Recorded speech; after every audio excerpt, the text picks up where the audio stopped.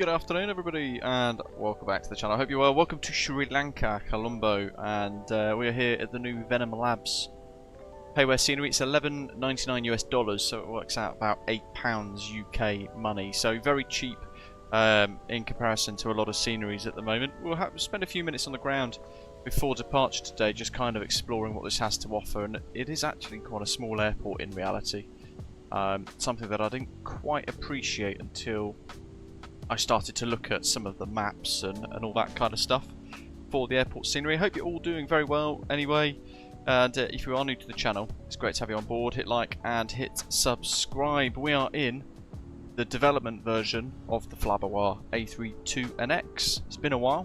In msfs 2024 we got the squad with us as well for this journey to Kathmandu into the mountains. So Bandaranaike International Airport is situated in Colombo, Sri Lanka. It's got a runway that's about 3,300 meters in length. We've got 5 copies of this scenery to give away today. We'll have a little whizzle around and I'll show you guys the features. If I'm really honest, it's okay for the price point, although very, very basic scenery. We've got a couple of, it was the apron textures really and the jetties that are the focus of this scenery really more than anything else, as you can see here. The rest is very, very kind of washed out, basic looking. They've done a bit of a trick with the interior by kind of adding in a sort of like image to make it look busy, and then 2-dimensional chairs. So yeah, very, very basic scenery, extremely basic scenery for about £8 UK money, or $11.99 US. Got some nice little glass textures, things like that, and that is literally really kind of it. They've got an air traffic control tower with the tower modelled nicely, but no interior to the actual tower section, if that makes sense. And they've done a little bit of work on the landside section. If I just whistle over the main international airport signage to go and show you folks this. Now we're going to run the giveaway a little different to usual. Quite often when we do these, we will do a question, and you guys will need to answer the question in order to be in with the chance to win if you answer the question correctly. But what we're going to do today is entries based on activity. So in short, the more you engage in today's live stream and be involved in the chat and all that kind of stuff, then that will give you a chance to win. Here's the landside section. There is no interior, by the way, to the airport, so this is as good as you get. Badger, welcome, matey. Ian, good evening to you. Gav as well, you two, good evening. Hope you're well. Carlito, g'day. Thirsty2, welcome, mate. Zato, beautiful work with the new Tokyo inspired livery for the 777. Really, really nice work. Canadian Flight Sim, good morning to you and everyone else in the chat. So where have we got here? So this little bit here is like a building area, so there's not much to see. Let's just speed up the drone camera a little bit. Off it goes. We'll fire up GSX for boarding. Although actually there's no interior, so it's pointless. Right. There we are. So the apron textures are actually pretty decent, as you can see. If I just turn around here and I change the time to night time, I've wound the time back a little bit, folks, because it will be night time pretty quick in Sri Lanka and more so Kathmandu. So I'm very conscious of that. There's the airport lighting. Doesn't look too bad from a distance, does it? We'll have a little look closer up shortly, and the apron lighting is actually quite nice as well. Then we've got some more remote stands and a fuel farm there as well. Yeah, I certainly wouldn't pay more than what they're charging for it. It's a very average looking scenery, isn't it? I don't know. What do you guys think? You guys are watching this too?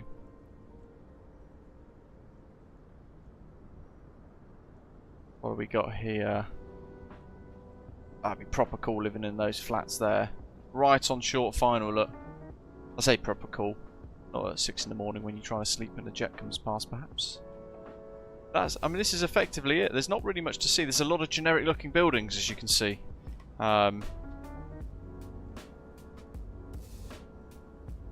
Runway surface looks pretty decent, and the lighting and things look good there as well.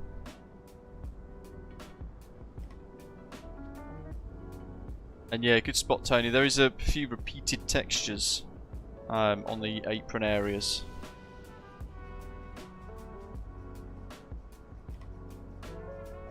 We've got a flight time today of about 3 hours 40 minutes, block time of 4 hours, which is why we started the stream a tiny bit early today.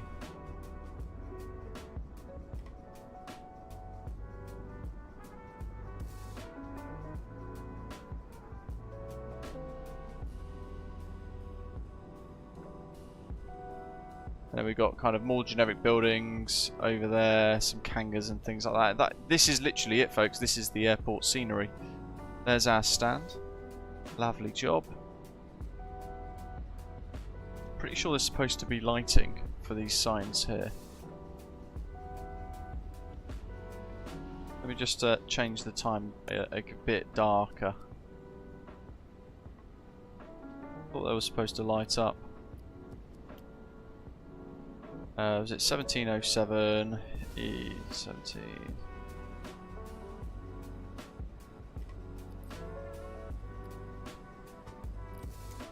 Cool. Oh well.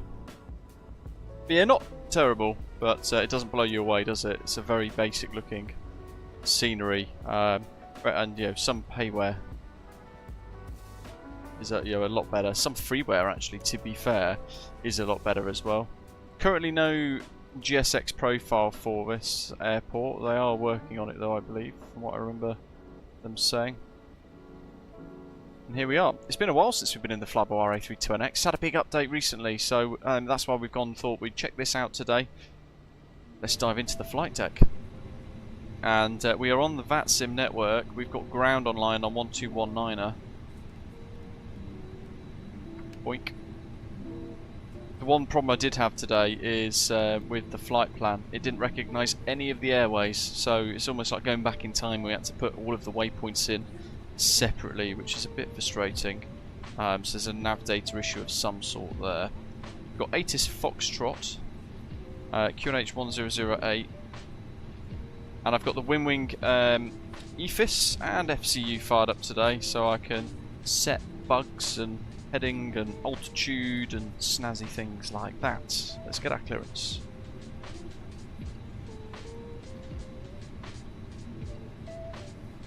What are they referred to? Colombo. Clubber Ground, good evening. SriLankan 181 on stand 14 A320 Neo with Foxtrot QNH 1008. Request clearance to Kathmandu, please. SriLankan 181, Colombo Ground, Ibo, information Foxtrot correct, cleared to destination Kathmandu, radar vector to Kilo Alpha Tango, runway 22, climb initially, flight level 140, squawk 7357. Cleared to Kathmandu, runway 22 for departure, radar vectors to Kilo Alpha Tango, initial climb flight level 140, squawk 7357, SriLankan 181. SriLankan 181, read back correct, report ready for push and start. Okay. 7, Colombo 3, Ground, hello, Osprey 7 Tango Alpha, 777 with information. Pop that on auto for now, so we've got initial climb to 140. Lovely job. Radar vectors after departure. QNH 1008. Strengths cleared to destination on. Kathmandu. Radar vectors to Kilo Alpha Tango. Runway 22. Climb initially. Flight level 140. Squawk 7470. So the WinWing EFIS doesn't work with the flybywire A32NX except for QNH. Kilo Alpha Tango. Runway 22. Initial climb 140. Squawk 7470. Osprey. So some of the buttons work, some of them don't all of a sudden. Osprey 7 Tango Alpha, read back correct, report ready for push and start. Welcome, 7 Tango Alpha. Cruise 350.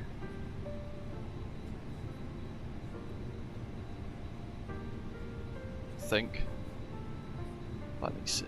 Yeah, initial altitude 350. Good evening, SriLankan 1892 with information Foxtrot to copy Alpha clearance to Kathmandu, please. SriLankan 1892, Colombo ground, are you Bowen? 1141. To Kathmandu via the Atlanta 1 Delta departure runway Altitude. 22, climb initially, flight level 140, squawk 7309. And we want 220. Clear to Kathmandu via Atlanta 1 Delta runway 22 for departure, climbing flight level 220 for heading select mode. So EFIS isn't working except for the QNH and the flight director option. SriLankan 1892, read back correct information Foxtrot current report ready for vision start. Seatbelt signs, lights, APU starts. No white lights on the overhead. That's all set. While the APU's firing up, then let's go through our briefing for today. So, starting off on stand 14 here on the apron, we're going to push start, facing out towards Charlie. Or Papa, sorry, and we'll then taxi right Papa all the way down to Alpha for full length departure on runway 22, 3,350 meters of runway length, and we're going to, with our weights today, just make sure I've got the init B page because I think I may have forgotten to do that. Yep, I did. 12.8. There we go. So yeah, after departure we're going to basically fly runway heading and get those vectors from the air traffic controller to head on out. Flaps 1, and we'll probably use a fair bit of the runway according to Simbri's flight plan performance. And then we're going to basically route north across the western edge of Sri Lanka, right to the very northern tip at Saga, before we enter then Indian airspace, working up towards Chenna, and then across the sea towards where we got. Let's pick somewhere that's easier to pronounce. Patnik International, and then all the way up towards Kolkata, before then routing northwesterly up towards Kathmandu. So, without further ado,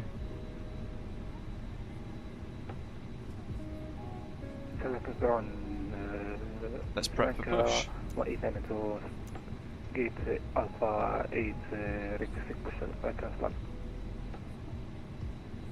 SriLankan 1892, stand Alpha 8, push and start approved, QNH 1008. We have first approved QNH 108 for instrument 8 so.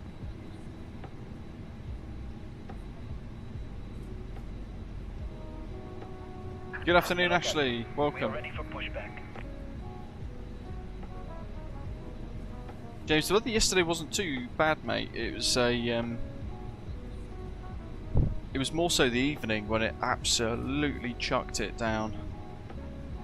But most of the day was okay. It was just a bit humid, a bit muggy, so not too bad. Departure checks completed. Bypass pin inserted. Yes, no nav updates today in flight. Ian?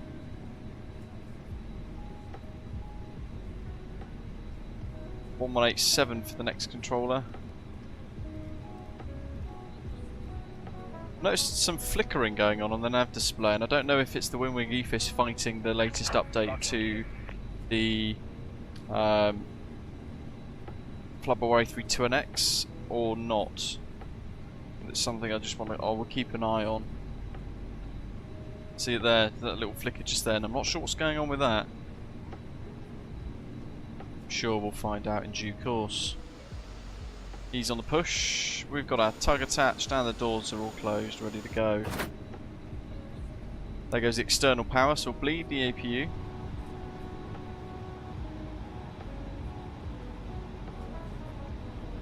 Haven't really got a custom profile for this, unfortunately. And ground SriLankan 181, stand 14 is ready for push and start in turn. SriLankan 181, hold position number 2. On position number 2, SriLankan 181. Hello, welcome. Go back literally about 5 minutes ago, 10 minutes ago, and you'll see the whistle around the scenery. If I'm honest, there's not really much to see. Osprey 2472, push inside approved, QNH 100. QNH 100. I updated GSX yesterday evening. It's already out of date. There's been no updates for ages, so then all of a sudden, that happens. Carlito says WinWing Sim App Pro and the development flybywire version for the A32NX are not 100% compatible. Interesting. I thought they were after all this time. Bearing in mind the WinWing stuff has been out for a really long time now. You'd think it'd have very effortless compatibility.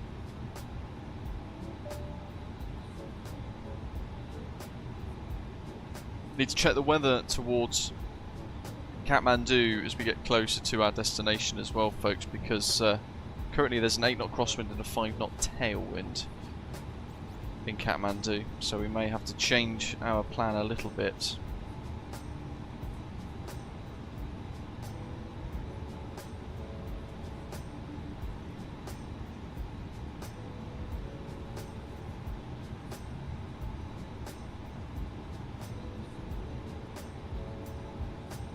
I've set up, because it's been a while since I've been in the A32NX, I've basically just set up a couple of new custom views here. Give it in me, I'm very well, thank you. How are you? Oh my goodness, what's happened to her nose? Oh. What's going on?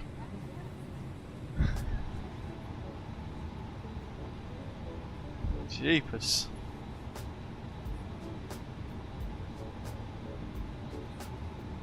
How do we get rid of chocks? It's going to be in here, isn't it? Safety cones. They're green, as if they've been... SriLankan ground, radio check. Station calling, readability 5. Aha, the link to the beacon light. Flight attendants, armed doors, and cross-check. And we've got an American crew on board this SriLankan Airlines flight today for some reason. I suppose it's the limitations of the freeware. It's been a while. I'm kind of remembering some of the elements of this.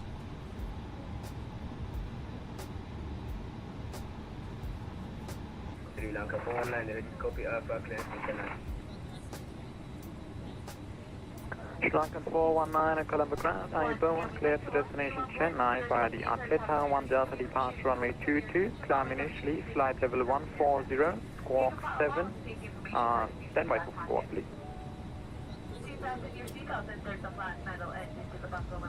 Squawk 7309. We're now reliant on this guy going. We're currently 5 minutes behind schedule on departure. SriLankan 419, read back correct information, Foxtrot current, report revision. Should be ready to put taxi because it's only a A320neo. What ready when SriLankan 419.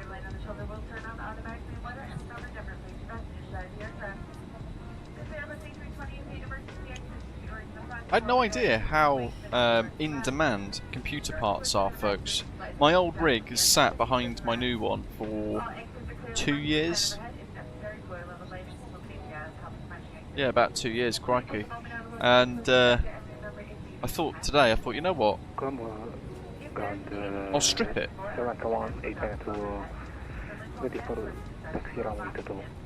I'll strip it and I'll stick all the parts, like the 216 gig RAM chips and things like the cards, onto eBay. The RAM cards have already sold, the motherboard with the CPU have got bids on it already, and the graphics card has had a whole flurry of offers which I've rejected. 181 behind a passing company Airbus A320, push and start approved, QNH 100. Behind the company traffic, push start approved behind QNH 1008, SriLankan 181. Osprey 7 Tango Alpha, ready for push and start, stand Bravo 11. Osprey 7 Tango Alpha, hold position number 2. Number 2, Osprey 7 Tango Alpha.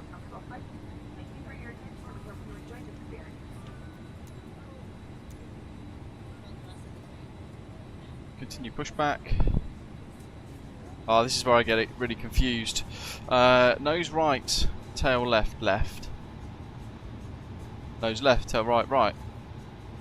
That one. Release parking brakes, please. Let's find out. Commencing push.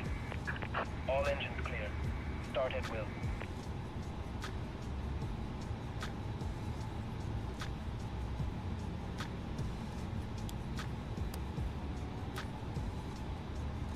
Okay, ignition start.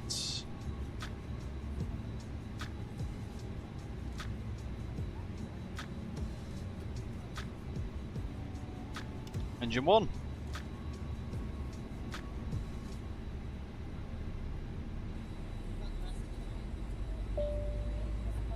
Yeah, Taser, I had no idea.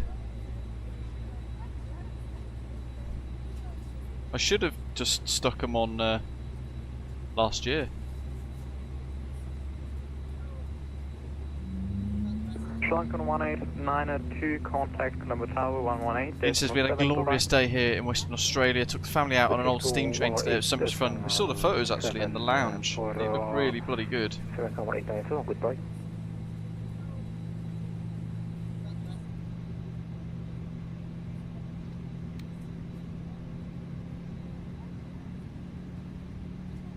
King Colombo ground, Osprey 2472 is ready for taxi. Osprey 2472, taxi via Papa, Alpha, hold short runway 22. Papa and Alpha, hold short 22, Osprey 2472.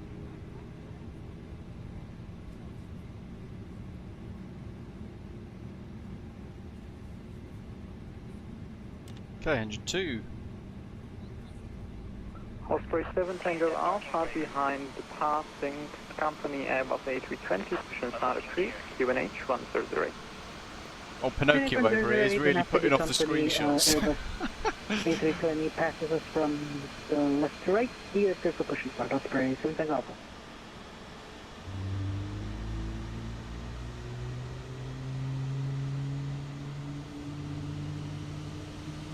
The beacon light looks like it's white on the roof.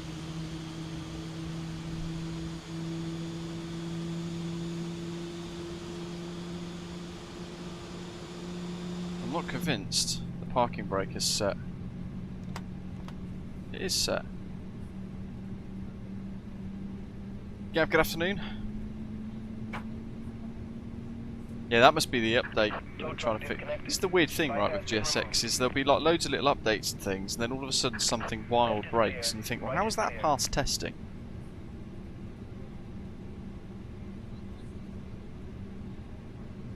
Engines 1 and 2 look groovy. Ground spoilers armed, ignition mode norm, flaps 1+F, rudder trim reset 0, running up, max order brake 14, heading 222 or 220 for radar vectors, so set runway heading, jolly good.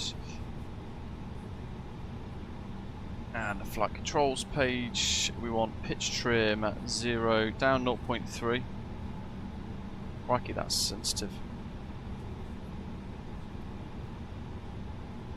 If you bleed, can come off. There goes an Osprey, there goes the tug. SriLankan 181, ready for taxi. SriLankan 181, taxi via Papa, Alpha, hold short runway 22. Taxi, Papa, Alpha, hold short 22, SriLankan 181. Okay, control surface checks. Fully left. Fully right. Dusty says on his GSX it seems to want to open a page in his browser on FS Dream Team's website, and then he gets a 404 page not found. What the? Why is it doing that? Do some quick rudder checks. Lovely job. We've got tiller steering, don't forget, so it's going to be a little bit funky. There goes our first departure. Because you turn, there's like a bit of a delay as the nose wheel begins to turn with the tiller, but it's a really nice steering mechanism that they've put into this. There we go. Look at that. Osprey 2472, contact Colombo Tower 118.7, bye-bye, enjoy your flight. 118.7 for Osprey 2472, thanks for the ATC, enjoy the rest of your day, bye. Lock. Closed. Takeoff config.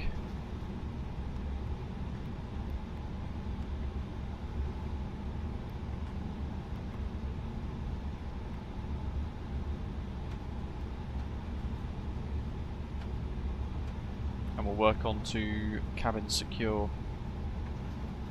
So 18.7 for tower, then we've got approach online and Colombo director. So we've got full ATC here in Sri Lanka today, which is mega.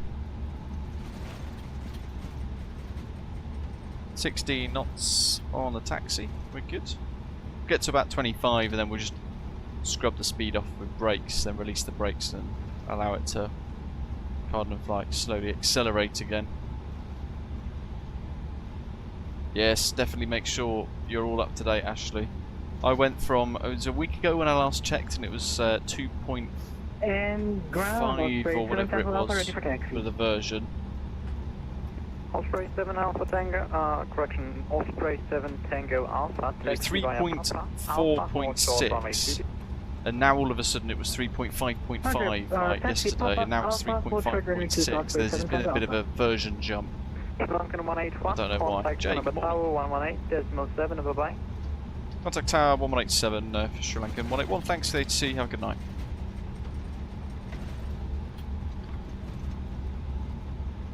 So 1324.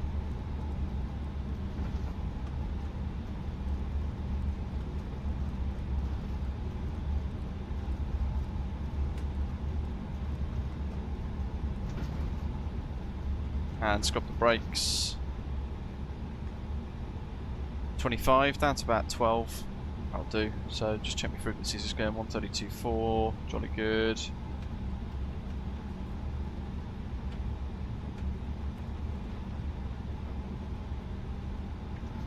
Colombo Tower, good evening. Sri Lankan 181's on Papa to hold Alpha. SriLankan 181, Roger, hold short from 822. Hold short 22, Sri Lankan 181.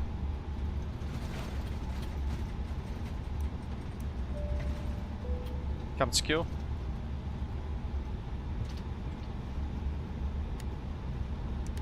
Gonna turn that on now. Flight attendants, please prepare for takeoff. Cabin crew seats for departure. That's what I like.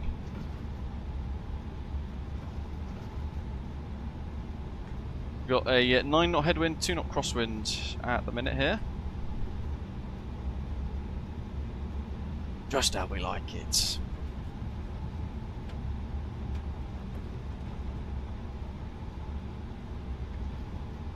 SriLankan 181, after the Osprey 320, land up runway from 822 behind. After the Osprey A320 line up and wait runway 22 behind, SriLankan 181. Strobes, runway turn off, nose to take off. Overhead, pedestal, ready to go. Approach path is clear.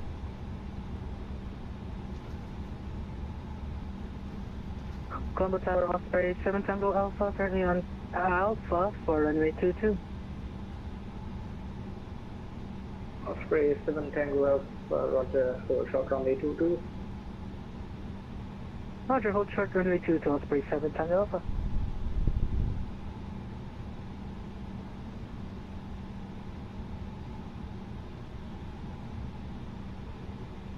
Take our time lining up.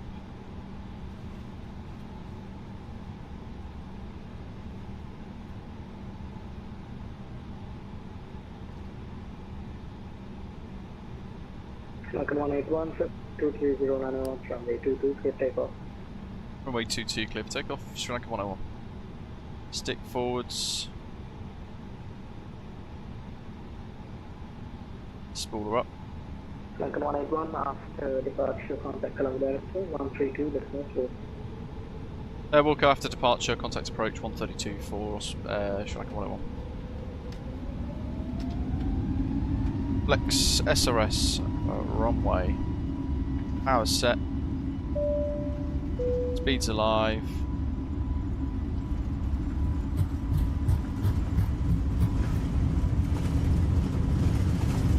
.100 knots.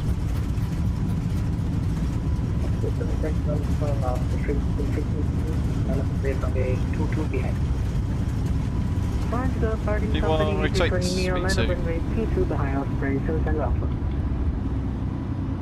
Oh yeah, baby. That's fantastic rotation. Positive rate, gear up.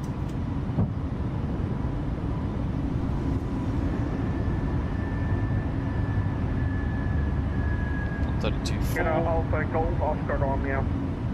Directing circle for circle 8 Delta. Osprey 2472, radar heading 020 to go. Right, 020, Osprey 2472. Clubber Director, good evening. SriLankan 181's through 1,500 feet, Kilo Alpha Tango. SriLankan 181, Colombo Director, hello, identify climb flight level 150, continue on runway heading. Climb flight level 150, continue runway heading. Good evening, SriLankan 181. We'll hand fly it for a second. Osprey 2472, you can resume all navigation, then it's Falcon. Direct to... You just repeat that direct to, sorry, Look at that. Sagor, Shira Alpha Golf Alpha Romeo, Sagor. Direct to Sagor, approximate 242. Beautiful. What a wonderful landscape.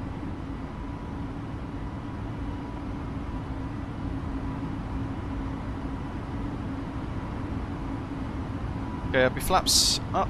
0, ground spoilers disarmed, still accelerating. Yep. Change that to 150 now because we've got climb to 15.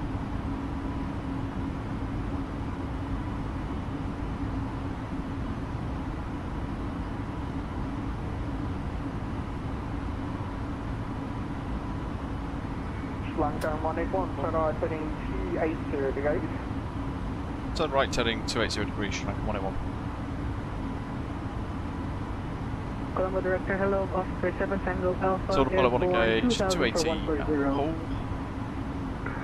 Osprey 7 Tango Alpha, Colombo Director, hello, identify. Climb 7,000 feet initially. 7,000 initially, Osprey 7 Tango Alpha. SriLankan 182, you're in the airspace now, nothing further over there, monitor advice to the 122 destination check. Want to do this on 8 for this is for 8 minutes, goodbye. Bye.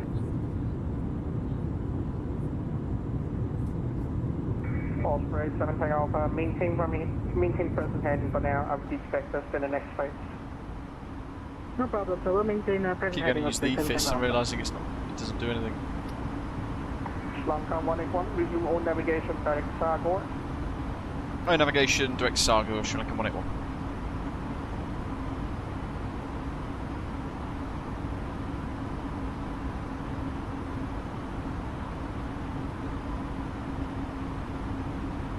Direct.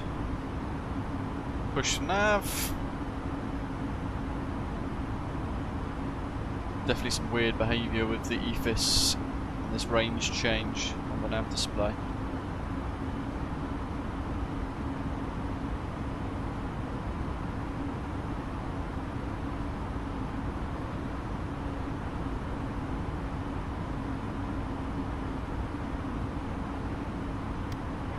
Osprey 7 Takeoff, climb 9,000. Climb 9,000, Osprey 7 Tango Alpha. Back towards the And coast. Osprey 7 Takeoff, turn right, heading 280 to go. Right heading 280, Osprey 7 Tango Alpha.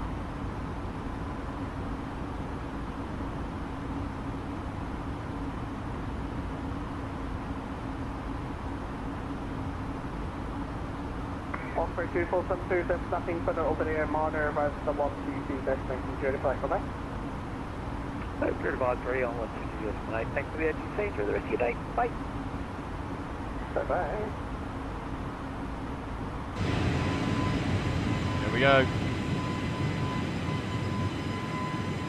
The sounds are so good in this. I've forgotten something. Takeoff, can you give me single navigation turning southward, contact level 150 knots. 150 direct southward, operator 710 Alpha.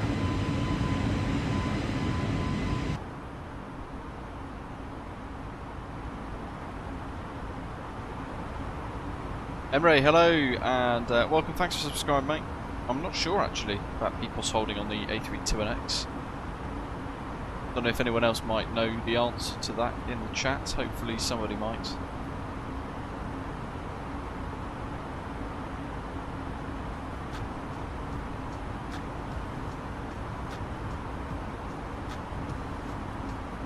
This is msfs 2024, James. It's literally the first bit of the title.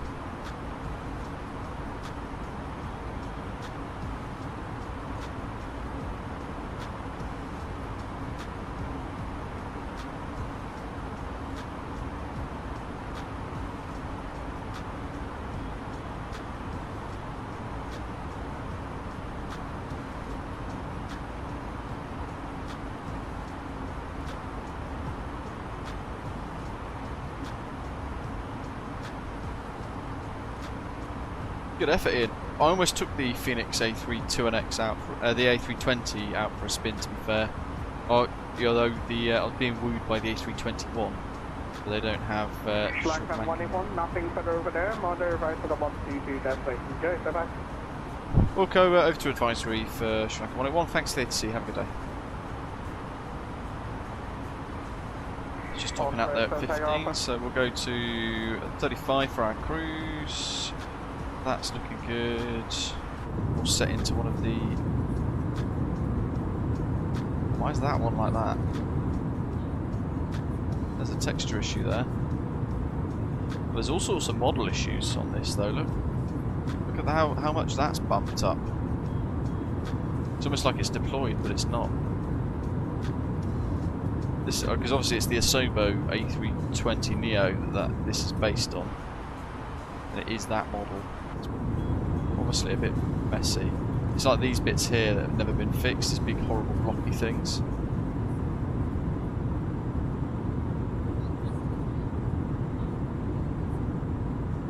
How many we got in the entry? We've got 22 entries so far to the giveaway.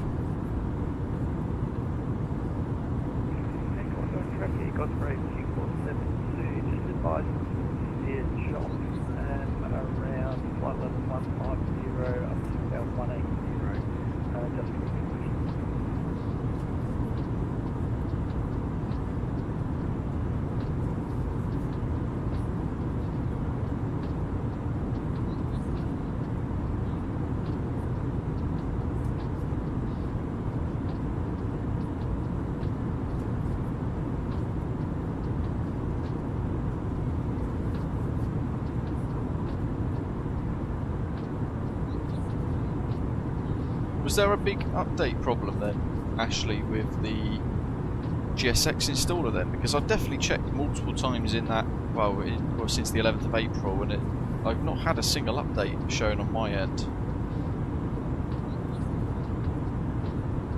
Which is very strange. I'm wondering if there was maybe like a broken thing in the installer or something.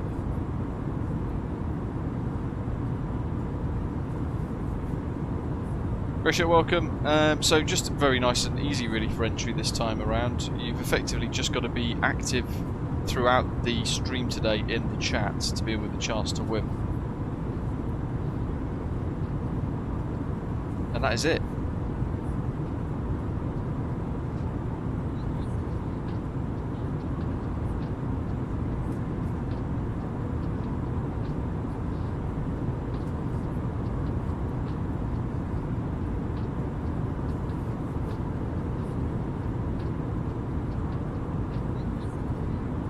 Yeah, let's hope you go to Kathmandu, Ian.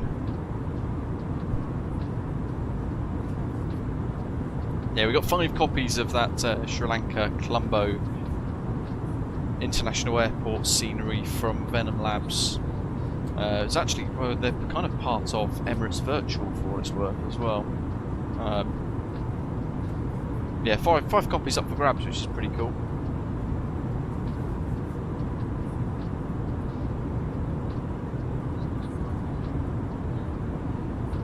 So someone else was mentioning in the live chat a minute ago, my RTX 2070 Super. Do you reckon I could list that on eBay then at MSRP? Bearing in mind it's used and it's effectively 5 years old now.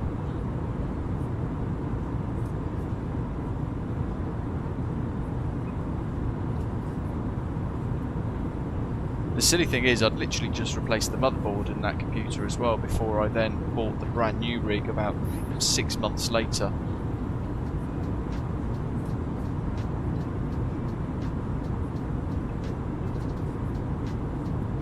But I can't remember why I replaced the motherboard. And I'm hoping it's not because the other one broke, because I've still got the other one and I've also listed that on eBay. I don't know if any of you OGs from years back will remember why. Because I definitely, some of you guys were helping me replace the motherboard and all that kind of jazz a few years back. Some live tech support, which was very helpful back then. Doc says it's amusing that Colombo to Kathmandu takes longer than Bangkok to Kathmandu. Is that just because of the routing? Or is it just things like prevailing winds and all that kind of stuff, winds aloft?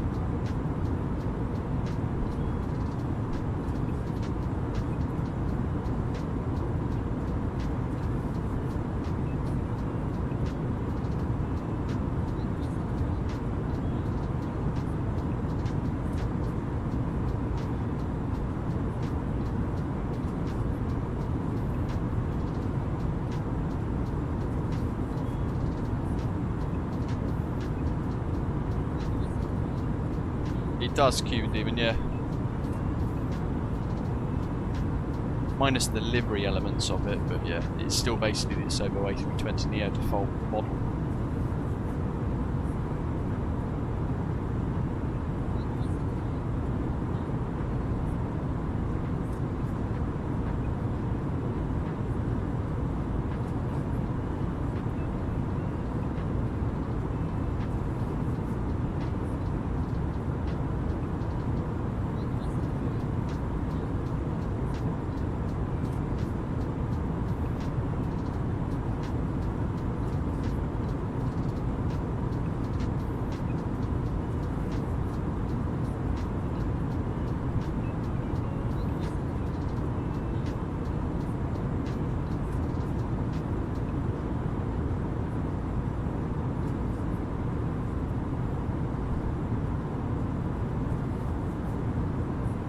Ah, it's like a double win then for the Bangkok routing, isn't it?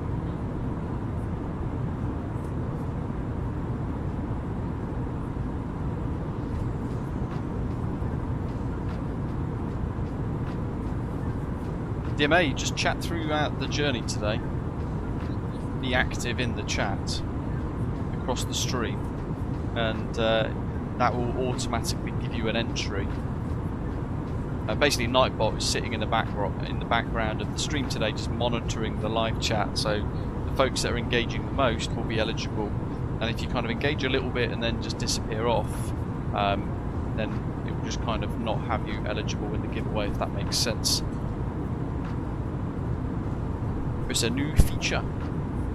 Dust2 says, have I tried the new Hawkstone gin yet? Not yet. So as I mentioned earlier on, actually, I've got batch A, bottle 159, I think, is it? Which is very exciting. It's basically one of the new ones.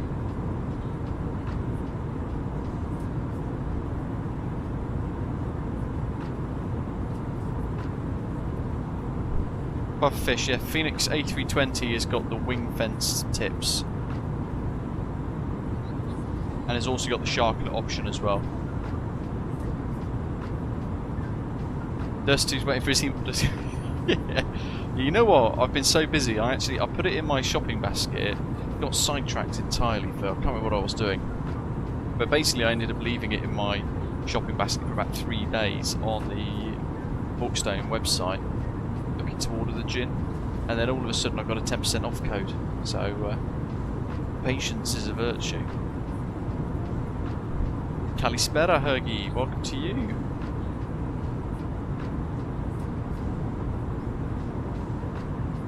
No wingtip variant of the flybywire A32NX pufferfish, no.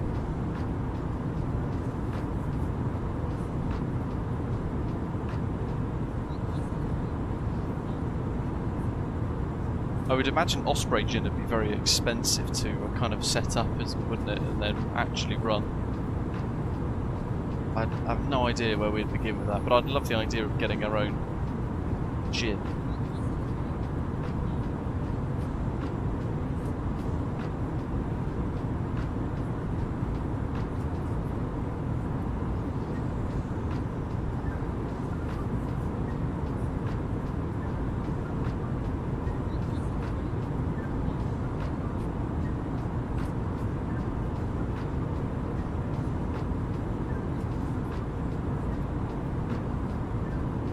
Looks like they're using runway 20, by the way. So we might have to... Where's he going? He's going to Kathmandu. Is he turning short final now? There's an ATR that's flying in. Oh yeah, they're flying in... Oh, that's interesting. So they're landing 02 with a tailwind. Or at least an ATR is literally doing that now. But there's a Qatar Airways flight that is taxiing out to depart south on 20.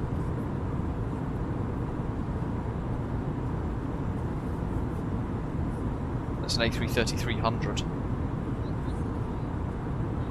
Yeah. So yeah, Yeti Airlines is landing right now onto 02, and there's a Qatar that's about to line up for 20. Yeah, I suppose it's an airport I'm really not familiar with, actually, to be fair. Yeah, Doc makes a good point. You've got all the mountains to the north. It's dropped to a 2-knot head tailwind anyway now, so easy peasy lemon squeezy. When we get a little bit closer, we'll go back through it. But effectively, we're going to be doing this Romeo 3 right, Romeo 3 Romeo departure. Arrival. Max 270 knots, and zipping on in towards Rattan for the initial approach fix, and then we're kind of entering the basin a little bit there for the mountains. So we will effectively, from Rattan down here, weave through the valley down in onto final approach, like so, which is rather nice.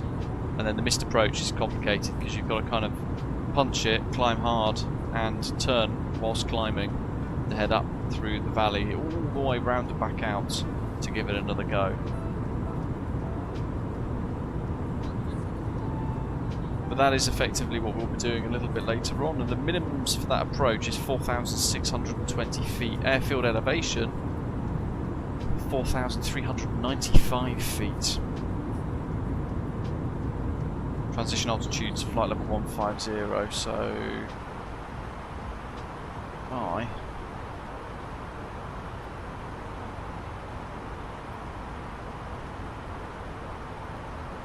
it's already in there. Lovely jubbly. It's a right slow climber, this.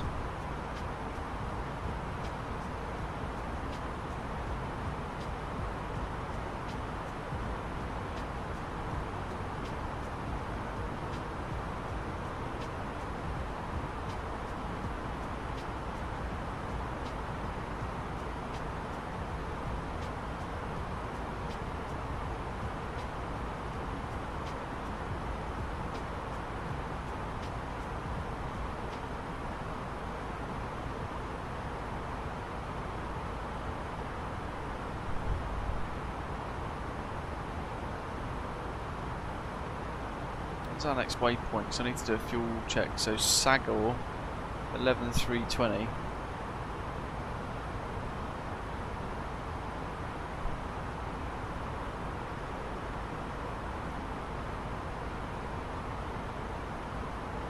.4 tons is what it wants, and the EFIS is definitely clashing.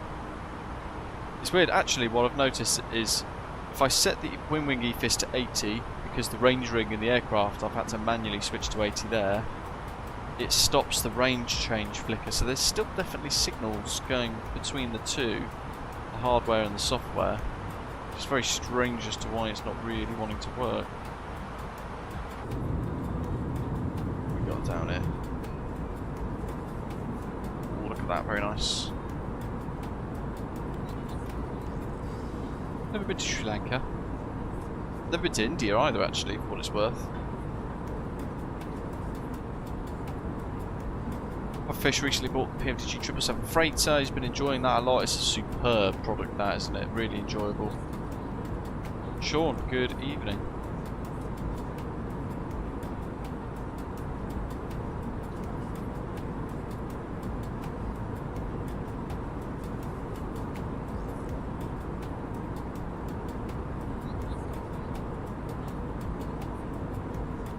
This is a tropical storm in the eastern Pacific.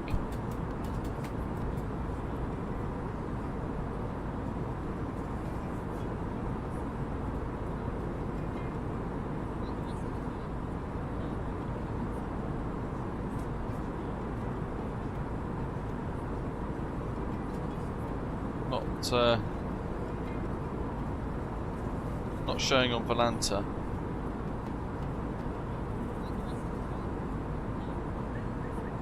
Let's have a little look at the trains so far. Right, so right up front, Badger. There he goes. The A330.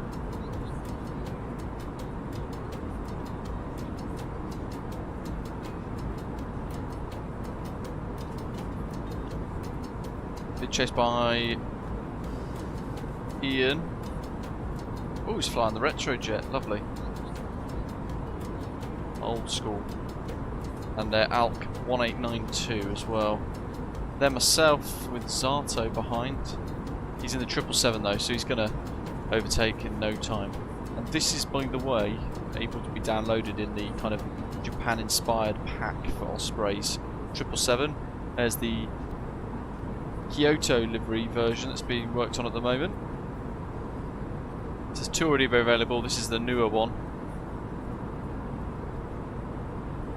with a lot of little hints of Japanese themes and textures and colours and patterns and all that kind of stuff nestled around the whole livery. It's really beautiful work.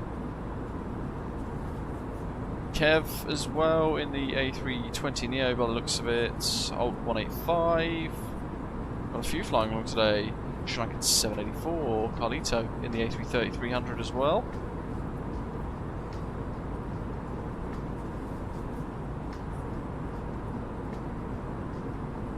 Looking good.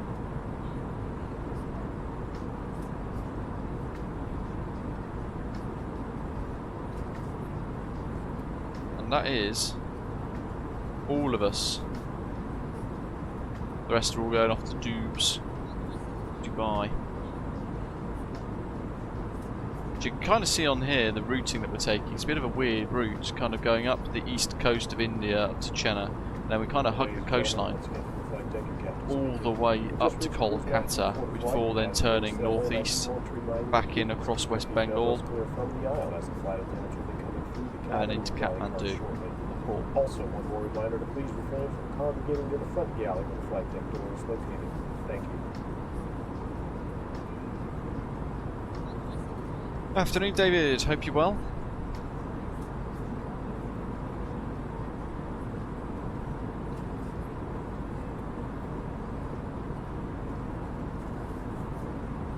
So Cladna, hello to you from the Colombo ground. Thank you for the ATC. And Lumberman, g'day. Says, can I ask you something about the FSS 727? Yeah, far away. I can't promise I'll know the answer, but do ask. Somebody might.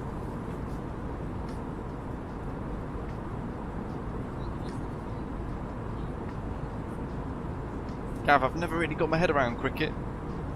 Gav says in the chat he was always wanted to visit Sri Lanka for the culture, the heat and the cricket, but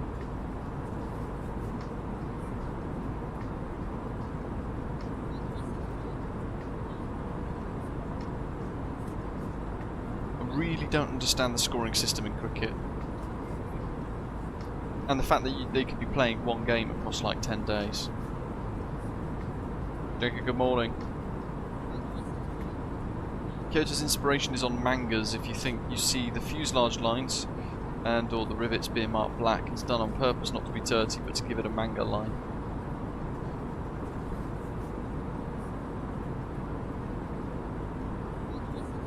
Ooh, shot on the M1 midweek. Jeez, bad damage, David, or was it kind of minor?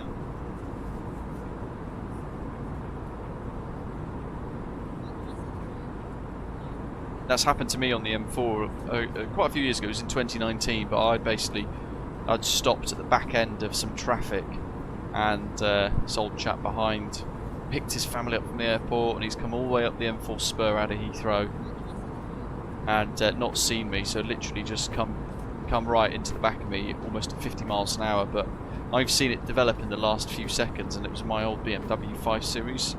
So I've just identified like the hard shoulder on the left as a gap, and I've just gone like swung the steering wheel left, full lock as quick as I could, and floored it at the same time. And what that did is it kind of meant that I avoided being kind of domino affected.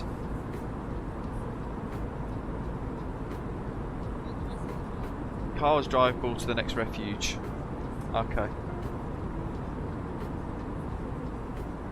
The main thing is you guys aren't injured. That's the good bit.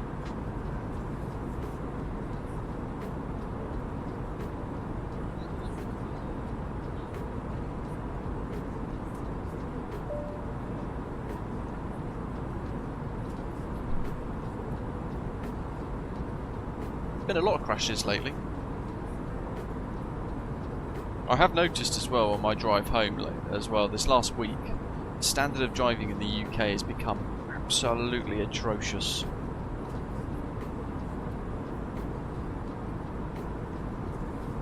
And there's a lot of very angry people on the roads these days. Where do I usually go on holiday? This year nowhere. I do want to go and revisit Japan. Hopefully might do that next year perhaps, but it depends on how the puppy is and all the rest of it. Her, as I was saying in the members lounge the other week, her surgery has now been postponed, which is really good news. And I say postponed because basically we're going to see how she gets on across June, when we now start to extend her walks to the 45 minutes 3 times a day that it's supposed to be. And if that limp starts to develop again, then we might need to do the surgery regardless. But effectively the vet reckons, well, he didn't look at it, he didn't look at the MRI scans, his intern did, and then he quote had a quick look, basically didn't bother looking. And for the last couple of months we thought she's had elbow dysplasia, and the only one in the litter to have that as well. And all of a sudden now it might have just been a tiny little bit of bone that broke off the edge of her elbow, which should jump in off the sofa or something like that. So, you know, I'd like to think that would heal, and shouldn't, he says, cause many issues. But we'll have to wait and see.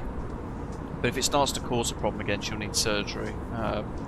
Yeah, quite often we'll go on holiday to the Greek islands or Mauritius. We only really look at... We start looking at Mauritius, and depending on the price and the availability for the resorts and all that kind of stuff, we might then look at some of the Greek islands as well and compare the two. But we don't really typically go anywhere else because there isn't really many other places that are as nice. But I'd love to go back to Japan. It's been so many years, but that would be a big, like, 2 or 3 week adventure, effectively.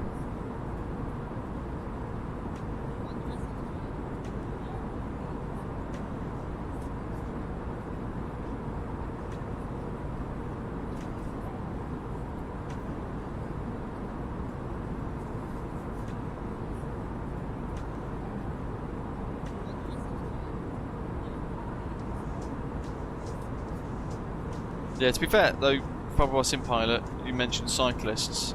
Not all of them are good on the road. Not all of them are safe. Some of them are proper arrogant, ignorant folk, and they just black through red lights and all sorts of stuff, and then moan when they get sideswiped by a car that's gone through a green light.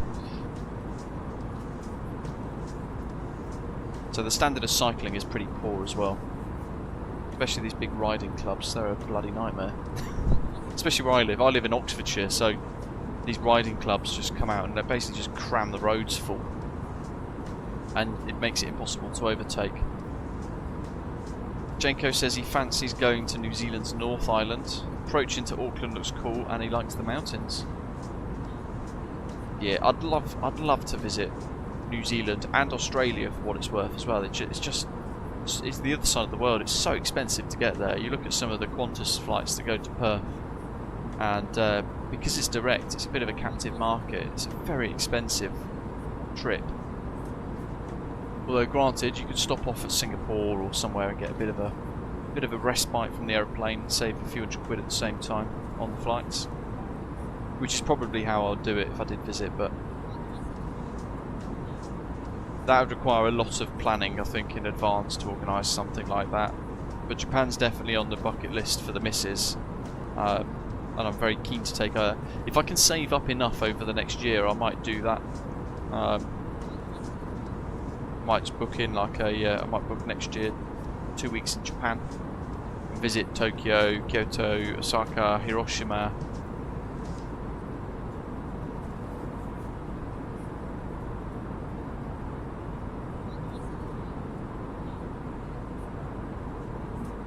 Davis has been in 3 accidents in my many years of driving, and every time he's been hit from behind.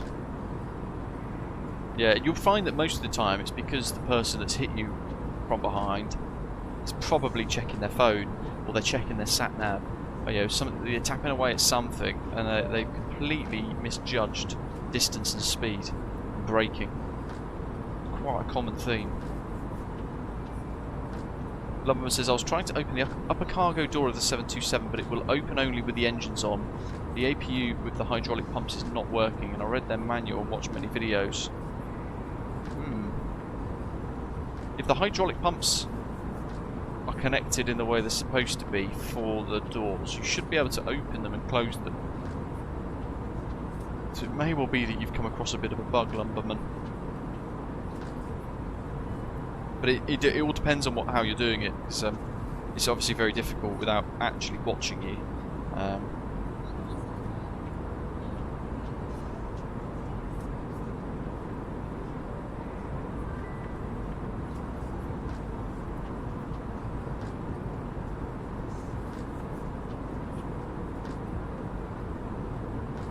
Oh, Zato, crikey.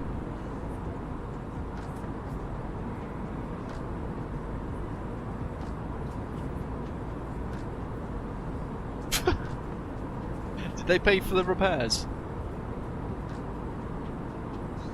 Bet they did.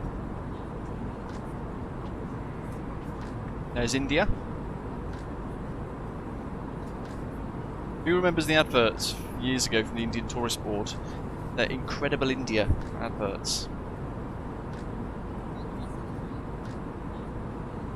I really want to go to Goa, also because my grandparents years ago used to go there. And they used to go there every November for 3 weeks, and then typically it's every sort of April as well for 3 weeks, but they ended up, as they got older and they started to have more health issues, they stopped going twice a year. They then went once a year for 3 weeks, until they couldn't fly anymore. It used to be a Britannia Airways flight. It was Gatwick to Goa with Britannia. The 767-300ER from memory.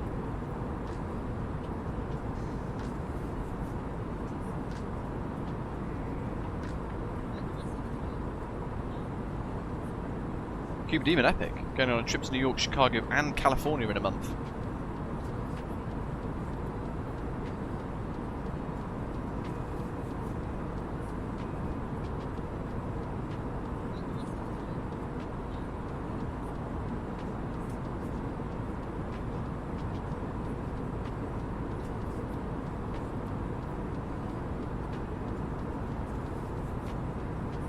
So how does it work in the Philippines, Zato? Because in the UK that would be a reportable collision that would need to be investigated. But it'd also hold that kid and the mum to account for being reckless.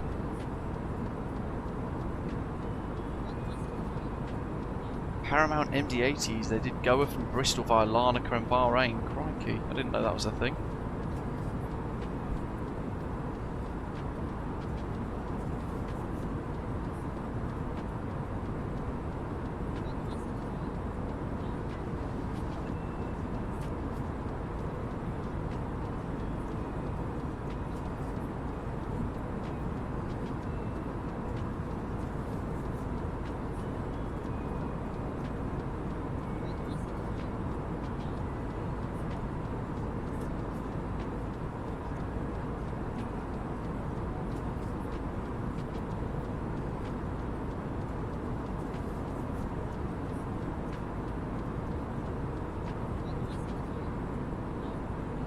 Right, let's see what happens. I'm curious now, so I want to see.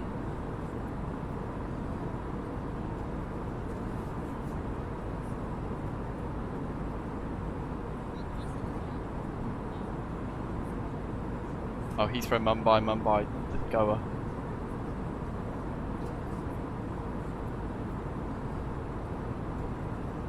That's no good, is it? Let's look at TUI, because TUI pops up on a... Look at this.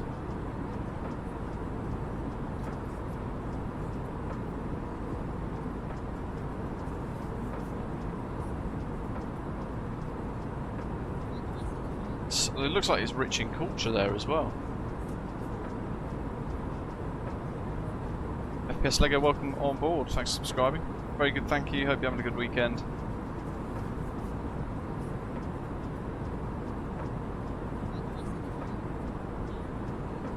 Look at that for a sunset. I remember my nan and granddad used to say how fantastic the sunsets and stuff were in Goa. That does look sublime.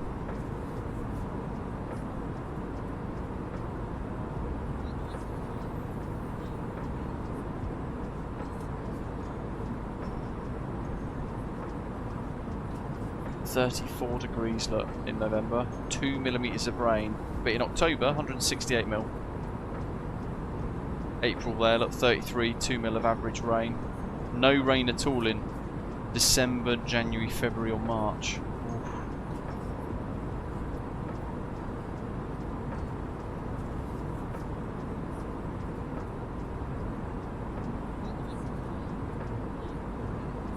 Popular hotels, no resorts found. Interesting. If I go, choose airports, any London, not Stansted or Southend though, they're grim, or London City, Birmingham,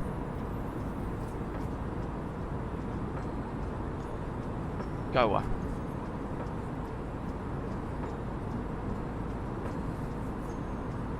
September, November, let's go for April 26, 8th.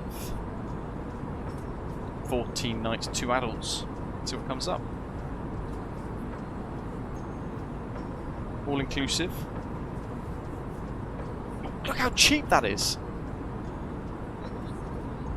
£3,000 in total for 2 of us. Wowzers.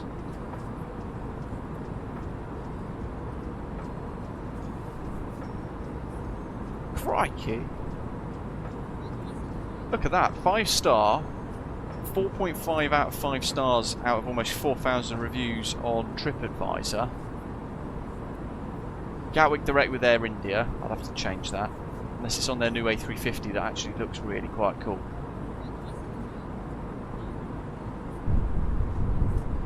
Oh wow, look at this. Lumberman has come to Brazil for a vacation. I've been to Rio de Janeiro a lot of times in the past. That's lovely. Complimentary beach shuttle. Okay, so that's a downside there to that. There's no beach. That is spooky as heck. That little clown on the wall. Oh wow.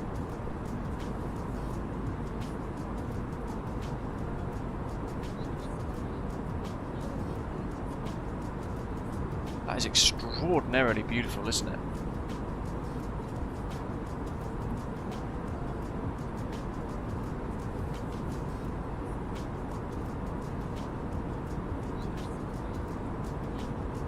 "10 minutes walk from a pristine white sand beach with a free shuttle bus." 10 minutes isn't bad, is it really? Oh, look at that view. I'm talking myself into going to Goa now. The missus is going to come back from dog training and go like, yeah, so next April, Mrs. Avgeek, we're going to need some annual leave because we might be going to India for 2 weeks.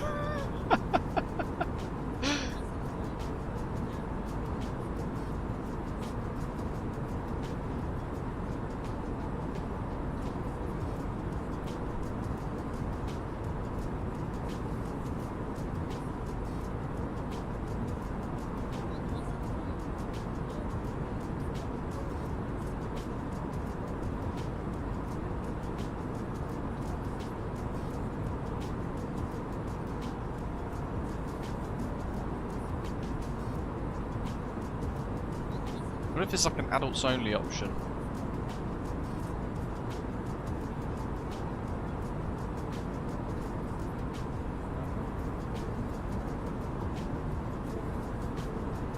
There's only one beachfront resort. It's a 4-star. It's a Novotel.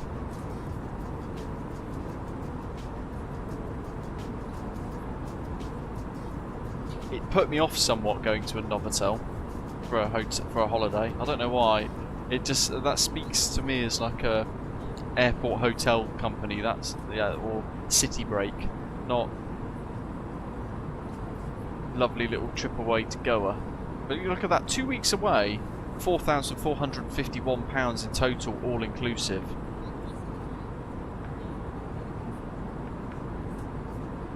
That's superb. But it only lets you book with Air India.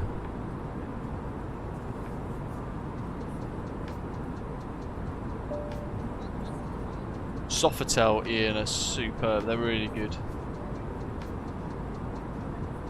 Very swish. This one's not loading.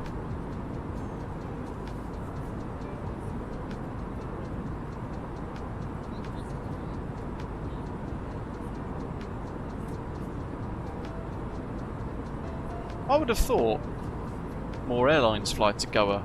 Is it one of those destinations that's kind of dropped off British travel lately? Because there isn't as big as a selection as I would have thought there would have been. And I remember, I mean, years ago, Britannia, which is now TUI, used to go there directly from. It might have been it might have been Gatwick, it might have been Birmingham. To be fair, yeah, pretty sure my nan and granddad would have only flown from Birmingham, so it may well have actually gone from Birmingham to Goa.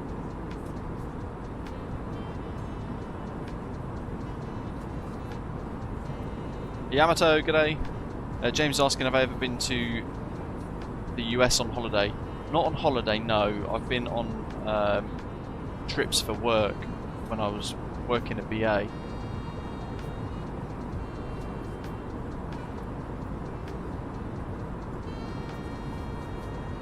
Boston was lovely. San Diego was superb. I didn't really like any of the other parts of the states that I'd visited, if I'm honest. In fact, I went on a stag do to Chicago as well. My mate got started on by a load of hoodies. We very quickly realised that I got violent very fast, and they didn't expect that. I switched into work mode. They were giving sort of 50%. I gave them 100% in about 5 milliseconds when they tried to hit my mate for no reason. I think they were going to try and rob him, and he walked away from us a little bit, ran the bean. You know, the big. In Chicago, they've got the Millennium Bean or whatever it's called. And it was literally our second night there as well. But they basically surrounded him, and then I came flying over and just went full, like, Leroy Jenkins. Like, with all these other guys that I'd never met. One of them worked like a university professor. They were mortified. I thought, I'm not even going to give you guys the chance. There was about 8 of them that surrounded my mate, so I just went full attack mode. and they all ran off pretty quick. Security came over to check if we were all right. But I've been, you know, GVQ is something that I get trained to do as part of what I do for work. Get violent quick. If it's going really wrong, you've got to show utmost kind of, not violence, but dynamic kind of stuff to psychologically make them think, my goodness, I'm going to lose this.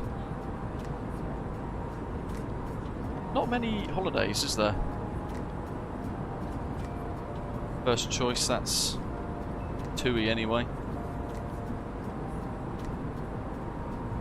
I thought there'd have been like, what's the Kuoni? I thought there'd have been a Kuoni thing. Yeah, assertiveness.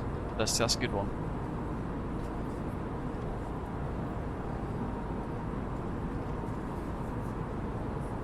Thomas Cook. I always find it odd that Thomas Cook is still around as a travel operator, even though they're not a Air Island anymore.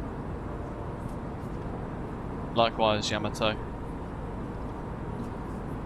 Dusty says he's been gradually saving into an account for a holiday in Japan, up to nearly 4k, and thinking of going next year. But I have to say, Goa looks good. I wonder what the scuba diving is like. I have to research the scuba diving. See, I worked out for me and the missus to go to Japan, we would probably need to. It probably cost us about £8 to get there and to stay, and it probably cost us a few £1,000s across the 2 weeks just to eat and move about. You're looking about £500 a week for the Japan rail pass per person, which in itself is like £2,000 for 2 of us in 2 weeks. That's very expensive. And then you factor in food, and if you eat where the locals eat, some of the little kind of ramen places and things like that, it's cheap and affordable. But if you go to restaurants and all that kind of stuff, some of it gets expensive quick depending on where you go.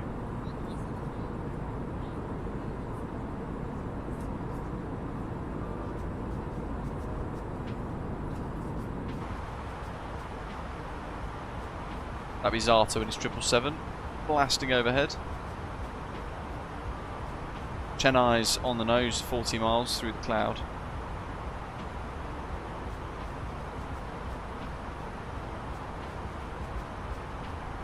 See, New York has zero interest for me, James. I couldn't bear the thought of ever going there.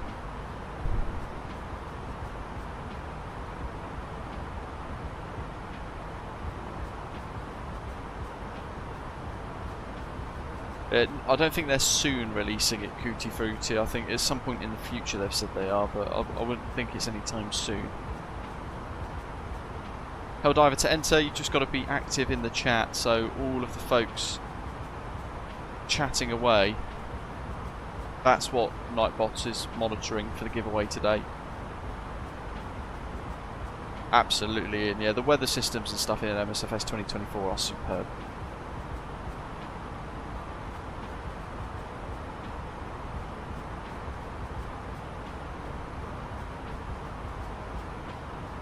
Yeah, Tutti Frutti. So for £10,000 to £12,000 effectively, that's how much we priced it up. Me and the missus going to Japan for 2 weeks, getting the Japan Rail Pass and all that kind of stuff. But what you would end up doing is that was factoring in being the flights, booking the flights using my American Express BA companion voucher, and then using like 500,000 Avios points. Buddy Moose, welcome. Nice to hear, buddy. There's certainly parts of the world that don't really get enough attention or love in flight sims, so it's nice to be able to come to these parts of the world and explore and showcase some sceneries and all that kind of stuff. Pretty much dirty. It is expensive, Japan, and as Yamato says there as well, certainly because of the exchange rate as well, then it's even more expensive depending on what currency you're using and all that kind of stuff when you're exchanging stuff into the Japanese yen.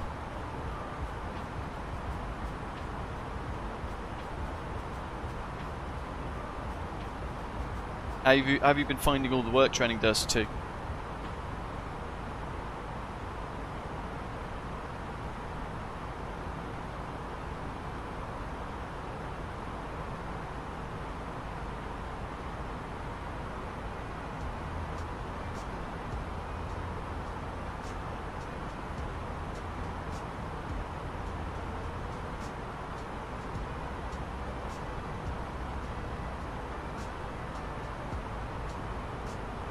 It might have been 250,000 Avios points actually, but that was a business class, not with SAS, with BA. 50,000 points is very good. The thing is, it's frustrating, right, because I've had the premium BA Amex for years. They've now increased the cost of actually having the card to a very expensive, I think it's like 300 quid a year, which is really expensive, and I've not been able to redeem the companion voucher across the 4 or 5 years I've had it. But it's also meant that, I'll just go into my Avios account, I'm on like 500,000 Avios points.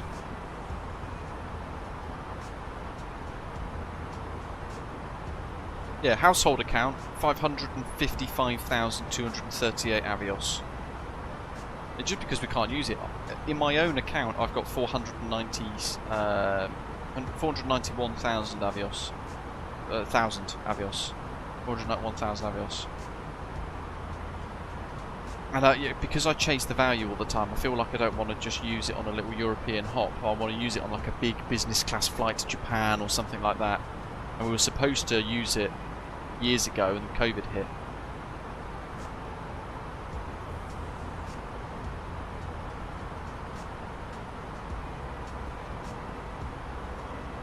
SAS Amex Elite is $50 a month. I like to believe it's worth it considering I don't fly much, which means I can't get points for flying.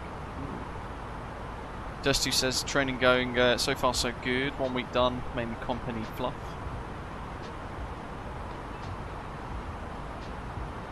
Yeah, you'll be alright. Like you said the other day, Dusty, your experience and your knowledge of your track safety and stuff will be fine anyway. You've already got all that, haven't you, effectively?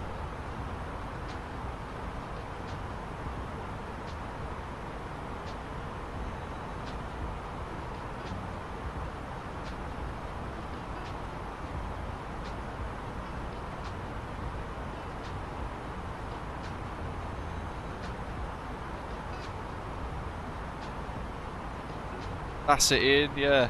We had that big Japan trip for the Mrs. 30th booked as COVID hit, and then it all went to pot. We got a really good refund. We got everything refunded from British Airways. They were superb, couldn't fault it. Got the money back, got all my points back, all that sort of stuff.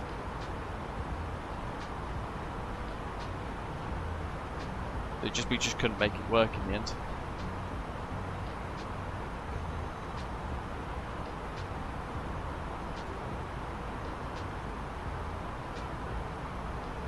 But it's still on the list of things to do.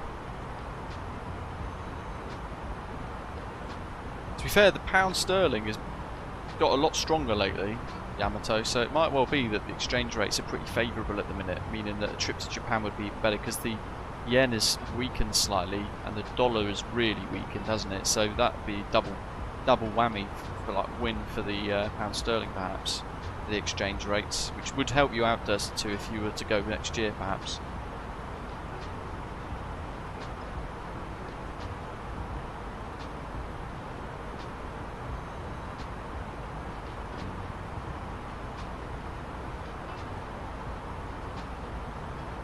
Precisely, Ian.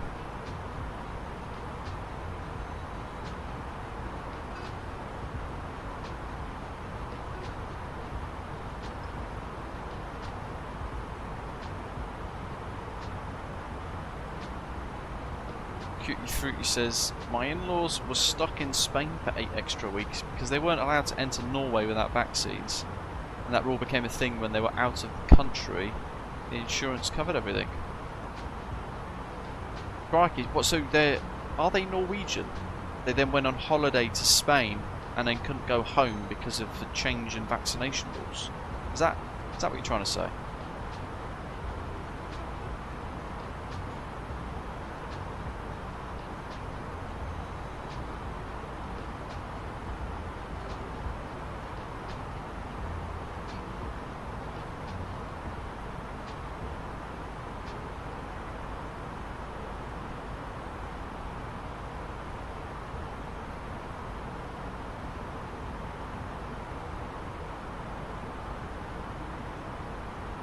That's crazy, Cootie Fruity. Imagine your own country saying, no, you can't come back now until you've had some vaccines.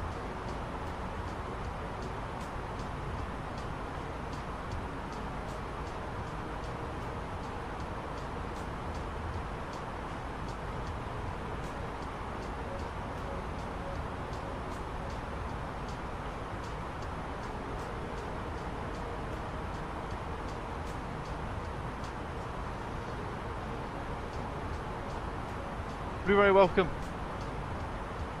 Yeah, I suppose that's an element of it, Ian.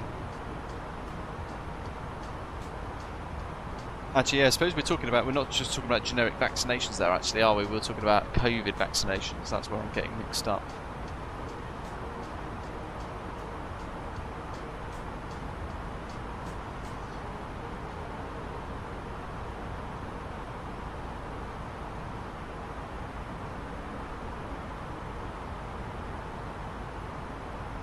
So 100 £100 sterling is 19,600 Japanese yen. But in August last year, on the 5th of July, actually, sorry, 2024, £100 sterling would have been 205 per the thing. It'd have been even more.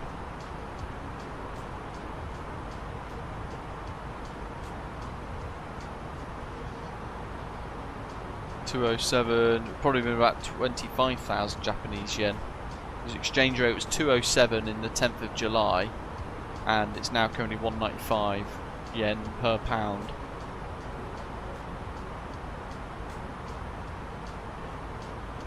Foreign exchange stuff's just so confusing, isn't it? Because you'd be like, how can...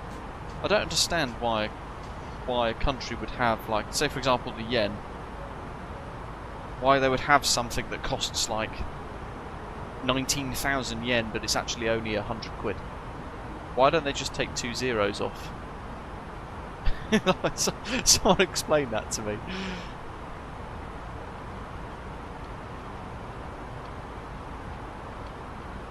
Yamato says due to the Japanese yen exchange rate, it's pointless using Japan Rail because it's more affordable to get tickets for trains and Shinkansen cheaper if you're not going to travel a lot.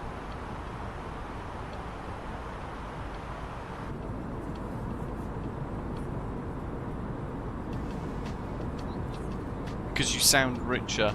I suppose so. When you hand somebody 15,000 Japanese yen, I suppose you'd be like, whoa, how much? But you guys, it's only £125. Well, I suppose £125 is what, 250 Australian dollar? Something like that as well.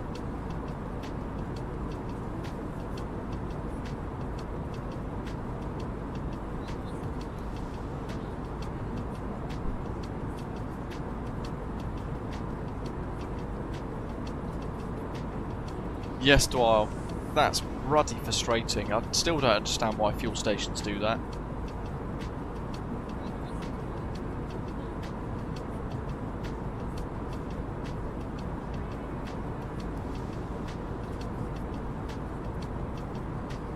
FS, good afternoon, mate. Welcome to you. What's KCD2?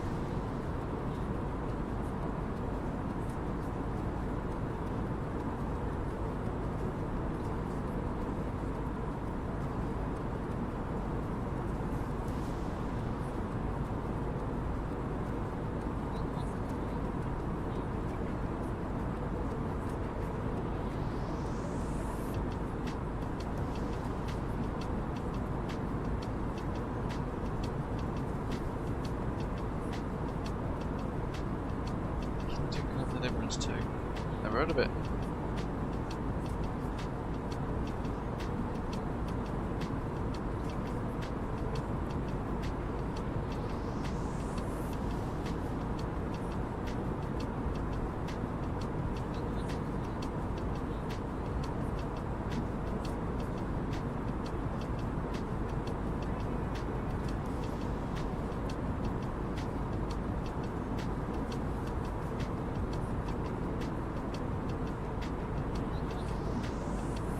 Afternoon, Dwal. Hope you're having a good weekend, mate.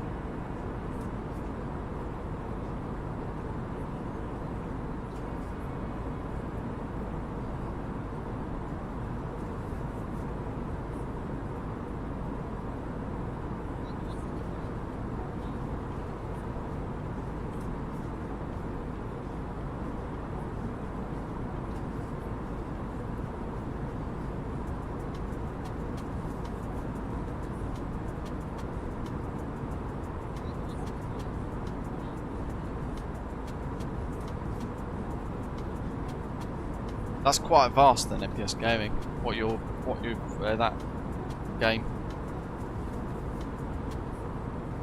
Kingdom Come Deliverance 2. Ahead of pack in for Dwal. 2 weeks in Lesbos in Greece. Beautiful. Never been there either, to be fair.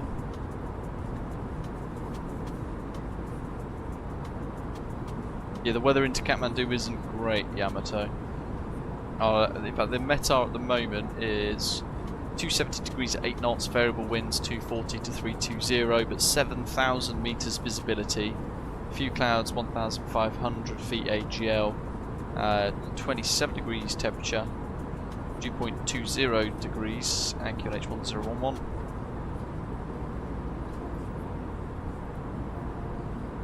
Not terrible, but just low vis-ish.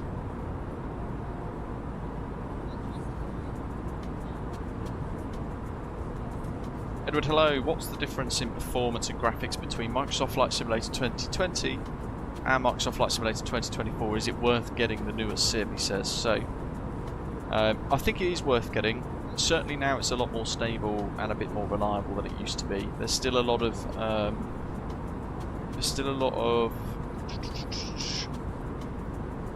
missing add-ons or add-ons that haven't been updated to be compatible yet. So things like the PMTG 737, the iFly 737 MAX 8, all of those little, really good aeroplanes that we still don't have access to. TFDI design MD-11s, just nowhere to be seen in msfs 2024, along with a couple of other aeroplanes from different developers. Yeah, Parallel 4.2, they've kind of been a bit of a letdown actually with msfs 2024.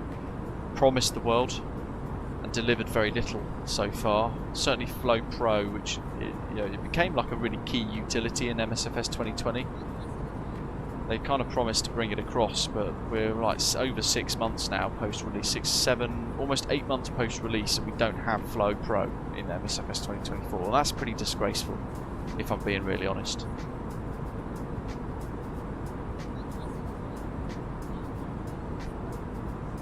But we've got the PMTG 777s rolling out. We've got the Unibuilds A350, the Phoenix A320 aeroplanes. There's a lot of really good options. Just Flight with the superb RJ Professional and a few of the other aeroplanes that they've created. There's a lot of options now and a lot of good scenery for msfs 2024. So it kind of does show you that it's come a long way. Performance-wise, it's a lot better on most systems. I think it actually can use multiple cores of the CPU, whereas msfs 2020 can't, if I remember rightly. And weather graphics, atmospherics in msfs 2024 is twice as better. It's twice as good in 2024 than it is in 2020.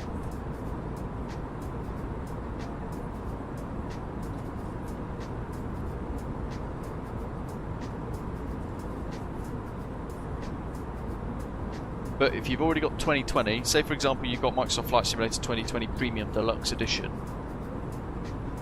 just buy msfs 2024 Standard Edition, because it will still give you access to your 787 and all that kind of stuff, because they will be linked in from the older simulator. And that way you can get msfs 2024 for about, was it 55 quid, depending on your currency.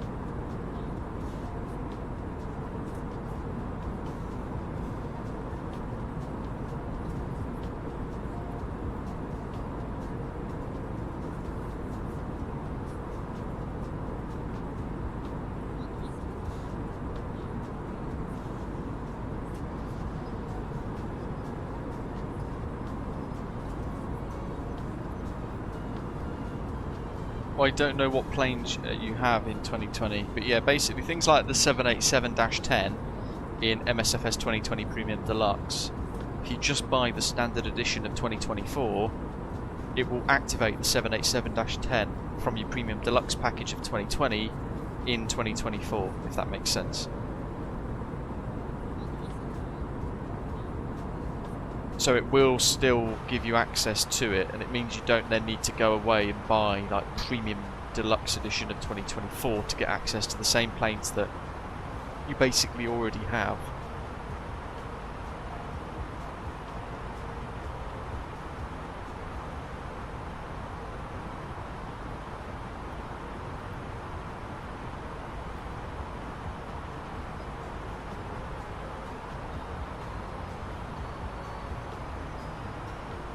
Yeah, same Mike. But yeah, I say that, I don't really miss it now.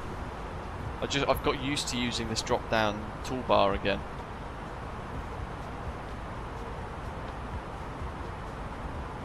Ah, Chris, I didn't know that. That's pretty good. Edward says the default airplanes like the Beluga and the 321s and 737 able to fly in VATSIM. The default aeroplanes I would tend to steer away from for VATSIM. Certainly if they use default autopilot, because that's just a train wreck still. But if you learn the quirks of it, and you can kind of work around some of the issues in the default autopilot, then actually you'd be alright using them. It just depends on your capability with that aeroplane, which is hard to judge because it's very subjective.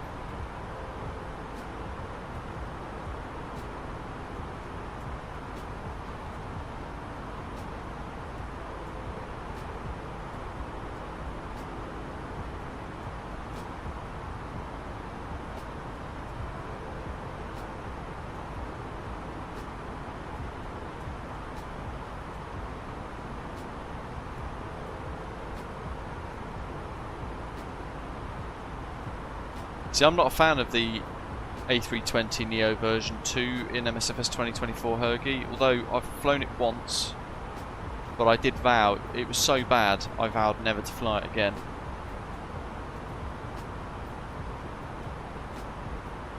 And I'd certainly not take it on VATSIM. But that's my opinion, based on my own experience.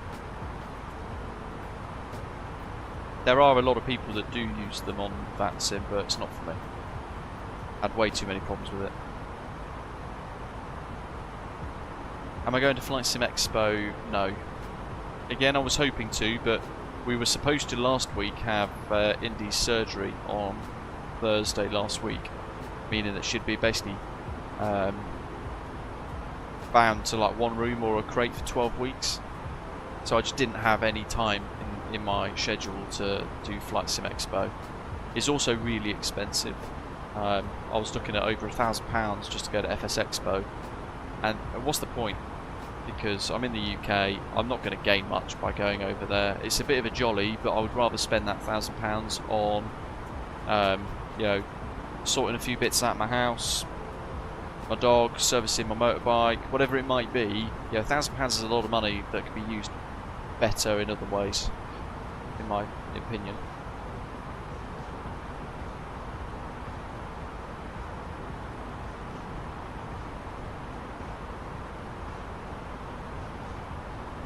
I think if you're in North America, then you can you can basically hop over to Flight Sim Expo, and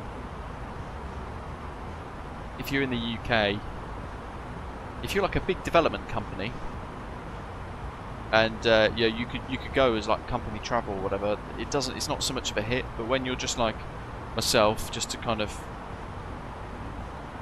I'm not a full-time professional streamer, so for me £1,000 is a huge hit. After tax, that's probably about 5 months worth of revenue from YouTube for me at the minute, and I just can't afford that.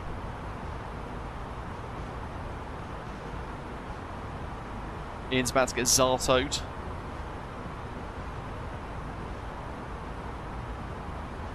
We're not even halfway yet.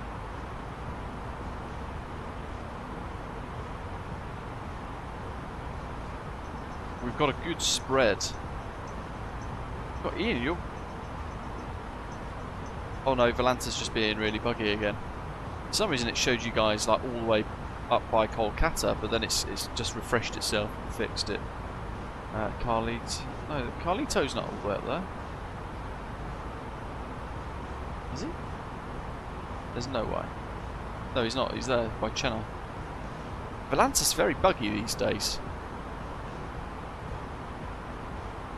Because it's like showing people twice over.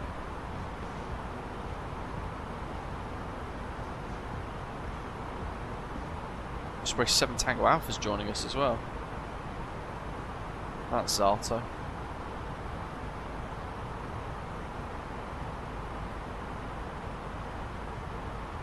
That's the puppy back from dog training by the sounds of it. Because now she's not needing the surgery, it means that we can kind of go back to dog training every Sunday. And my new role that I'm doing at the minute within my actual work means that I've got Saturdays and Sundays every single week out.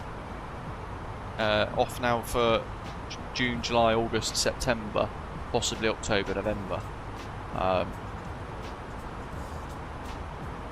Which is pretty cool actually, because it's nice to, for the very first time in 12 years, have weekends off reliably. So Sundays will predominantly be dog training day, and that is like 10 AM through to 2 PM. So effectively I'll have Saturdays to either pre-record videos or stream.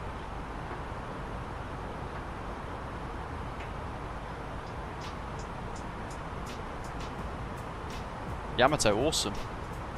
You should go to the EasyJet is quite often in Heathrow, so you should try and hop into Heathrow and then take the ANA flight direct from Heathrow. I'd be very torn between flying ANA or JAL, and I'd probably choose JAL because it's a one-world carrier and therefore I can earn Avios from it. Would it be Avios or would it be tier points? I forget now actually. Frustrating thing is with the Amex voucher though, you can't use your Avios to book. You can use your Avios to book a Japan Airlines flight, but you can't use the companion voucher to book a Japan Airlines flight. You have to only use a BA flight, so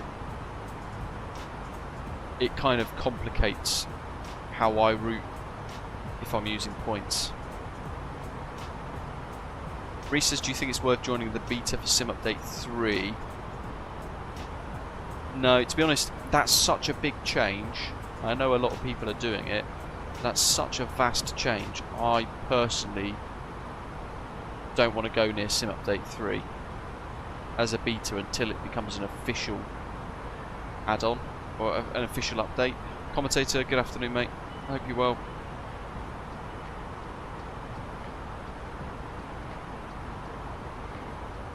Yeah, precisely, and that's why it's so hard to choose. The only extra benefit really of choosing JAL is you get the Avios if you're paying on revenue tickets. But I think they're both, I'll have to check, but I think both of them are 5-star airlines technically as well. So either way, you know, you're not going to have a bad time, especially if you're in business.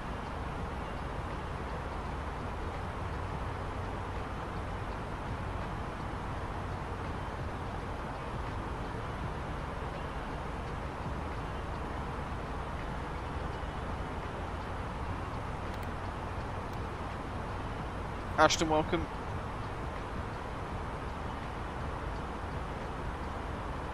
Chris as well, good afternoon.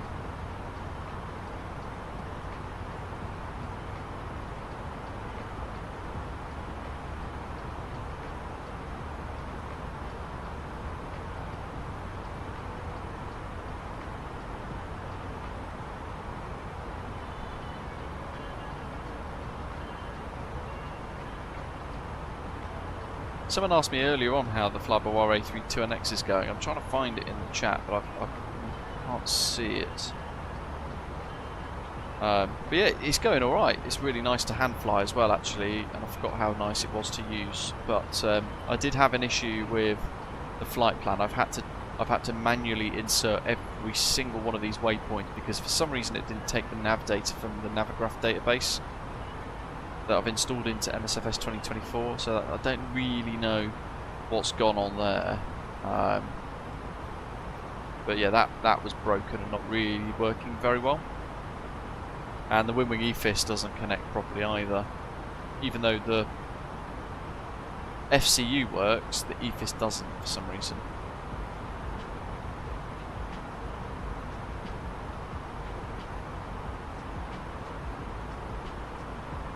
Oh, very exciting commentator.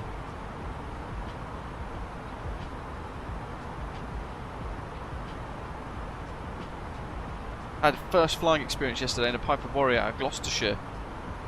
Excellent, loved it. Bad news is I really want to do more of it. Yeah, it really hooks you and sucks you in, doesn't it, flying? Great though, you experienced it though. That's pretty awesome.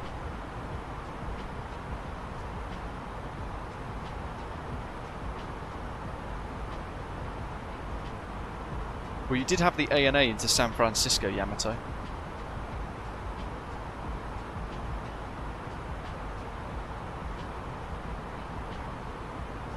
Do I have a real turb?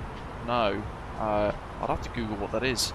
James asks, when I travel, do I usually travel BA or some other airline? Typically, I'll start my search with BA and I try and end it with BA. Unless there's a massive price difference or better slot times, better price difference with a higher up cabin or something like that.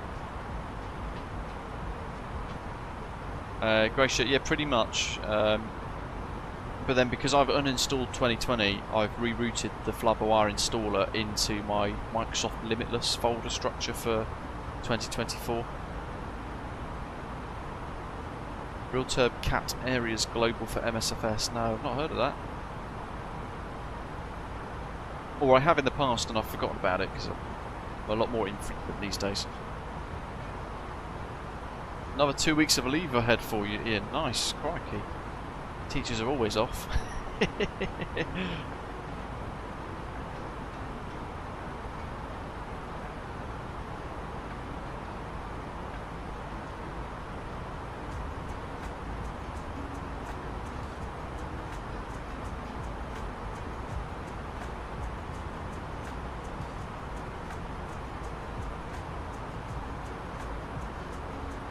Chris, the Active Scar is pretty good, I thought.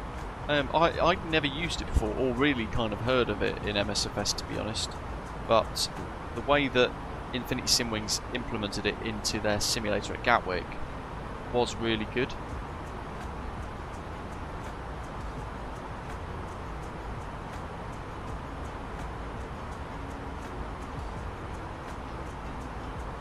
Yeah, to be fair as well, Darcy too, when we went on holiday quite a few years ago, albeit, to the Dominican Republic, we got smashed by a hurricane, had an absolute... it was a good holiday in a way, but it was also a bloody awful holiday at the same time. For various reasons.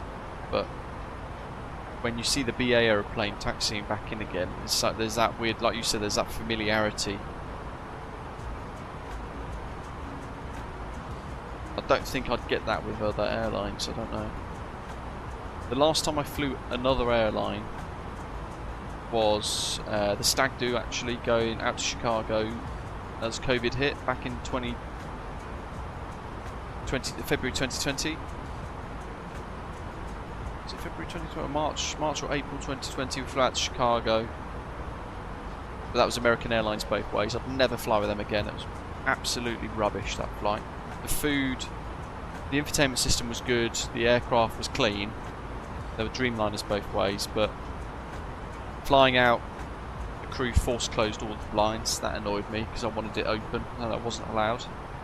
I thought the food was shockingly bad. The service was pitiful and very limited as well. I couldn't go and get 2 or 3 drinks through the flight. You got your drink in your service and that was it. That was your lot. I just thought it was really rubbish, so I'd never fly with them again. And then prior to that, this is going back years now, 20 technically it'd have been 2011 when I was working for Thomson Airways, but prior to that, probably 2010. I flew EasyJet once.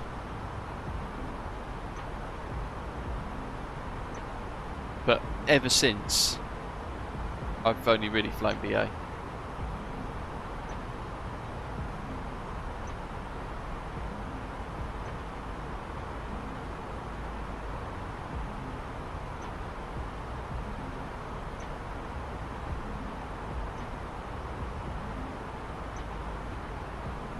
Haven't used the Innobuilds A300 for a while, Pascu, because I think the last time I used it there was all sorts of auto throttle bugs and all, yeah, those sort of things, and it ruined my enjoyment of it quite a lot, to the point where I've kind of don't have the desire to use it anymore, which is a shame.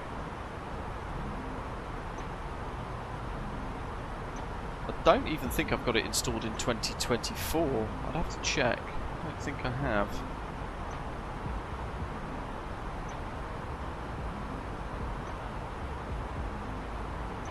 Is it? Oh no, it was Asiana, wasn't it, in San Francisco?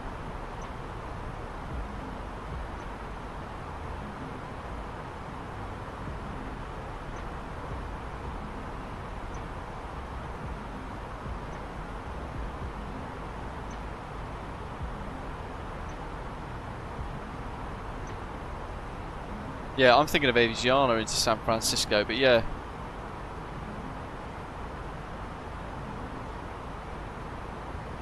But effectively, All Nippon Airways has a very, very, very, very good safety rating, safety history.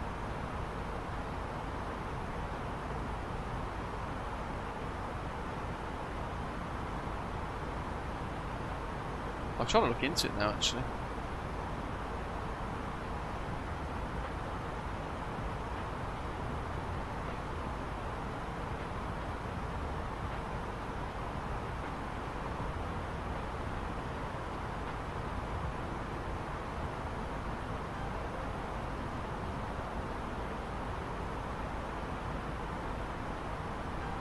Oh, they've had, in 2013, they had a controlled emergency evacuation of a Boeing 787-8, All Nippon Airways. Took off from Yamaguchi Airport for Tokyo International. All Nippon Airways flight 692. But it's climbing through 32,000 feet over in Bari City. An instrument indication of battery failure came on at 8:27 AM, accompanied by unusual smells in the cockpit. The airplane diverted to Takamatsu Airport, landing at 8:47 AM, and at 08:49 an emergency evacuation was executed on the T4 taxiway.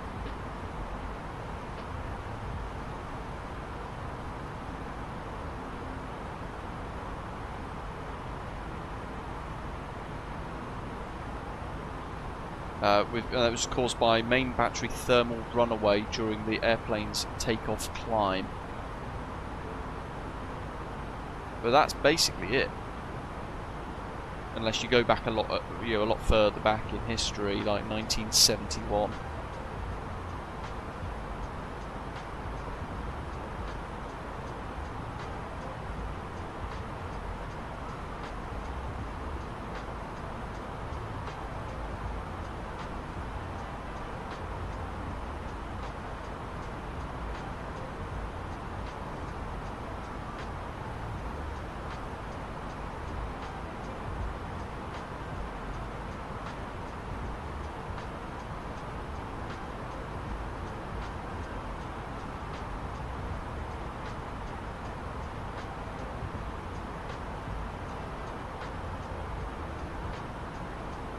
See, most of my long hauls, Yamato, are in Boeings.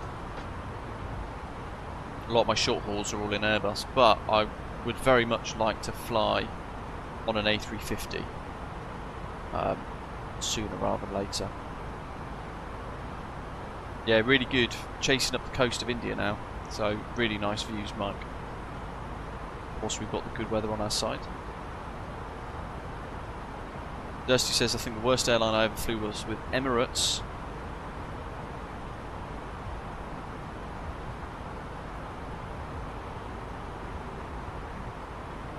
No, see, Emirates for me is just one of those kind of like 1990s chavvy airlines.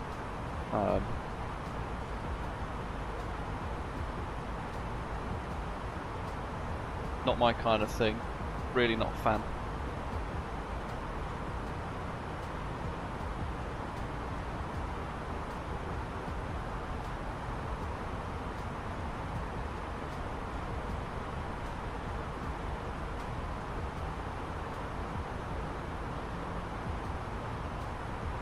Same with Qatar, actually.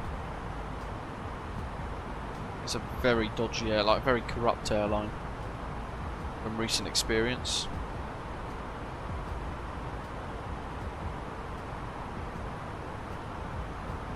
Very wealthy, powerful. Is it Sheikh? I think he is, basically. Assaulted a crew member. And then when he was getting kicked off the aircraft, he called the CEO of Qatar Airways, who then threatened the crew and told them to let the chap fly anyway.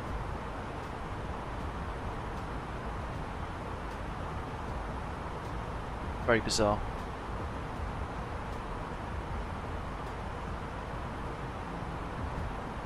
Christopher, nice. Pushed out of an airplane at 15,000 feet. I've done a skydive at 15,000 feet in Vegas. That was one of the most exhilarating things I've ever done in my life, and I'd happily do one again. It was brilliant. And I was the last to jump.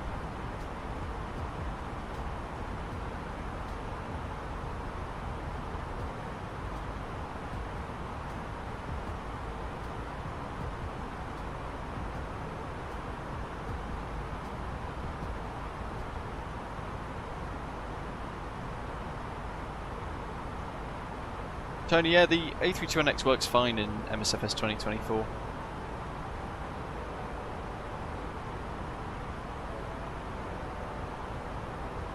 What do you think of former Boeing 737 operators switching to A320s like Jet2, KLM, Transavia? I don't like it, Hergy says. I think it's been a long time coming with the lack of innovation and modernisation with Boeing. Airbus have kind of, I mean, look at the A350 for example compared to the 787. Airbus are leaps and bounds ahead of Boeing technologically, manufacturing standards, the whole shebang. I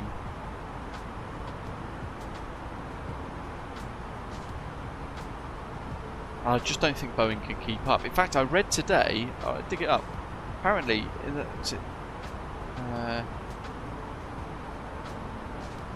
I'll just try and find out I'll try and find the link that I read earlier.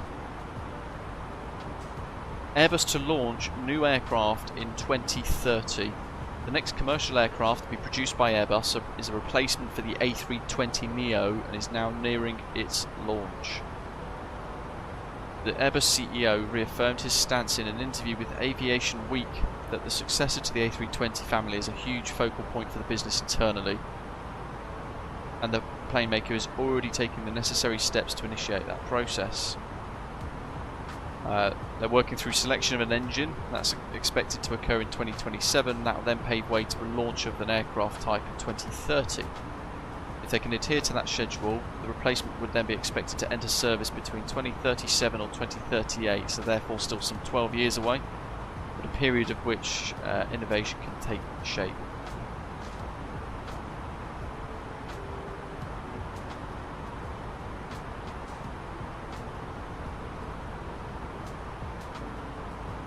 And you know, you look at Boeing and what's the best they can come up with at the minute.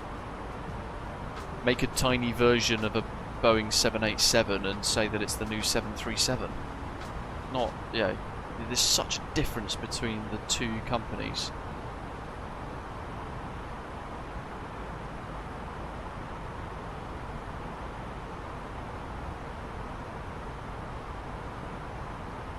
Information Alpha, welcome, very good, thank you. Hope you have a good weekend. How's the flying going? Yes, that's pretty much where it started to go wrong for Boeing, I think, Yamato, when they merged with McDonnell Douglas and had the McDonnell Douglas CEO become the head of Boeing, because Boeing was like the pinnacle of safety and innovation and stuff. McDonnell Douglas was all about lining the pockets and making big fat profit margins. and those two don't really go hand in hand very well. You know, companies can pretend like it does, but it doesn't. I don't think the Dreamliner is that good either, Christopher, to be honest. When I've flown on them in the past, I found them so underwhelming.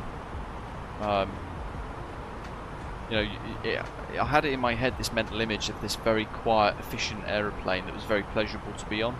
It wasn't awful on board, but I found it just as noisy as a 777. And that's a really loud aeroplane for 8, 9, 10, 11, 12 hours of flying. Which is why for long-haul flights I've got noise-cancelling headphones, nice Sony ones, to kind of isolate that noise.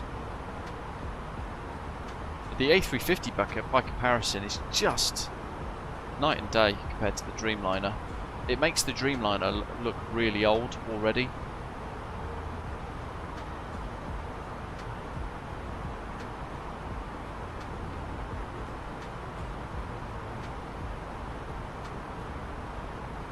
Yeah, Airbus is so far ahead of Boeing in many different ways, and that is, I think, primarily, to go back to your question, Hergy, is pretty much primarily why airlines are ditching Boeings and going to Airbus.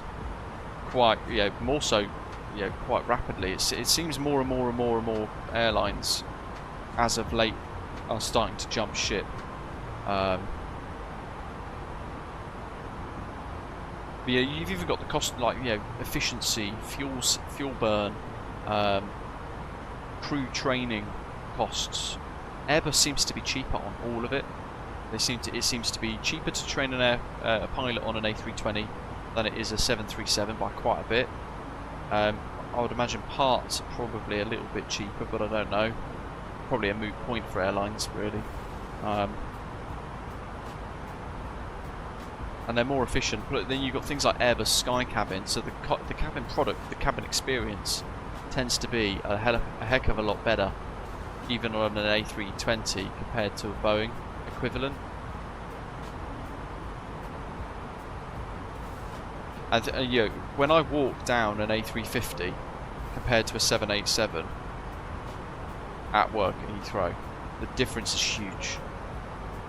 Because the A350 just seems more open, brighter, more modern, more technologically advanced. It seems more spacious.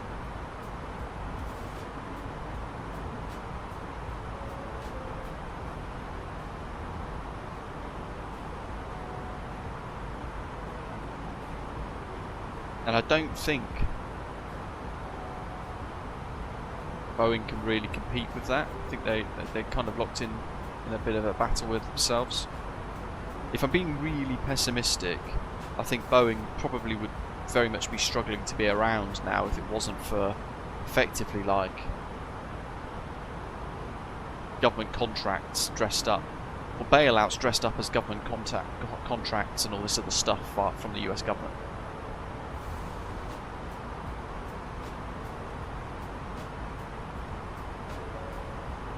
And you take Airbus. Airbus have had massive grants from the EU as well, so they're just as bad in that respect, taking grants and funding from governments and things. Crikey. My motherboard that I listed literally a couple of hours ago has already had 2 bids on it.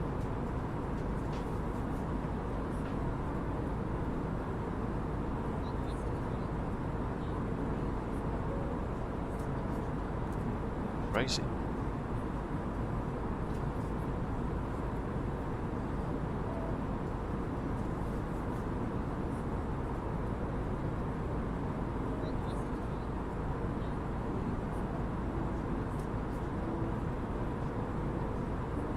Yeah, Christopher, I'm that guy. If it's a day flight, it's very rare. I'm not a regular flyer. I might go on holiday once. If I'm lucky, I might go on a plane twice a year if I go and see my dad in Spain. But when I fly and the day it's daylight outside, you get to see parts of the world that you don't often get to go and see from a viewpoint that is effectively still a rarity.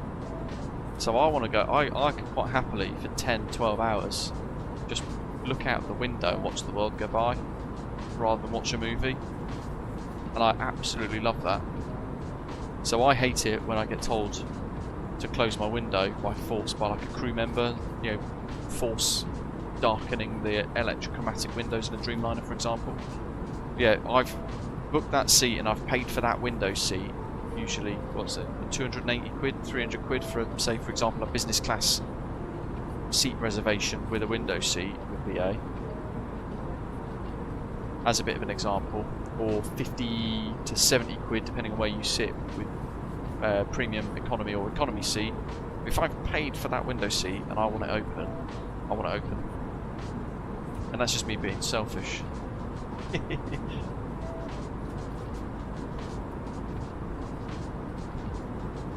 But you can't really see that. It doesn't, even when you completely darken the window on the Dreamliner, yes, you can still see out, but it's not, it's just not the same.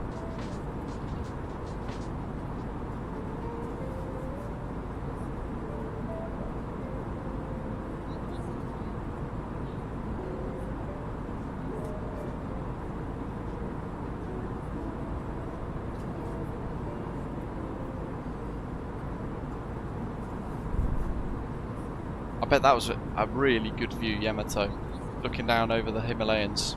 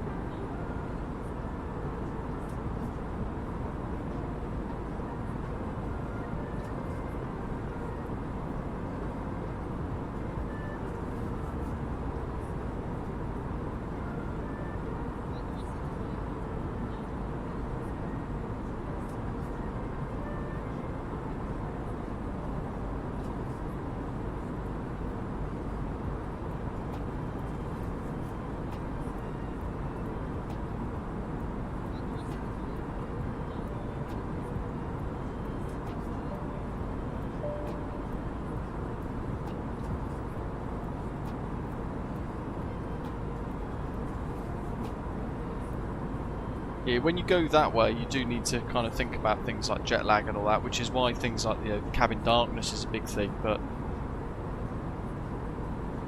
I tend to just try and deal with the jet lag by just being tired for a few days until my body adjusts, which isn't the healthy way to do it, but hey.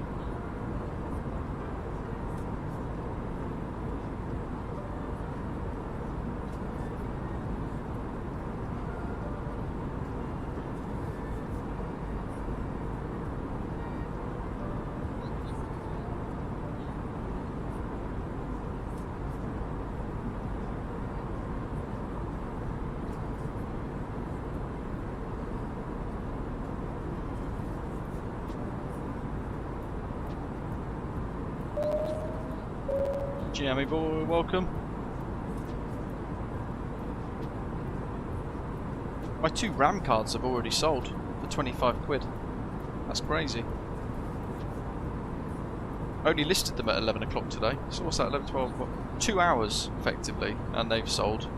The motherboard has already got bids on it. And the GPU has got bids on it. I didn't know computer parts were so in demand.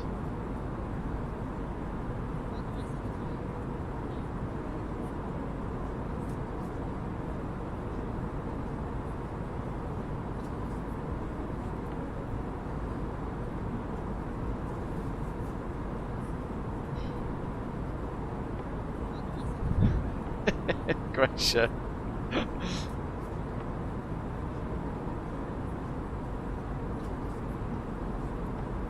I tend to do that, and I'll be like, well, if everyone around me is trying to sleep, they can put their ruddy eye mask on. It's their problem. And I'll stick my face right in the window to try and dim it a little bit, but then I get like full 360 wrap round panoramic view.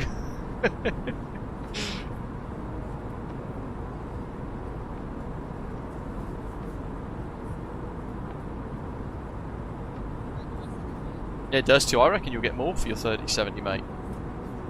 I'm surprised that I've got that RTX 2070 Super I bought in what, August 2020, wasn't it? Yeah, I literally bought it in preparation for the launch of Microsoft Flight Simulator 2020 releasing. So July 2019, June 2019.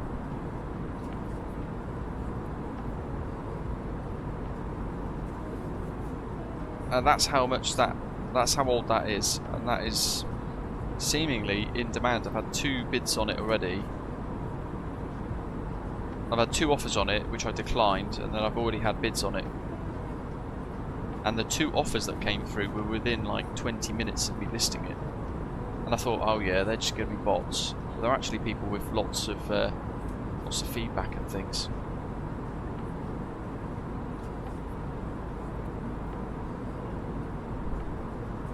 I'll search for that on eBay, Dusty. I'll see what it comes up with. There you go. People are listing them for 260 quid. MSI GeForce NVIDIA RTX 3070 Supreme X 8GB. 260 quid, or best offer with 8 watches. Founders Edition, 26 bids, 158 quid at the minute, but without excellent condition and boxed. So it depends where you want to position it. They're looking at they're going around for around 200-ish quid.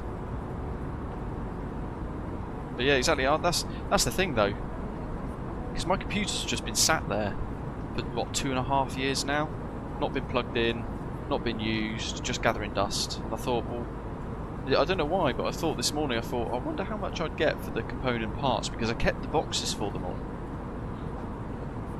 And I'm genuinely shocked. I reckon I can make like 300 quid from all the parts on something I'm not using anymore. And that'll pay for like a load of wooden planks for the garage.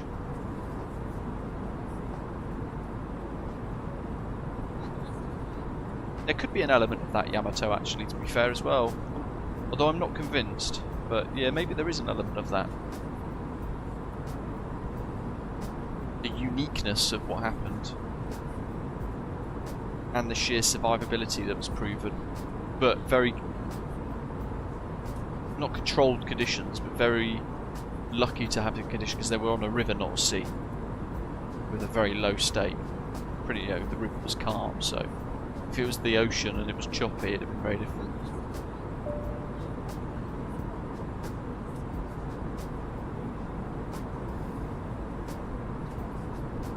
Sam, crikey. How come it took 40 hours? Was that lots of little hops? Or...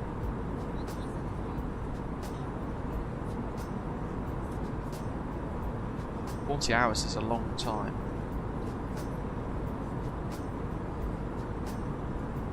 Yeah, it does. You to get it on eBay, mate. Strip them all out. If you've still got the boxes, that increases the value.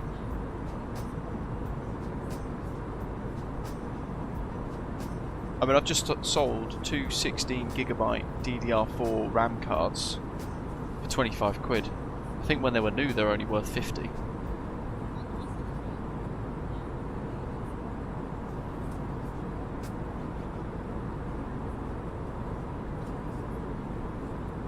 I might see how much I can get for one of my GoPros, because I've got 2 of them. I don't really use them both.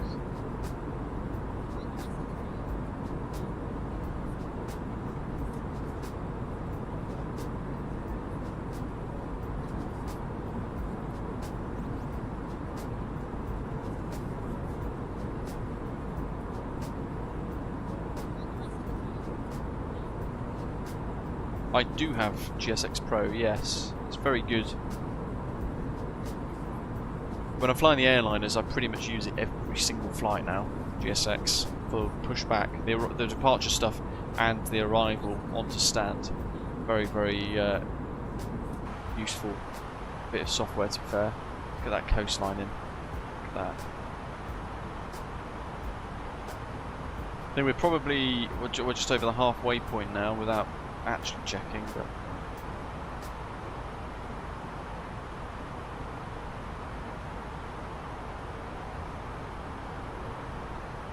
David, that's amazing. 1050 Ti for 65 quid. Wow.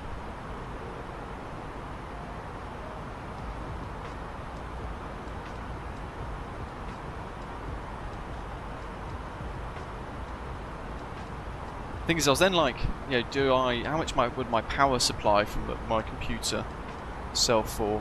I then started to think about all of that kind of stuff, and do you reckon my computer case would sell?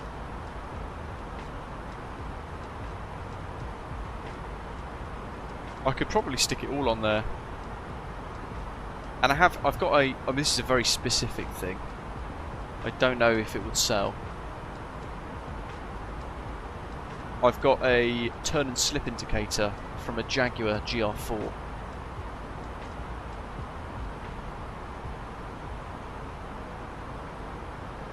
Or GR1, might have been a GR1. Is it GR1, GR4? It's been years and years ago actually.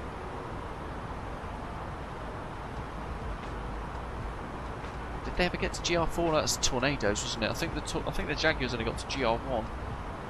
I have to Google it now. What have we got?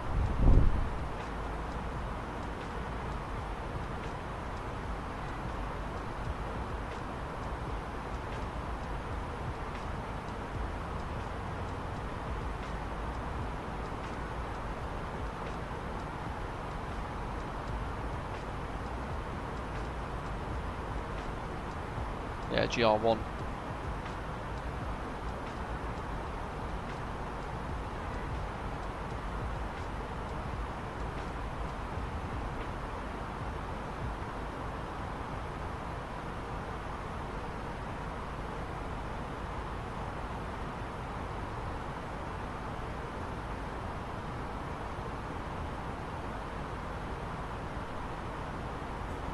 Yeah, I've got a turn and slip indicator from a Jaguar GR1.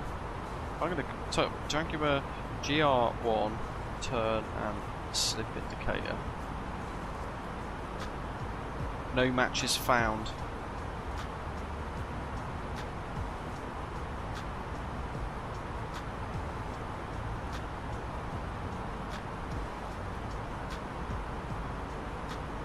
I don't know how I would sell that. Again, that's something else, just gathering dust.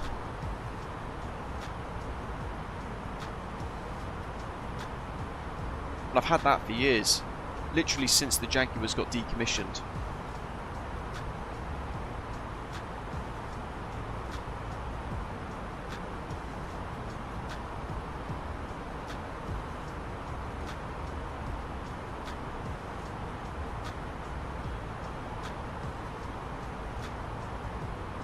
No, we are turning at Kolkata and then heading northeast, so we're avoiding Bangladesh airspace, Yamato. We don't quite go that far east. Very true, Durst too. But the problem is, I don't know how to value it. I don't know what it would be worth. Maybe that's worth a Google. Jaguar GR1 turn and slip indicator.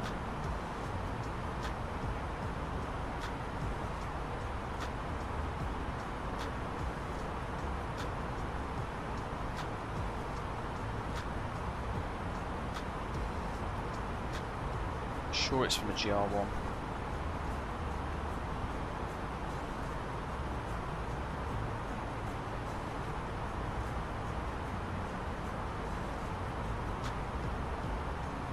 I know what I could do. Bear with me. I'm going to get it. And I'm going to take a photo on Google Lens.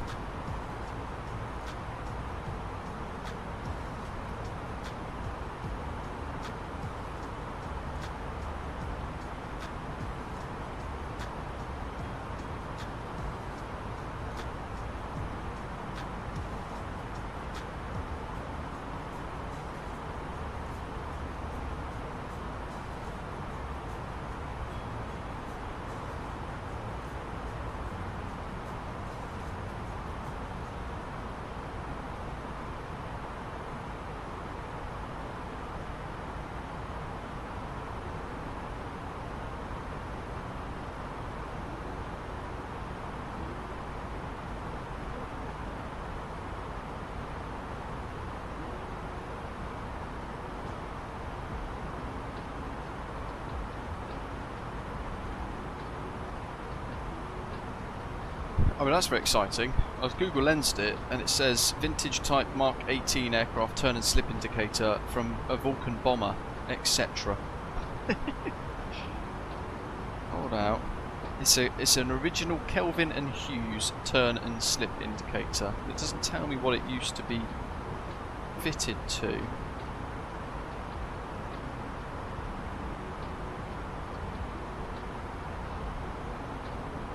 Lots of different websites with what looks to have the product on it. The history of this unit is unknown on that website.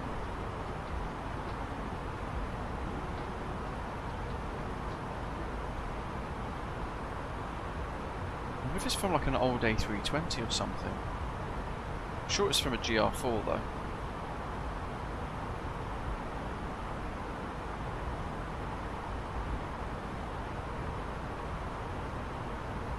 Turn and slip. Yeah, that's not it, is it? There's another one that looks very similar. It says Smith's turn and slip KTS.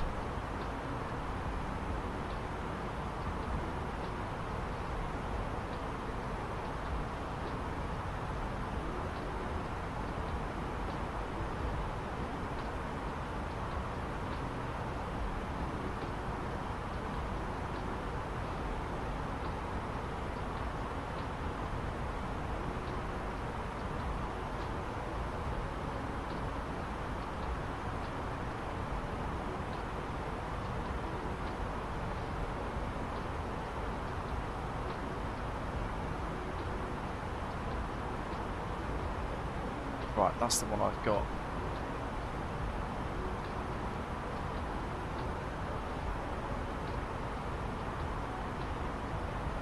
Yeah, it's an RAF turn and slip indicator gauge 661099433974, but it doesn't tell you what it was used on.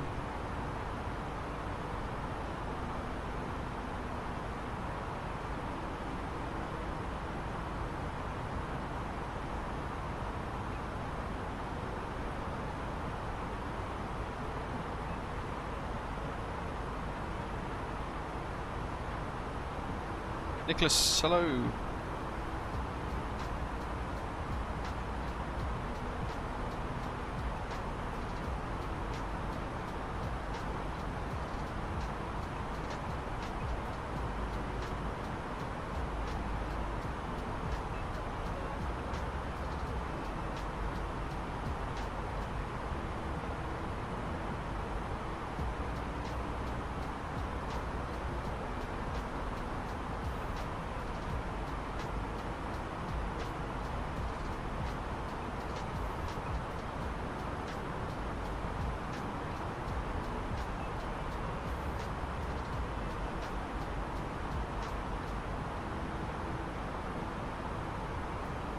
I could speak to like a contact specialist auction house, but I wouldn't know who to even ask.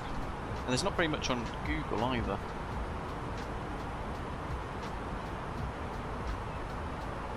All I've got is it's from British military aircraft / RAF airplane, turn and slip gauge, that kind of thing. But I'm sure it was from the Jaguars. Unless it's from the Harrier.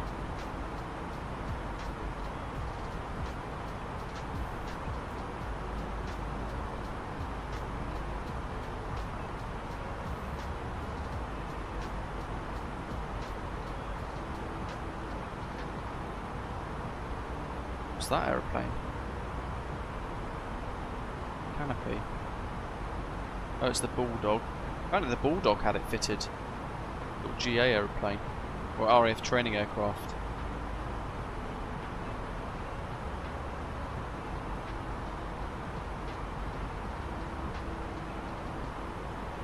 Delta, nice.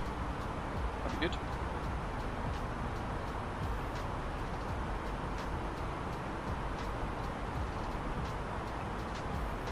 They weren't even selling on eBay for 15 quid.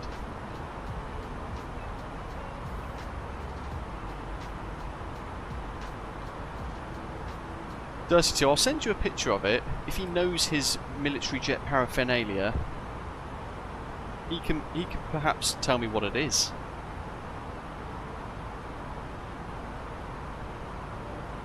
It says his lads get all of the his PC parts as old parts. He builds them a PC that way. It doesn't feel so bad when it upgrades, as they're getting very decent PCs at the end of it. That's a good way of doing it, to be fair. Nicholas, well, I haven't flown it in a while, have I, mate? You know, to be fair, I haven't.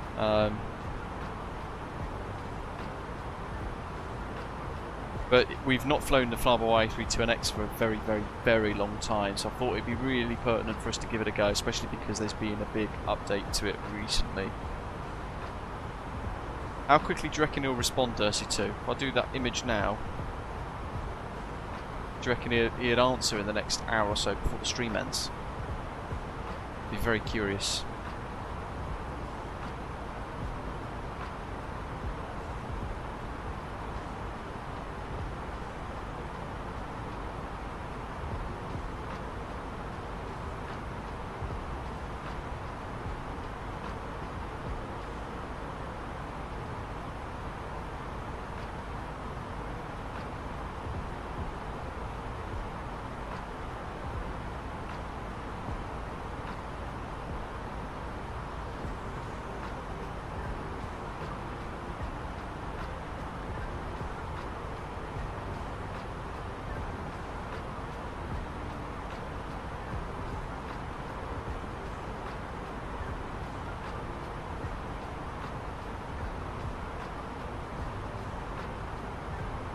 Right, there you go. You've got the pictures. I'll put it on Discord in the club lounge, because someone else might know as well.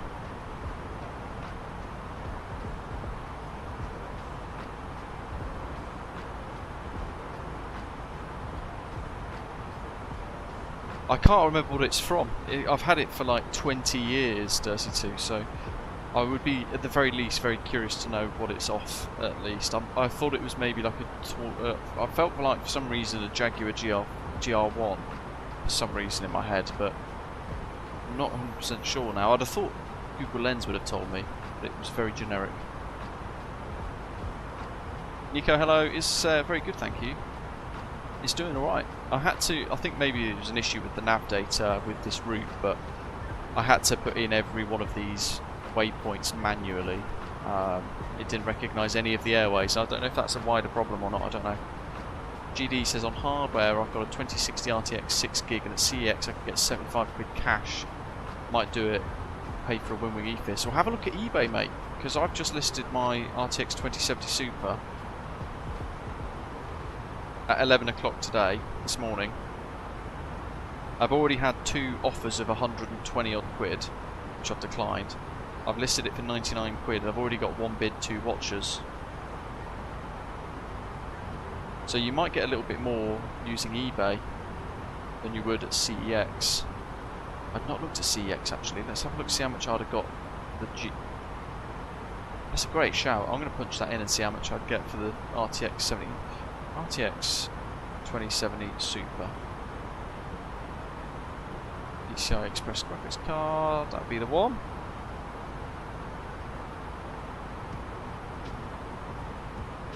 Sell to CEX. £100 cash. Ah, no way. Get more than that on eBay. Lee, hello buddy. Welcome, welcome. Hope you're having a good weekend. Beautiful kind of northeastern flank of India that we're over at the moment. Enjoying lots of wing views today.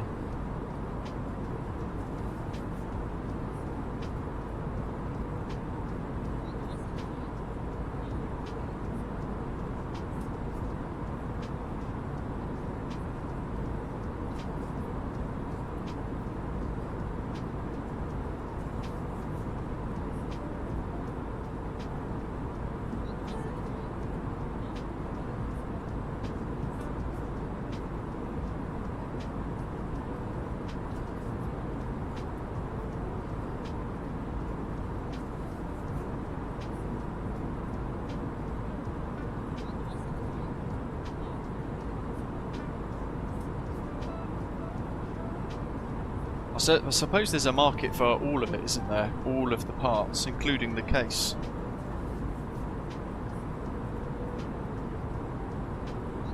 I should probably strip the fans out as well. Or I could sell the case with the fans, but strip the power unit out and sell the power unit separately. Like, I'd need to really dig into...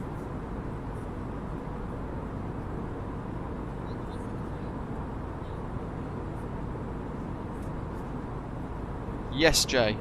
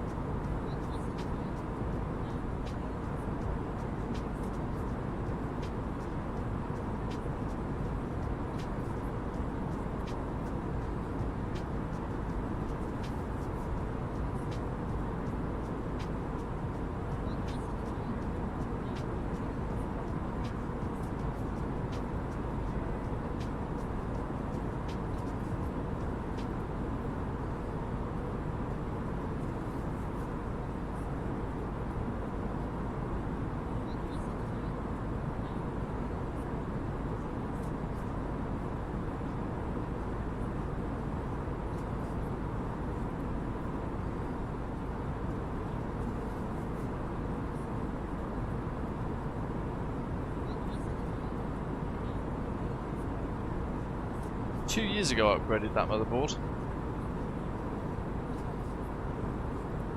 But I can't remember why.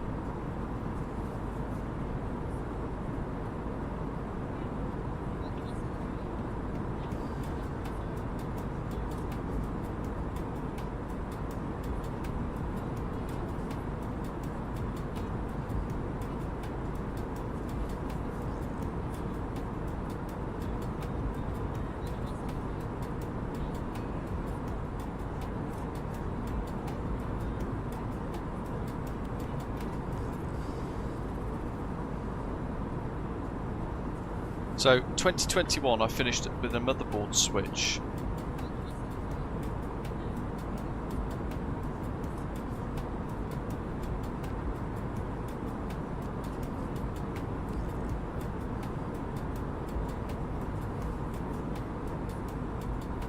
But I can't remember why. I don't know if any of you guys remember.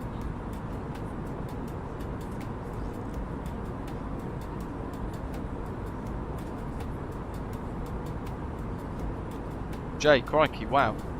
Post in the lounge chat from GPT. Turn a slip indicator you have marked Mark 506 Alpha 01 was a commonly used gyro instrument found on British and NATO aircraft from the Cold War era. Based on the part number and manufacturer, it's likely used in the Hawker Hunter, the English Electric Lightning, what a beautiful aeroplane that was, the Jet Provost, the Havilland Vampire Venom, the Avro Vulcan. So it was on the Vulcan, and the Hawk, the Hawk, and it may have also been used in some RAF trainer aircraft. So yeah, it's definitely in the Bulldog, and some civil British aircraft.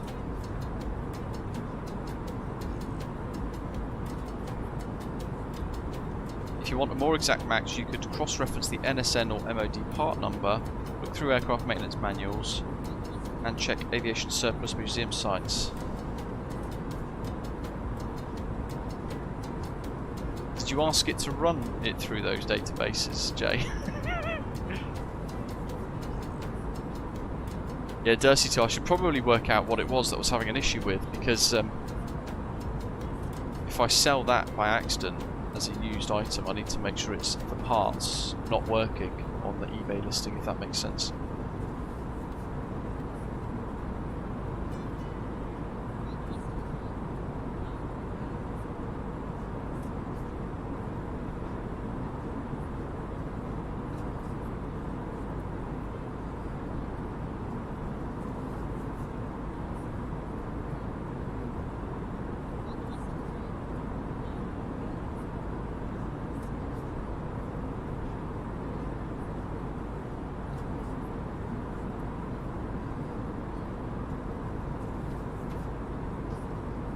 But on the logs on Discord, when I go all the way back that far, I can't see like, oh, I'm having this technical issue, I'm having that technical issue.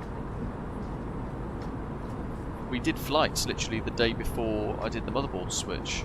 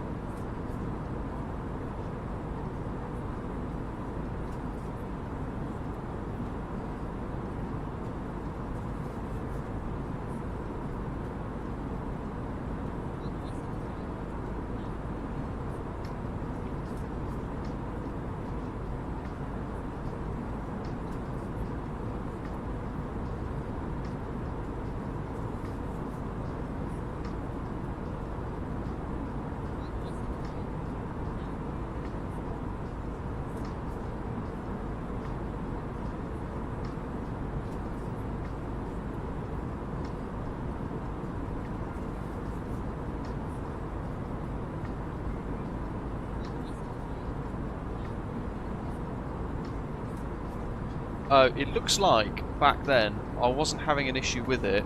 I was trying to put an NVMe PCIe SSD into it.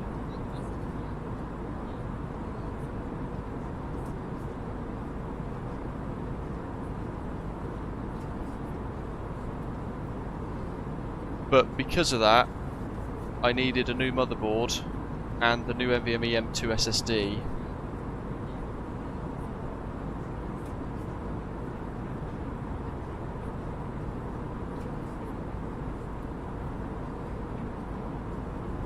Yeah. And then someone says, is this M2 disk any good 30 minutes ago? You've now changed your question to building a new rig. So, yeah.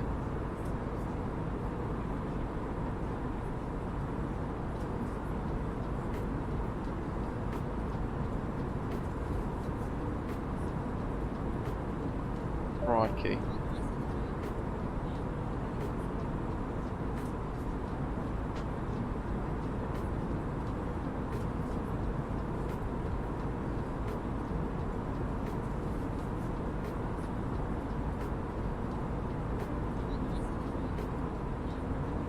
So I must have taken the NVMe out, put a new one in that was bigger capacity, but it meant that it didn't fit, so I had to get a new motherboard. So actually, it sounds like everything was still working. I know the RAM was new because I'd put new RAM in, and along with the new motherboard. And then a year and 2 years later, switched out and got the brand new rig, the RTX 4090. But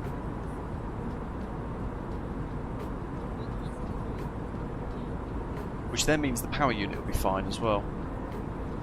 I'll just sell it all as used, and then if someone has a problem with it, I'll have to deal with it.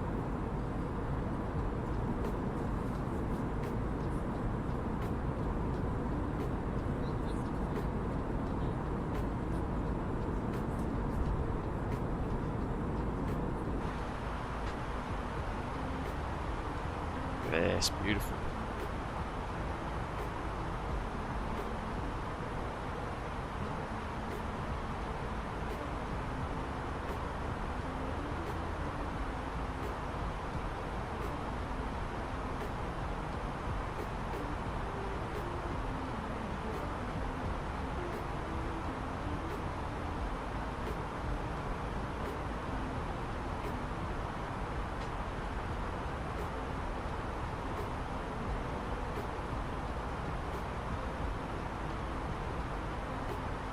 Right, in about 5 minutes, I'll draw the first 2 winners. Or I'll draw a winner in 5 minutes, and then 5 minutes after that, I'll re-roll it and draw another winner. So, if you haven't been active in the chat for the last couple of minutes, make sure you get active in it. You've got to be a subscriber to be able to chat in our live streams. Ideally, press like if you're enjoying the stream as well, anyway, as a little extra bonus. And if you're in the chat and active, it will log you as a eligible entry. There's 60 entries at the moment, but actually we've got 4, 5, 6, 7, 8, 9. Only 10 are currently active, and therefore in with a chance to win one of the 5 copies of the VenomLabs scenery that we have for grabs from Colombo at departure earlier on. So we'll draw that first winner. 5 minutes after that, we'll draw the second winner. When we get towards Kolkata, we'll draw the third winner, and then we'll do the final 2 winners on the ground at Kathmandu. How does that sound?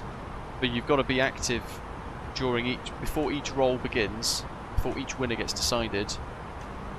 You've got to be active in the chat throughout those bits as well, otherwise it will deactivate your chance.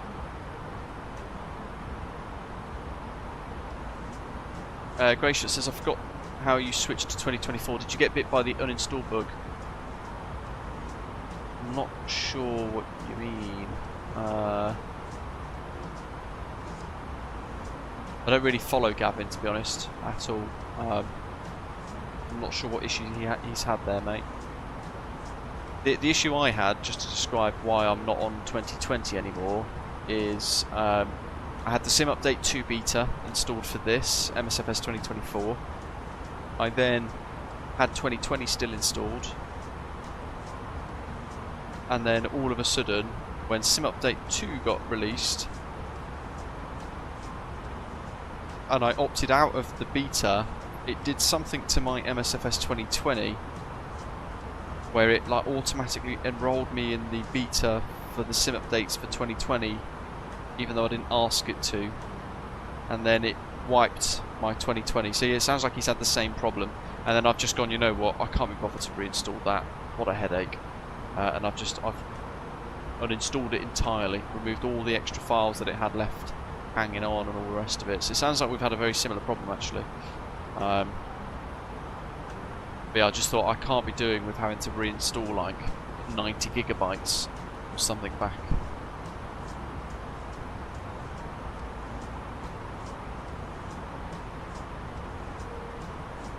But the odd thing is, there was absolutely no comms about that being a genuine problem from a Sobo. And I still don't understand why I got hit by that as an issue. Very weird. Right, the first winner is, drum roll, Ashton. Well done, mate. There's our first winner today.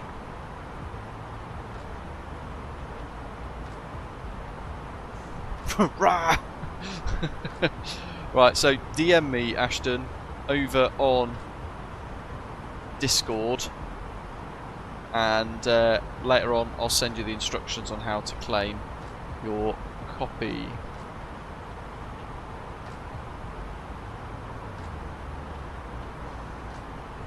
I'll send you the code. Right, so we've got 4 left.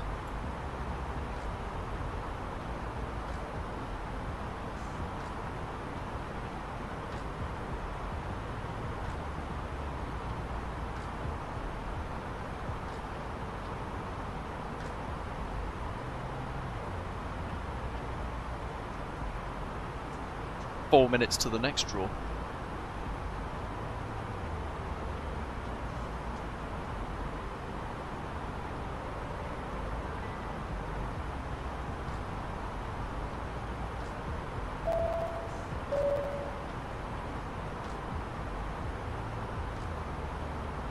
Akarwin, welcome. Thanks for subscribing.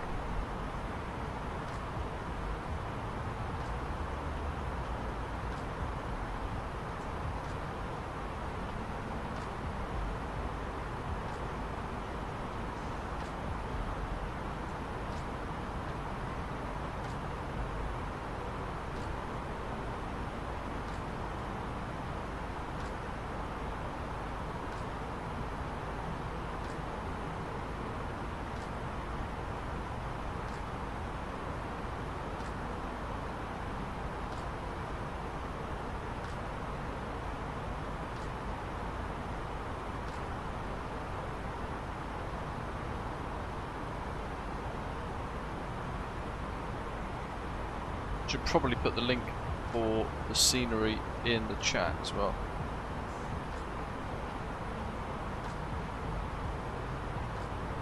Go save that, because I might have forgot to do that earlier.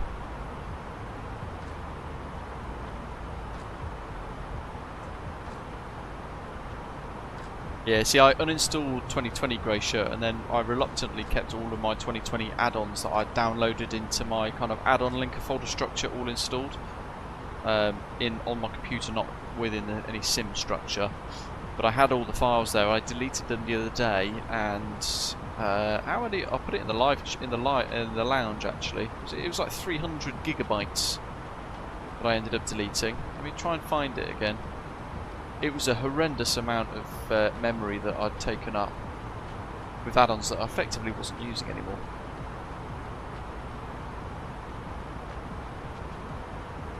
$536 gigabytes of msfs 2020 add-ons that I wiped out yesterday because I thought, well, I don't need them anymore. That's a lot of files just sitting there doing nothing. How you doing, Gav? Hope you're well, mate.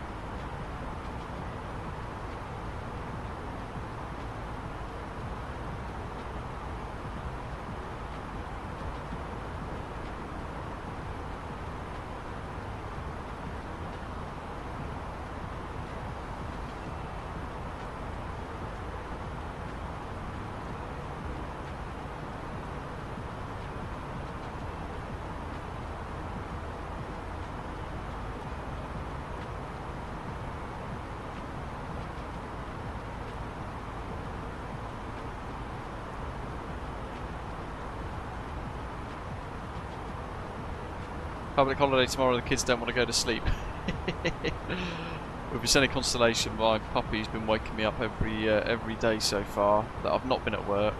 She's kind of got used to me getting up at 5 or half 5, so at that time she's up over the last couple of days while I've been off, barking her head off, like saying like, "Come down, let me out."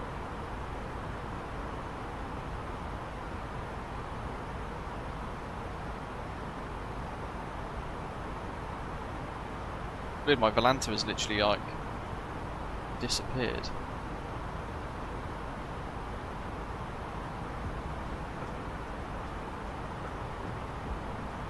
There you go, I can see you guys. There you go. Ta-da!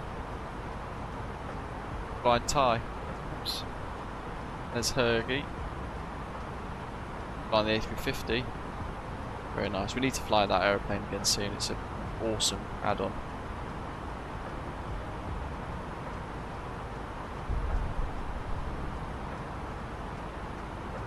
There they are.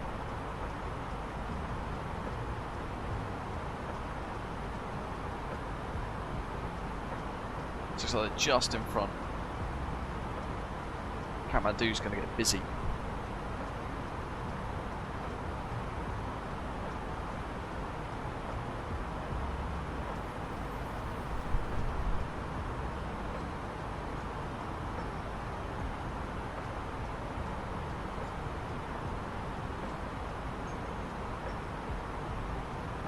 Yeah, on live time now, this will all be night time. But I've wound it back just so we can kind of enjoy this part of the world. So we don't really see it very often. It actually is quite nice with the way that the Earth is structured around here.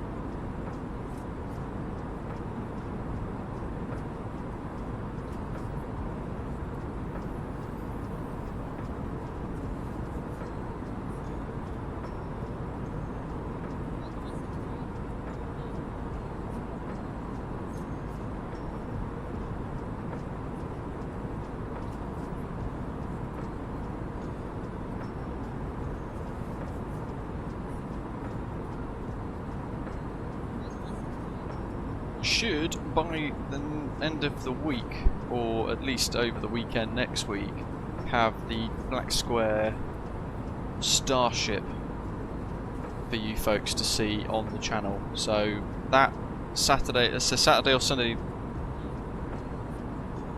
on the coming weekend, might not be able to do a live stream. Depends on how I structure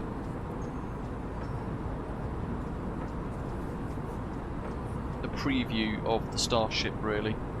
It looks phenomenal, doesn't it? But I'm hoping to factor in like an interview with Nick, the developer at Black Square. So whilst flying it, you know, get it into cruise and then connect into a call with him and kind of do a little interview, let him say a few things about his add-on and the things that excites him the most about it, that kind of thing. I'm hoping I can maybe arrange that as part of the pre-recorded video. Failing that, if I get my hands on it Friday, it might well be that I could have a crash course in flying it and then on Saturday live stream it and then maybe have Nick join us in the live chat, potentially. But the jury's out on organising that at the moment. That's what I'm trying to organise, so just see what happens. The pre-recorded video would probably be the easier thing to do.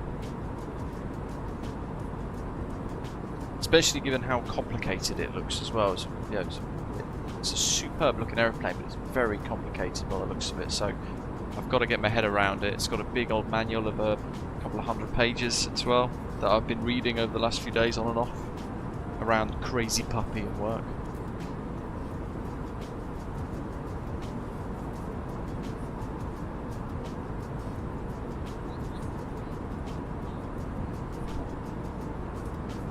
Ooh, we didn't draw the second winner, did we? Right, let's do that. So, second winner for Colombo is Grey Shirt.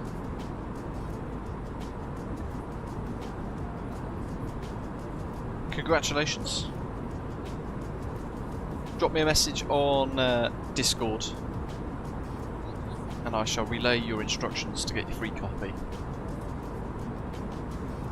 That leaves 3 copies now.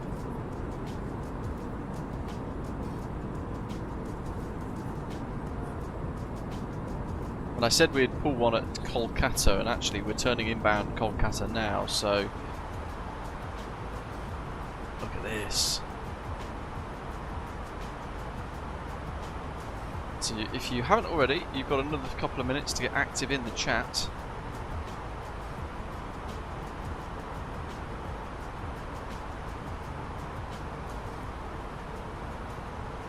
To get your entries validated.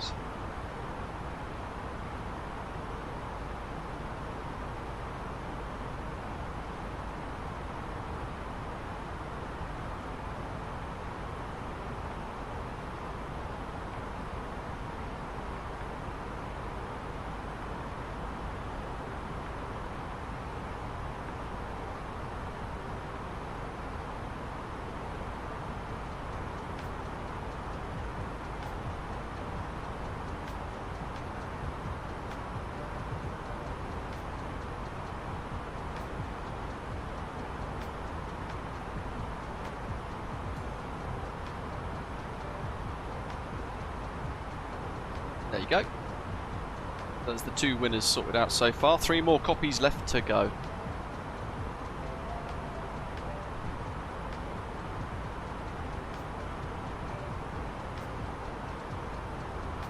Kolkata in 60 miles for that 3rd copy.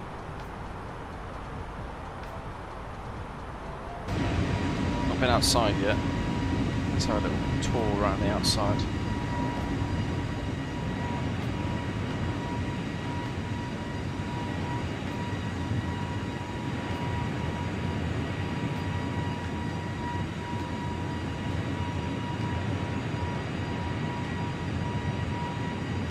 Christopher, just by chatting in the chat basically, and then Nightbot will enable entries for the active chatters. It's probably, is that the, I don't know if that's the easiest way of explaining it. And then Nightbot will just randomly select some winners based on recent chat activity. But because you've already been active, Christopher, you're already shown eligible, but you've got to be in the period before the giveaway gets drawn for the next winner. You've got to be active within a couple of minutes of period or something for it to keep you as an eligible entry, for example. Active chatters.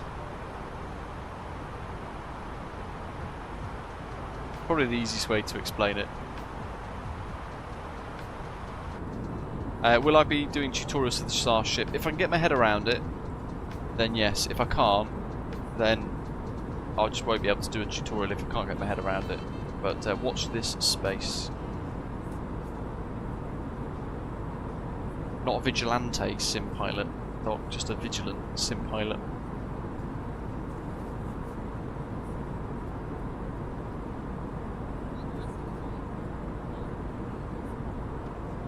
Although there are some vigilante sim pilots out there, to be fair.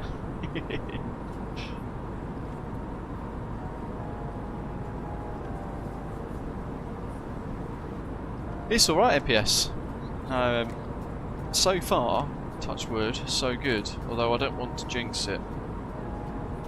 When we turn at Kolkata, I'll start thinking about putting in the arrival procedures, because that will give us time then to sort of iron out any problems. Bearing in mind, I've had to manually put in every single waypoint because it didn't like the nav data for some reason, and the airways, so it just gave me loads of discontinuities and 2 waypoints. So I had to manually insert every single waypoint separately.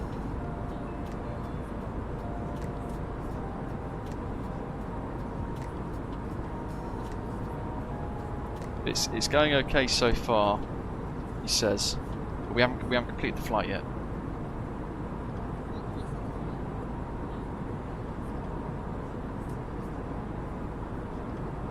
I've not tried gliding yet either, actually, in 2024, to be fair.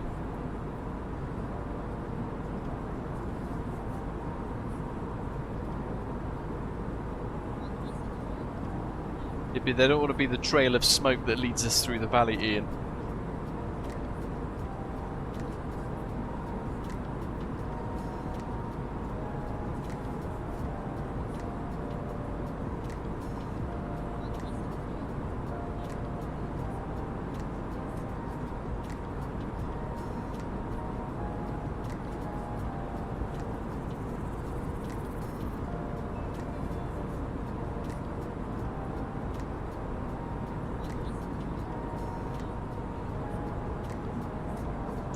It's been going alright. It's a nice part of the world to fly over, actually, to be fair. It's underrepresented in flight sim for sure.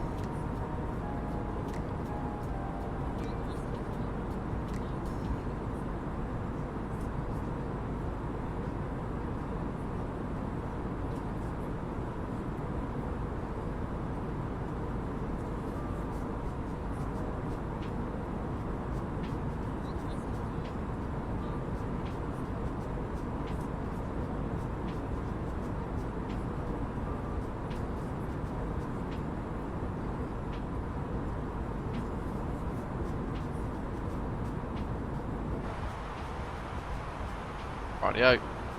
Next winner. It's coming up. We've got Gavin Hergy up here somewhere.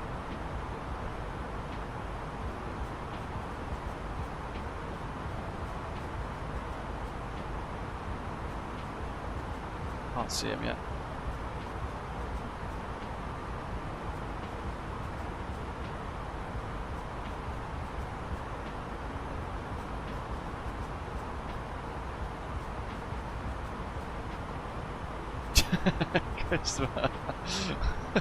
I love it. That'll do. Chat. Oh dear. That has actually marked you as active again though, so yeah, that works. No worries, Tracy. Hello, welcome. Hope you're well. Hope you're having a good weekend. Crikey, does too. That's a lot.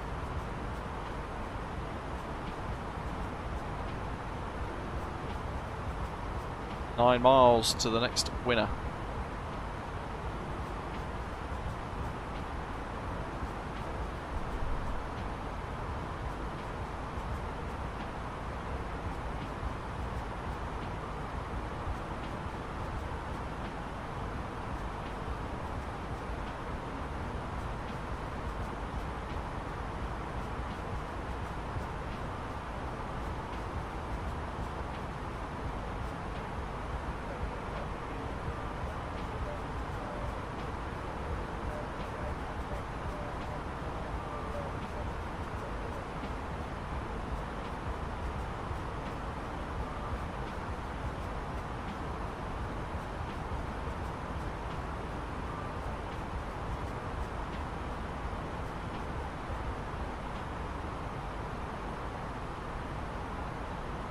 Nice, Tracy. Good. 4 days off is always a nice thing to have.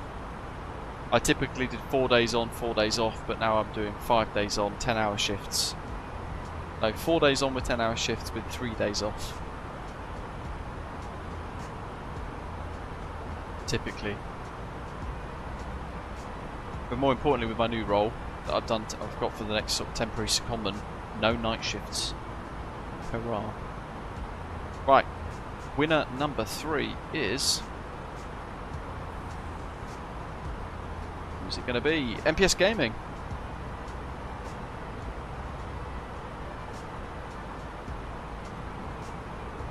Congratulations to you, mate.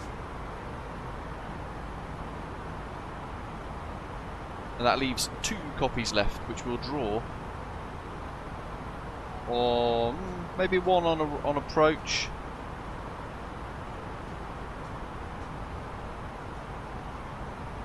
What do you reckon? One on approach and one after touchdown, or just both of them after we land? What do you guys think?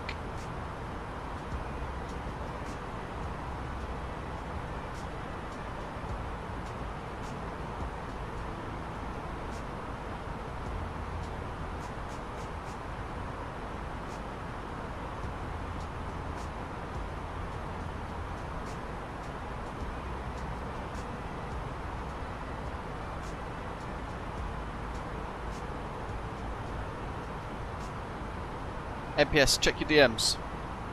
I have sent you your code.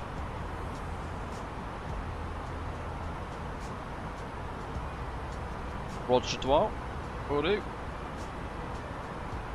So when we get to Romeo, that's the entry into the star, which we will configure now. And that will be when we do the next one.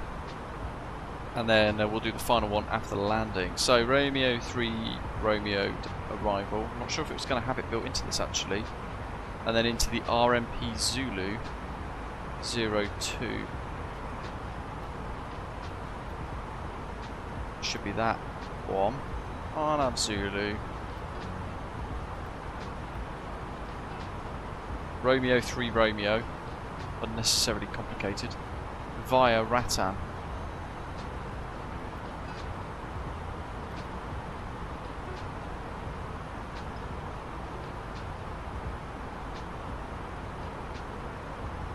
Insert.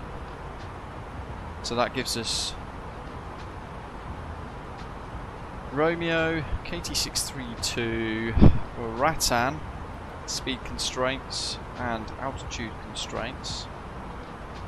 That's the initial approach fix. From there, Guras, Kathmandu 532, 530, 528, Dovam, 524, 522, 520, and then final approach or missed approach in blue. Happy days.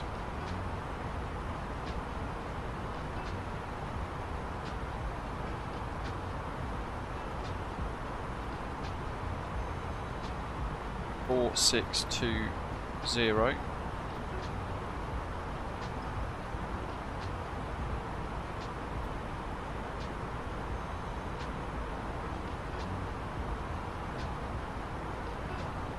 We'll go low water brake, touchdown, then manual brakes, and we'll probably come off at hotel, and then it'll be a left turn onto the international apron.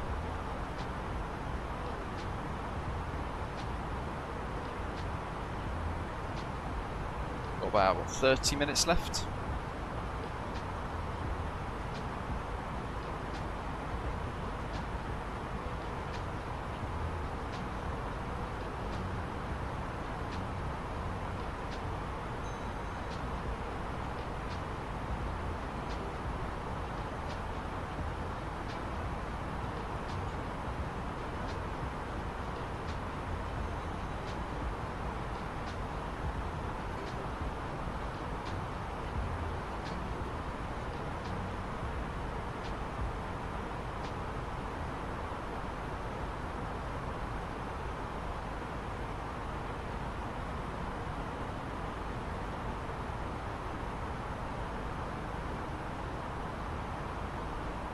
Oh, Ian. Have you not got a runway?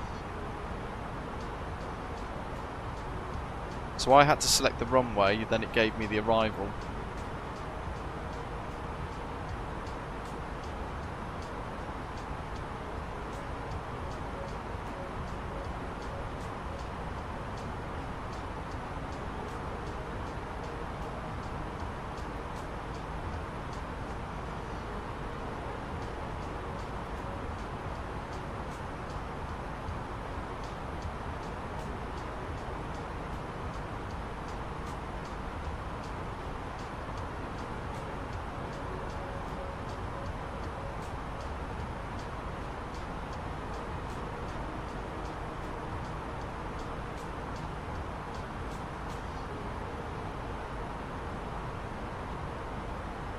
Got 3 miles to get wings level on final approach as we come out of the valley.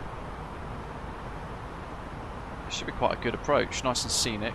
Hopefully timed it so that the sun starts to go down, but if not we might fiddle the time a bit, he says. Got here. Ah, it's less scenic out that way. Better.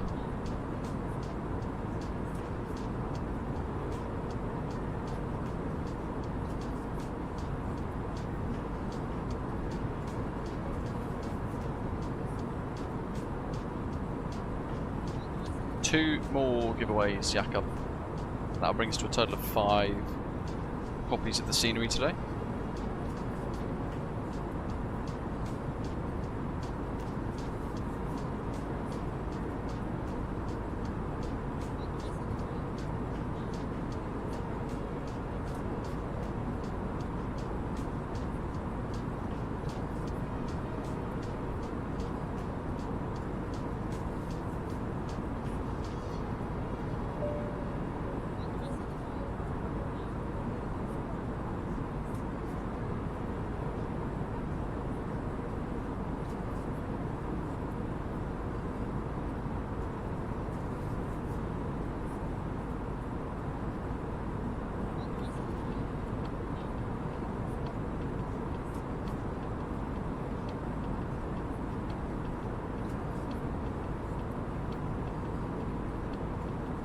Not a bad METAR. Visibility's gone up actually as well, Badger, hasn't it? 'Cause it was 7,000 metres earlier.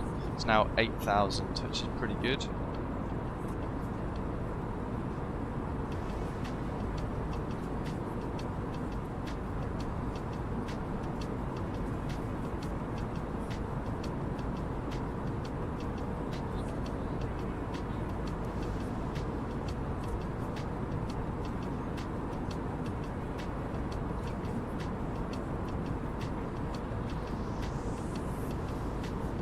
Jay, I'm running that thing through ChatGPT again to say, can you find the precise aircraft type this was fitted to?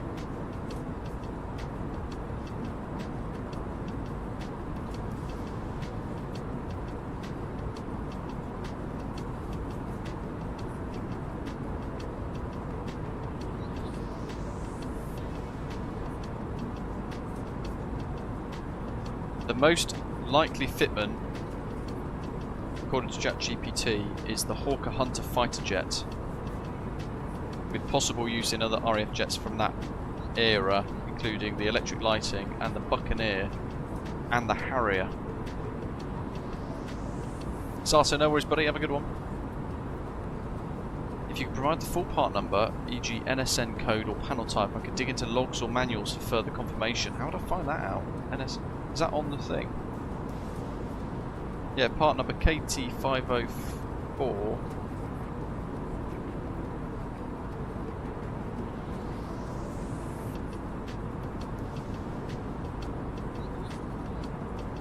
No, KTS0410 whiskey, I think. This is very exciting. I'm actually going to try and find out by the end of the stream what that turn and slip indicator in the Discord lounge is from. Bear with me, I just need to get it again.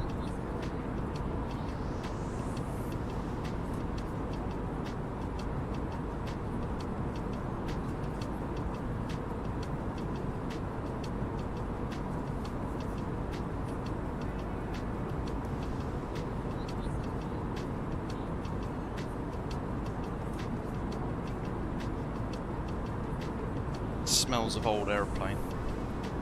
KTS 04 FS2010W.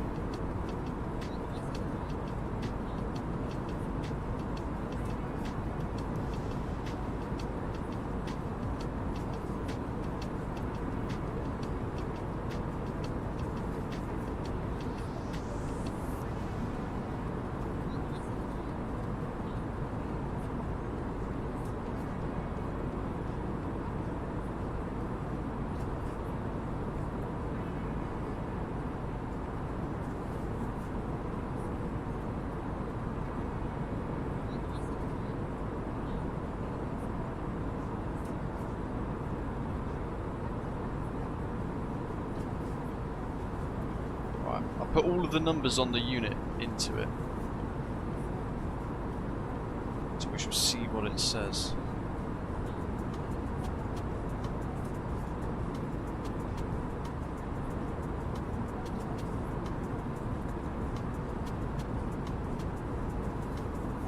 Serial AD39281 and part KT50410 Whiskey was late Cold War manufacture around 1981.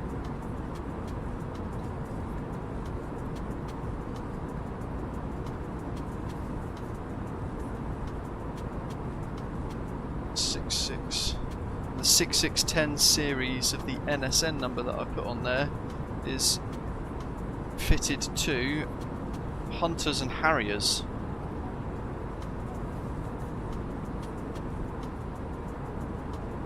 So we narrowed it down to the Hawker Hunter, Jet Provost, Lightning Buccaneer and early versions of the Harrier jump jet.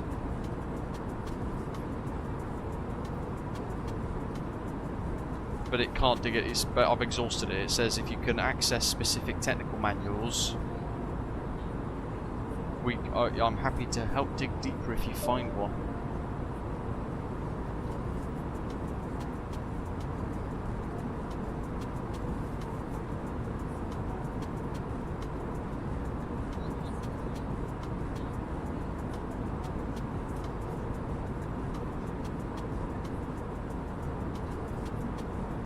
So there you go, Dirty 2. It's either from Harrier, or it says all similar Cold War era, so that does include the Jaguar. So maybe it does. It's either a Harrier or a Jaguar then it's got to have come from. Because otherwise I wouldn't have been interested. If it was from a Buccaneer, I'd have gone, why do I want that? Or a Jet Provost, why do I want that? But perhaps it would have been from a Jaguar or a Harrier jump jet. Then.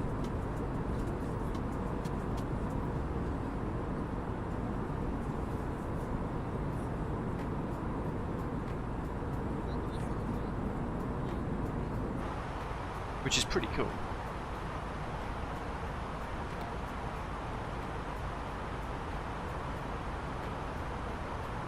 You know what? Top of descent is there, so when we hit top of descent, we'll do the next winner. That's just on the nav display now.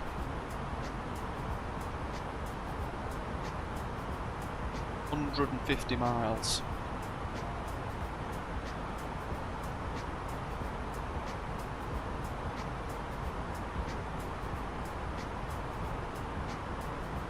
No worries, Dust 2. We've worked out what it's from though, that's the main thing.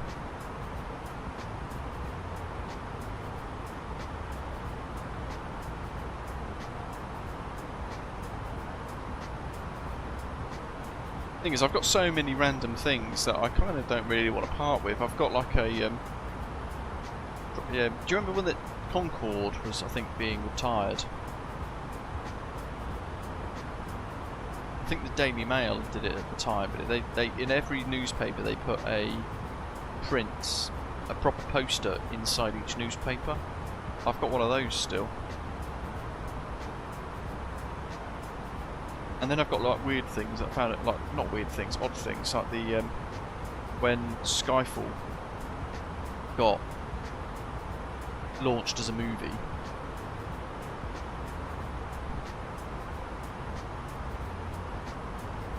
I went to one of the preview events. I won a competition with Coca-Cola, so I got a proper cinema pre-release poster and like an official one as well, which I've got mounted on the wall behind me in my flight sim room. And then I've got 2 Coke Zero special bottles, and I thought, you know what, I'll stick those on eBay. But no. They're worth like 99p, but no one's really buying them. But then I'm reluctant to sell them. I think at 99p, I might as well just stick them in the recycling. Or faff selling those things.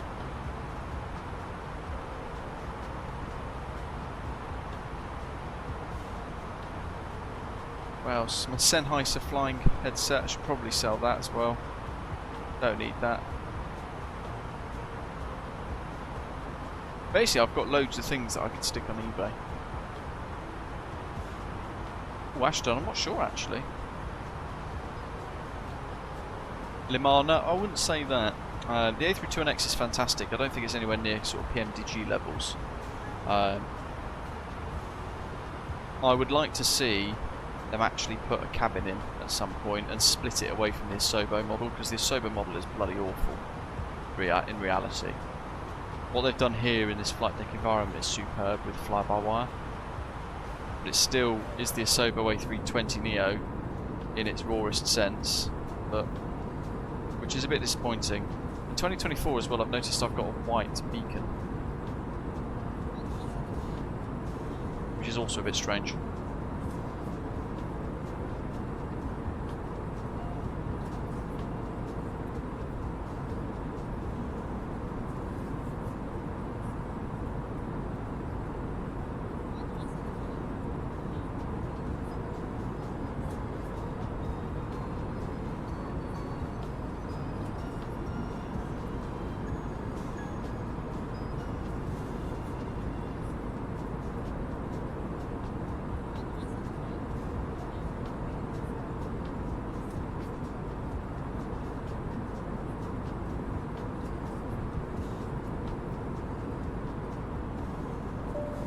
Mountain there. Actually, yeah, Badger likes the A330 as well quite a bit in 2024. They're always flying around in it. I've not tried that one yet, actually, in fairness. I probably should at some point soon. But we're being spoiled with a lot of Payware updates and compatibility improvements and things for the big aeroplanes that people have bought, haven't they? So it's a bit of a tough one.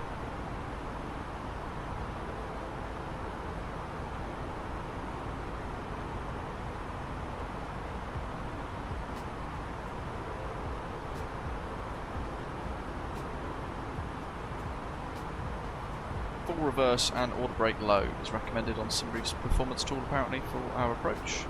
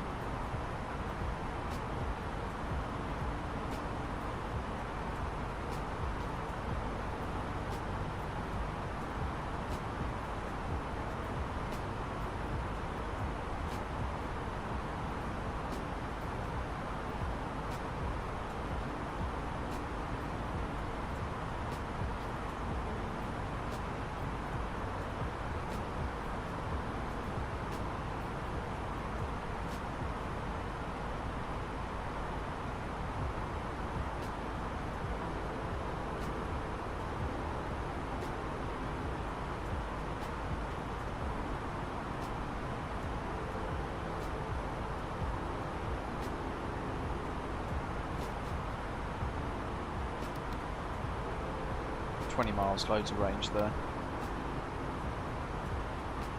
Sequencing does look pretty good now.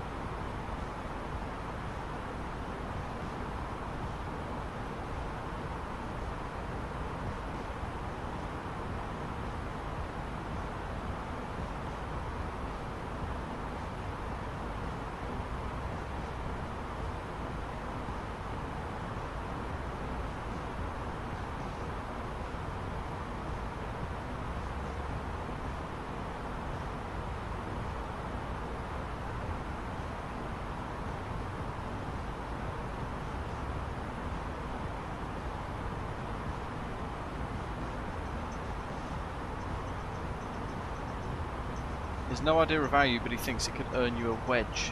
How would it... He'll have to message me, Dursey, too, with what he's saying, and how he thinks maybe I should go about selling it.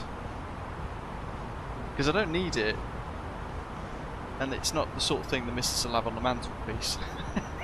So, but it's got, in fact, I'll send you a picture of...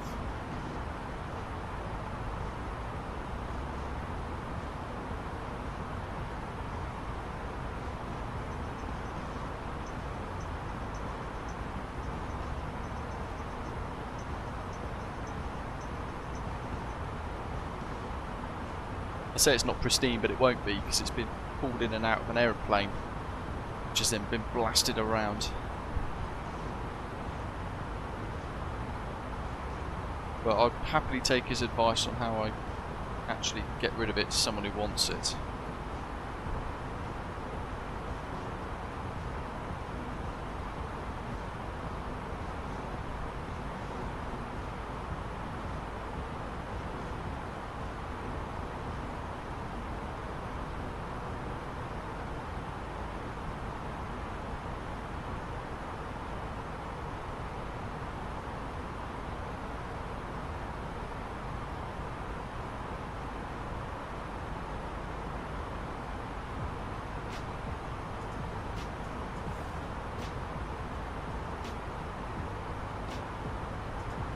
Yeah, it is, isn't it, Ian? It's a bit... I don't know what's going on with it, but it's very buggy. It's showing you guys over the middle of Nepal already, as if you've overflown it. Even though you're kind of the same part of airspace that I'm in. And then it updates and flashes back to the correct location. It's all a bit weird.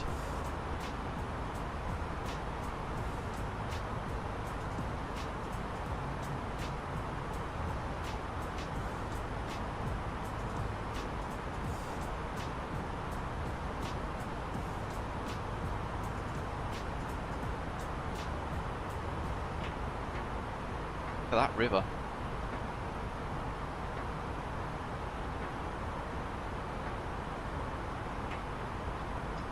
I do need to try that other one that people have spoken about.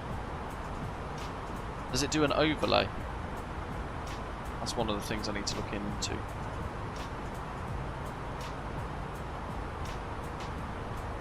Get the best you can afford, Flybywire Sim Pilot, pretty much.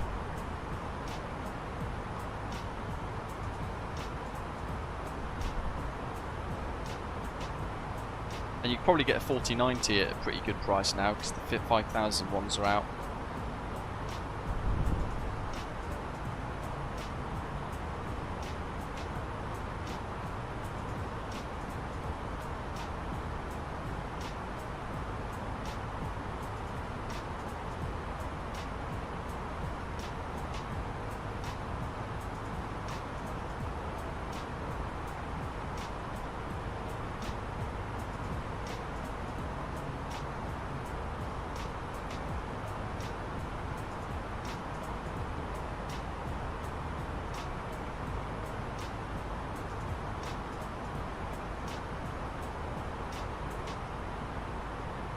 Fair enough, David.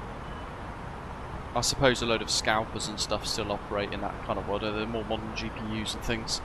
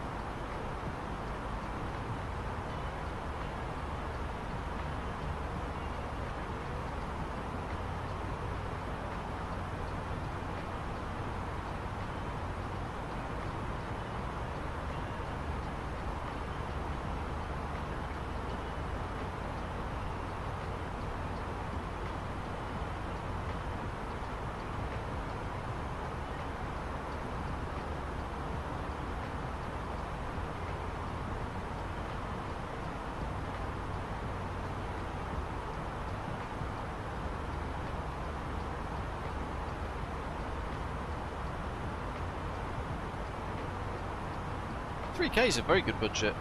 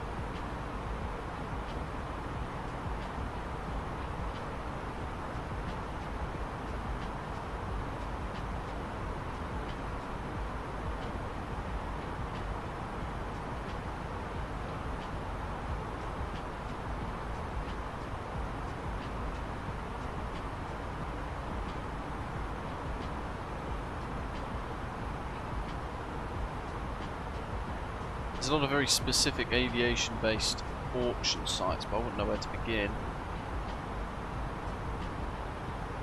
With a lot of them.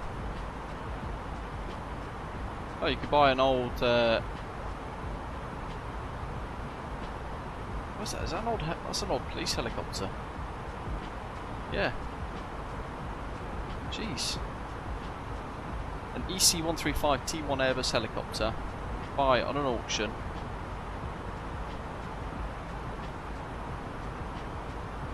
For the high value price of £525,000 sterling.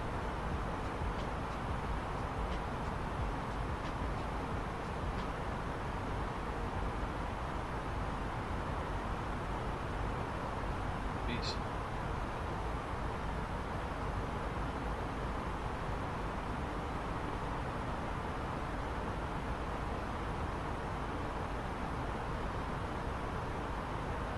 Yeah, we've got the mountains coming in now. We're going into that. They almost look higher than we are from this perspective. Almost time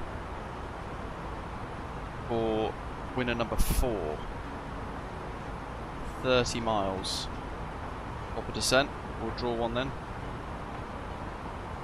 What I want to go down to is max 270 knots, 10,500, and we're going to manage descent, and hopefully that works. Oh yeah, send to destination data.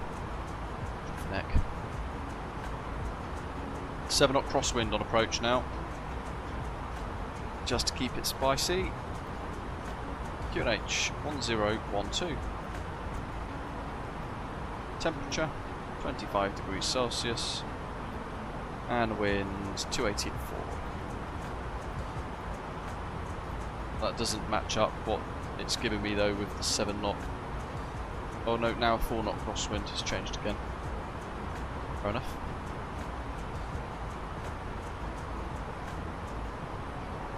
That's a bit better.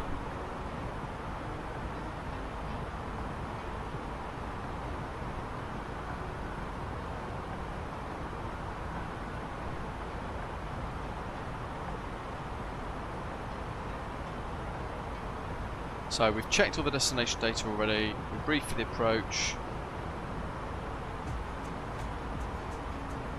checked missed approach stuff, got our speeds, our minimums all ready to go. We want 10,500, I'm just going to use the Wingwing FCU to set that up, he says. Interesting. So the 100 element doesn't work. I have to flick the toggle on there, on the actual aircraft. Strange. This Wingwing EFIS and FCU should work better than it does this far in post-release, in my opinion.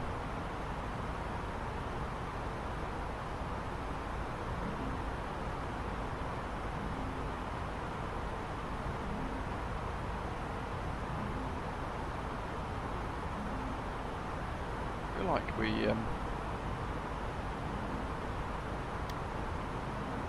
feel like we're starting descent very early. Well, I suppose that makes sense.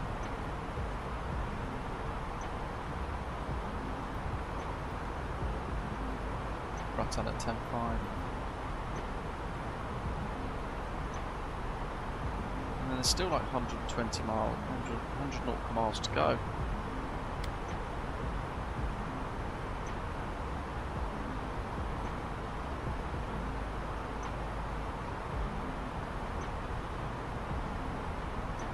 To ask the is it coming to msfs 2024 anytime soon? Adrol, we're doing the RNAV RMP Zulu into 02, so we're kind of working through the valley a little bit.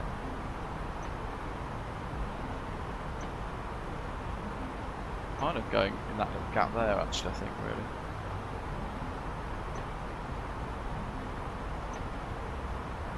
Right, top descent reached.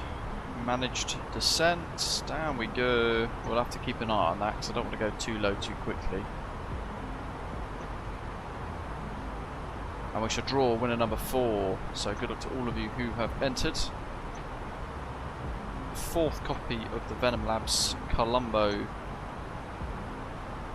Airport scenery goes to... Oh, Ashton won again. Let me re-roll that.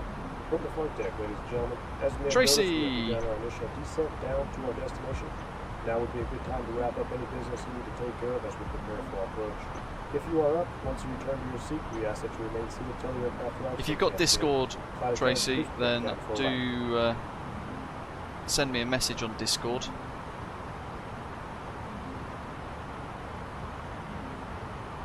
Or you can email me on britishavgeek1@gmail.com to claim your prize, and then I'll send you the instructions on how to get that. Congratulations to you. We've got one more left to give away. We'll give that away when we land. Yes, it's so rigged that somebody won twice. If it was rigged, that wouldn't happen. You can't. What's the point in having the same product twice? Deary me.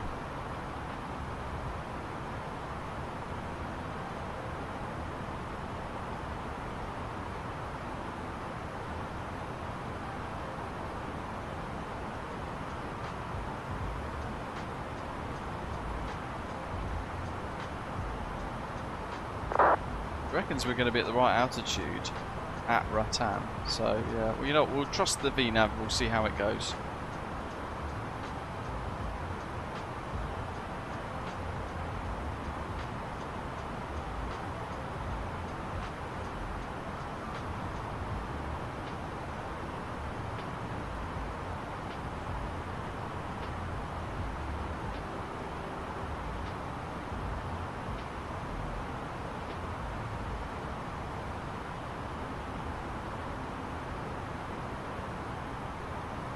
Got a bit of cloud cover for us to contend with as well when we get in.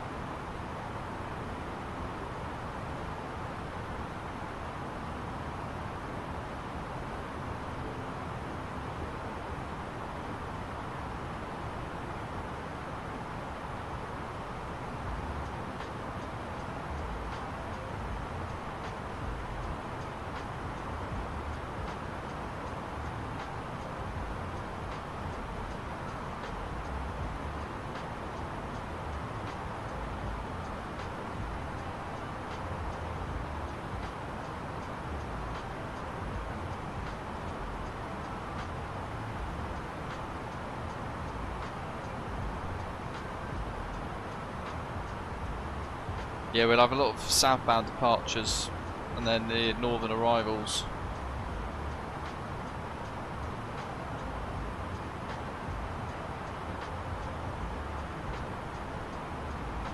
If anyone does wish to buy my possibly fitted to a Harrier or Vulcan or Jaguar Cold War era Royal Air Force turn and slip indicator,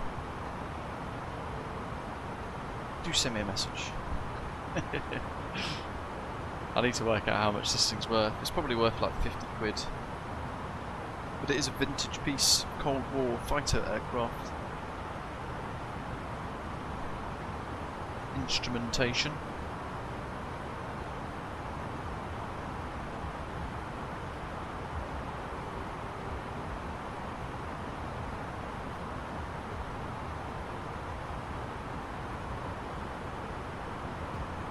A little bit more steeper.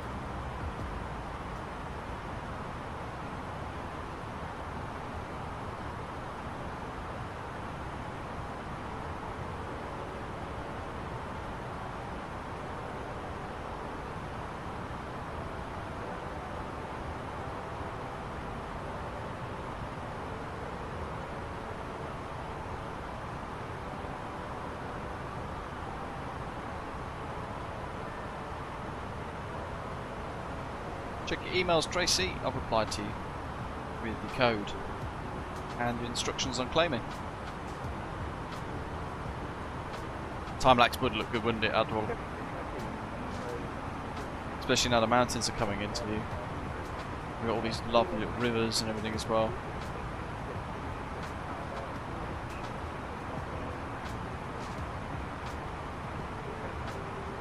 Big thank you to everyone who's hit the like button today.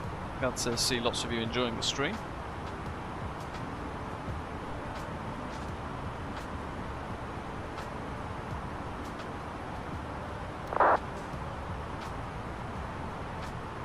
Not too far to go from Romeo. And then from Romeo we go to Rattan at 10,500. And then we've got to work down to minimums of 4,620. But KT520 will be at 5280. So I'll spin it down to 5 and then hand fly the last bit. And at some point in the arrival, before we get to minimums, I'll turn the autopilot off and just hand fly it in, see how it goes.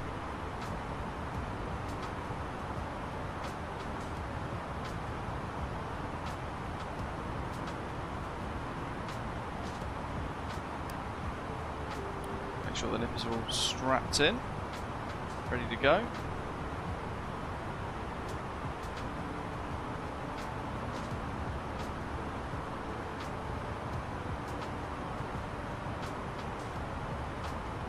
There's 2 more aircraft on VCBI.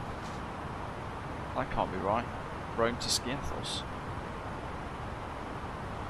I think he's filed his flight plan properly. And one's just landed. So we're all flying in, there's no one else actually kind of ready to depart yet.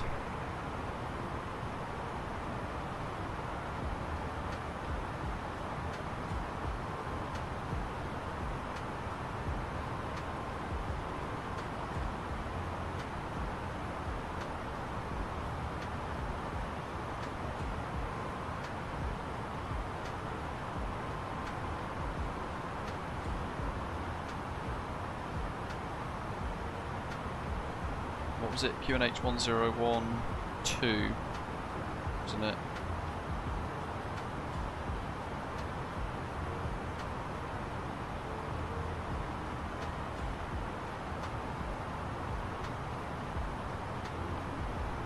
That's not linked for some reason. 1012, water brake low. 20. We get. No, we don't. Yeah, look at that for a view.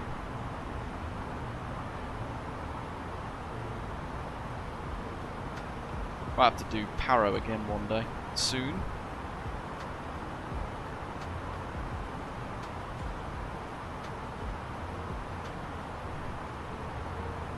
We've got a freeware Kathmandu scenery that we're arriving into as well. For what it's worth, there's 2 available. This one looks the best. Although I can't remember which one it is.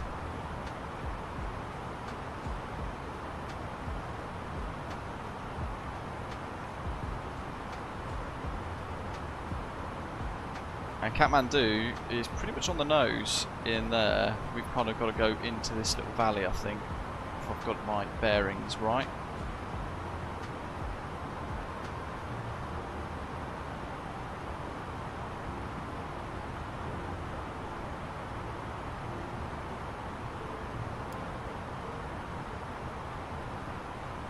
And I'll set 5,000 feet.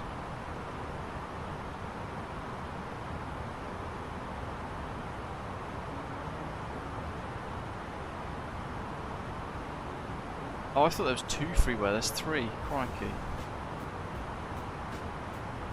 To be fair, they're all decent. I think they're all much of a muchness. So if you downloaded any of them, they would look very similar regardless from what I was looking at the other day. Dust2 did it in the club lounge.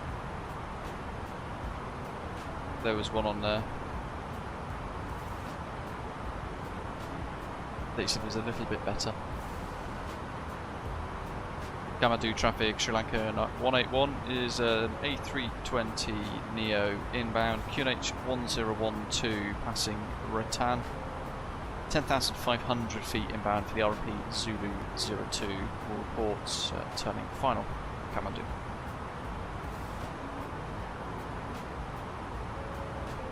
$10,500. Runway turn off, wing lights, altitude 43.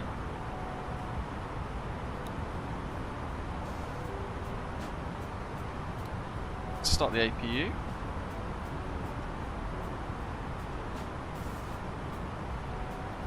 And we've gone to approach mode.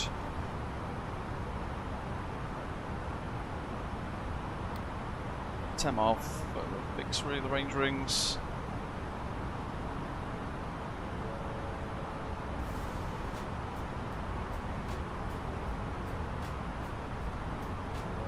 Let's get rid of the music.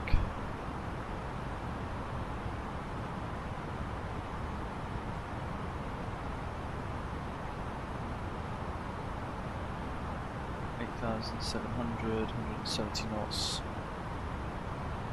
Green dot, flaps 1.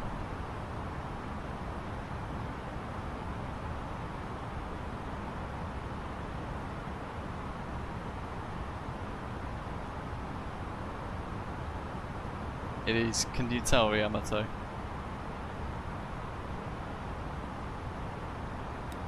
Let's pop APU on. Hopefully that'll basically switch the APU packs across the APU. That way we've got a bit more power to climb from the engines.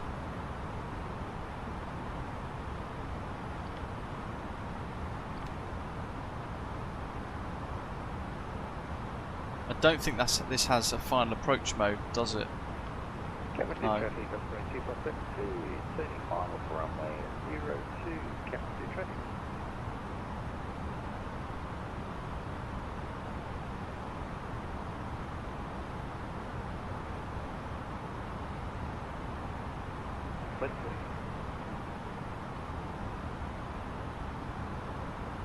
So we've got max 200 knots.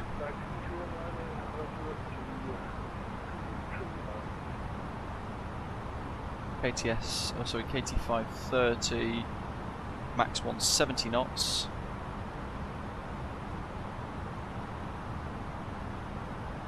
So we'll go flaps 2, speed select 170.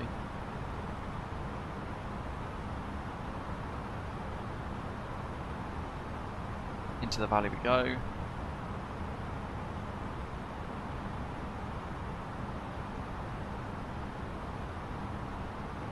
Brakes armed. Now it's armed. I'm thinking of Boeing keybinds. This. It's the first time flying into like a mountainous region in msfs 2024, but look how superb this looks.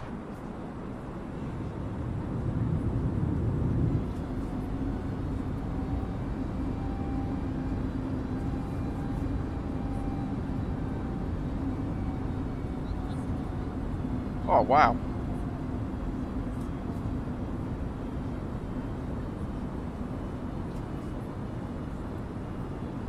Really cool. Anyway, autopilot off. Let's hand flower in. Let's go track FPA. Flight director off, points having that. 160. Let's get the tape guide tracker on.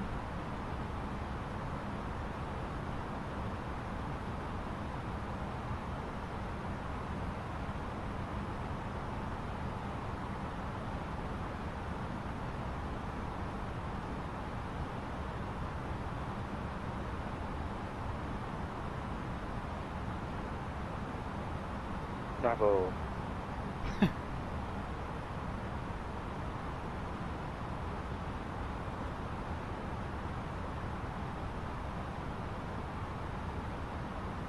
Get down. Flight attendants, please prepare for that. And Captain 20, confirmation. Let's do is exit the active runway at Charlie. Big green. Oh, wowee. Look at that for a reveal.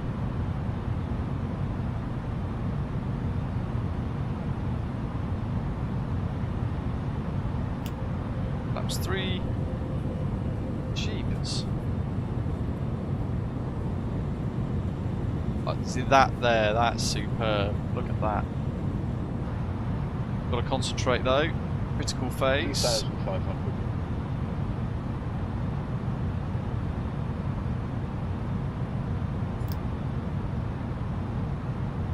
On approach. Kathmandu traffic, SriLankan 181 is final runway 02.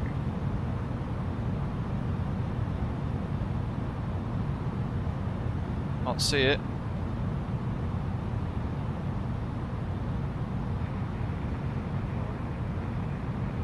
You know what? Got a bit low here. I'm following the VNAV ball, but actually, 852. I know it's about right. The VNAV path was a bit wrong as well. Right, so just ignore the VNAV ball. 520, 5280. Where's that got coming secure? There we go. This is where you kind of need final approach mode.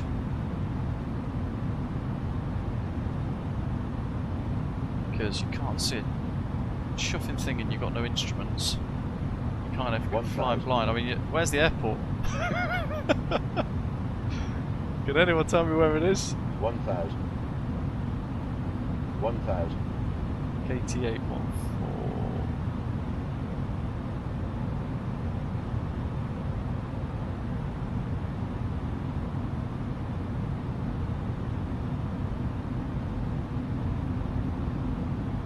Full flap, down a green, speed's good.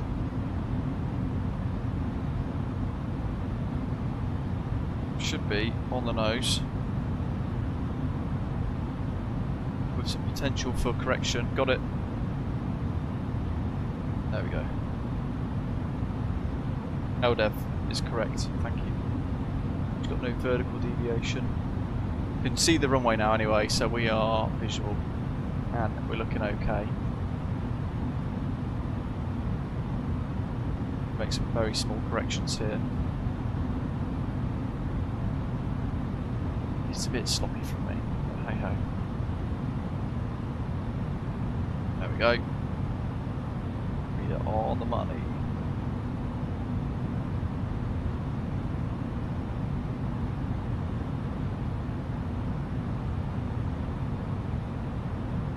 Wowzers. So this is what msfs 2020 can't do, the atmospherics. So good. 5 knot crosswind, tiny bit of tailwind 100 above. on us as well. 400. No, we're fine, Yamato. Forgive me, I'm just going to ignore the live chat a bit there. No, I'm not SriLankan. 50, Ahead. 40, 30, 20, 10, 5. Touchdown. Let our nose gently come down and reverse green. Decel brakes low.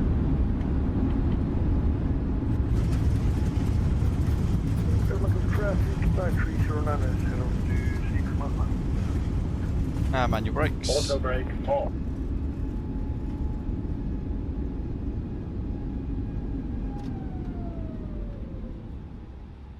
Touchdown. 17 knots. Just bring it down a little bit more. And we'll get the flaps up. Spoilers disarmed. Vacate Charlie.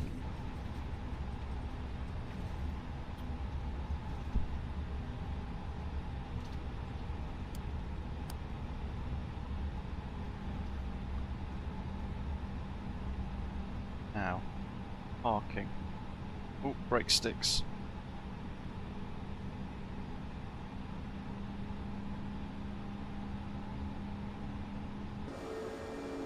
What's parking space? What's that one? 6543.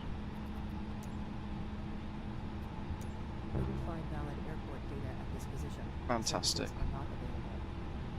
Kathmandu traffic, SriLankan 181 is vacated and taxiing to stand number 3 by the apron.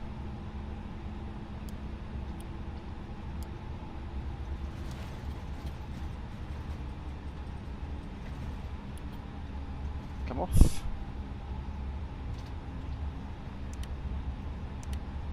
Didn't come off.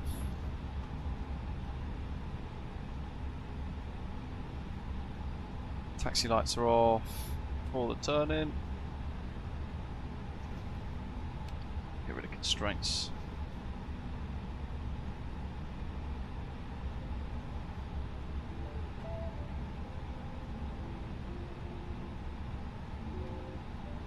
And we've got no GSX. Try one more. Right.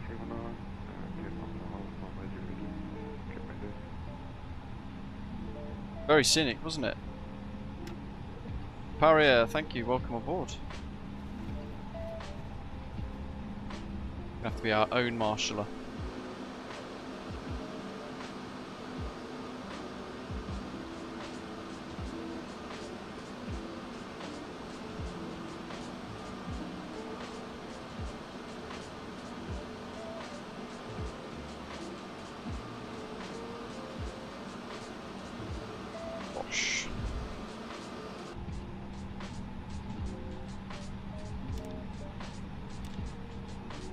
Engines can come off.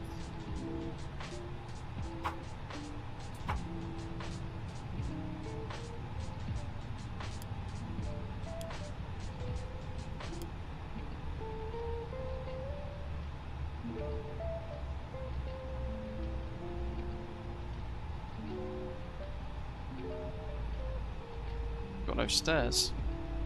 Kathmandu taxi runway begin.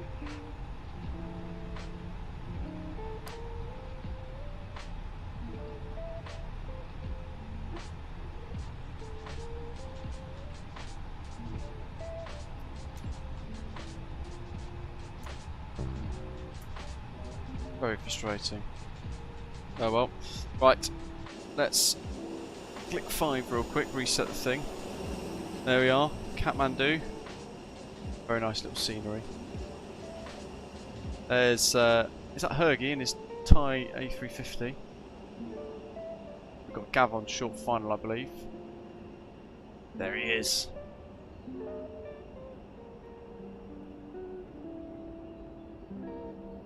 Yeah, we'll watch from the hold point, shall we?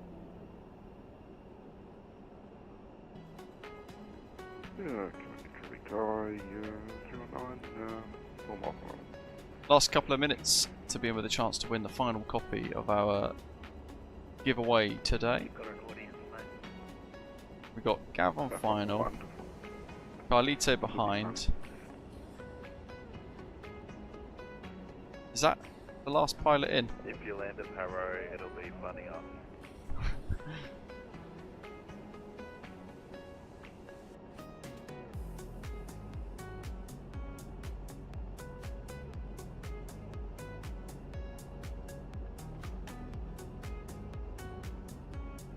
Got off-centre line takeoff deviation on my new Sky. Great touchdown, 1.32 G, minus 278 foot per minute. £19,000 profit for Osprey Airways. Drink F5.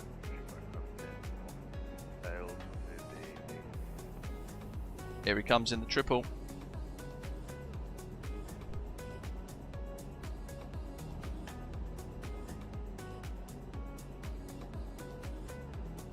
There's the threshold, looking good. And we've got Carlito to finish the team off. Oh, it's one of those no landing gear AI models, brilliant. There's a lot of those in msfs 2024 it seems. Touchdown.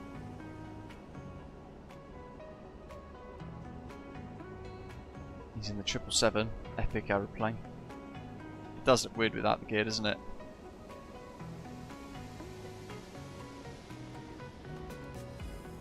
That's an AIG problem that they don't seem to be able to fix. You have to just imagine the gears down.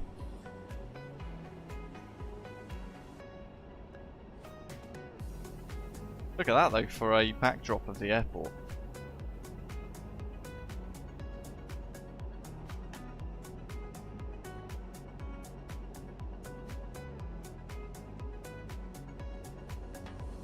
Very scenic.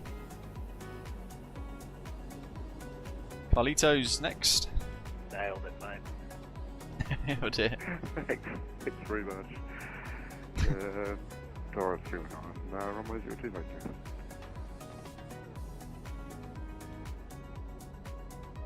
Got to try and find. Kathmandu traffic, SriLankan 784 inbound on out 02, last minute.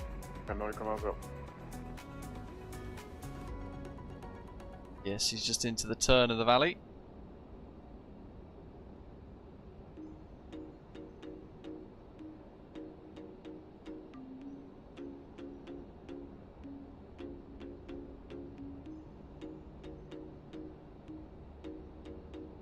He's basically in there somewhere in that cloud. It's tough with the haze though, because you're relying on that little magenta line because you can't see the runway, and in the A32NX it doesn't have fund approach mode, so you can't just let it go in on its own.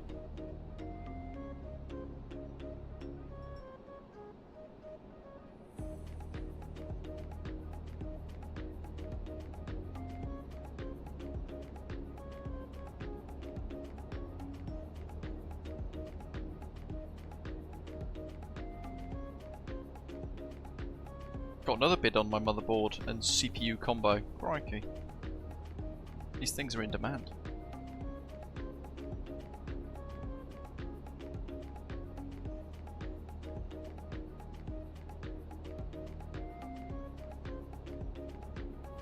Drop hit live.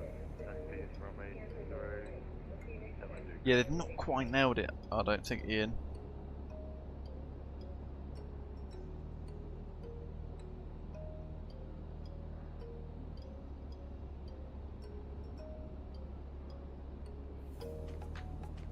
It's tense, isn't it, not being able to see where the aircraft is? Kathmandu traffic, SriLankan 784, SDC, short final, on out 02.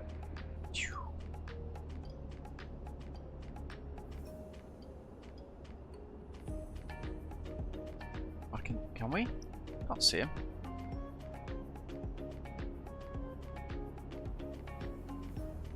This is where we'll be like, oh, there he is.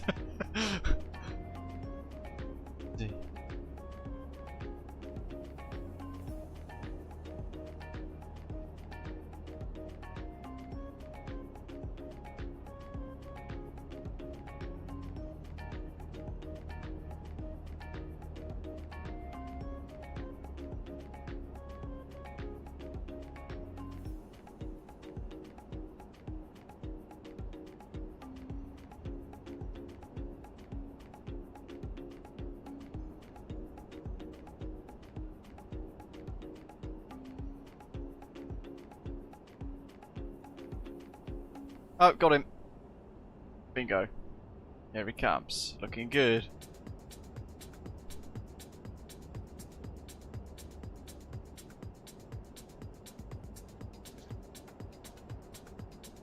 Cool. As we wait for him to line up and land, we'll draw the last winner. So, thank you to everybody who took part today. The final winner for today is Jakob. Congratulations to you. If you're in my Discord server, ping me or drop me a DM or email me britishafgeek1@gmail.com and we will organise your prize.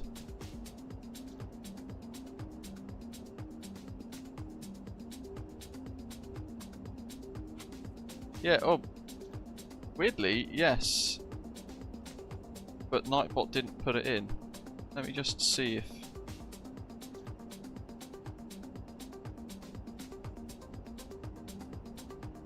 It didn't do it very quickly, did it?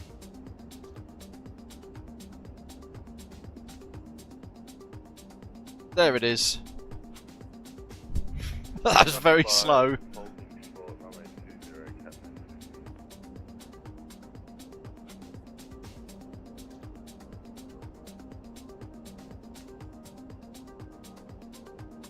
Yeah, very, very laggy. But yeah. Anyway, congratulations to... We've got Ashton Anders, Gracia, MPS Gaming, Tracy and Jakob for the 5 copies throughout today's giveaway. Big congratulations to all 5 of you. Thank you for entering. Hopefully you guys have all enjoyed today's live stream from the new VenomLabs Colombo Airport scenery. It's not yet released, so it's a preview of that scenery. All the way across to here, Kathmandu.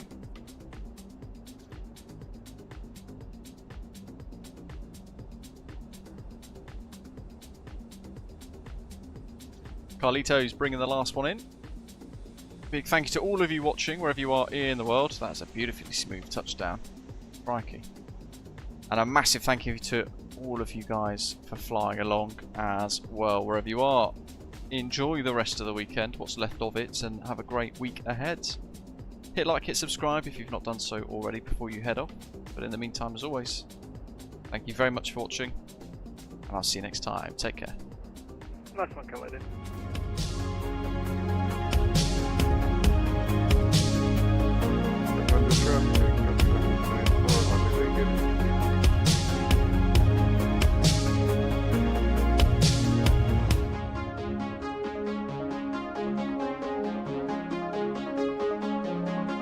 There you go. Good luck with your flight. Kathmandu Traffic Truck Airlines, Trucks and Line.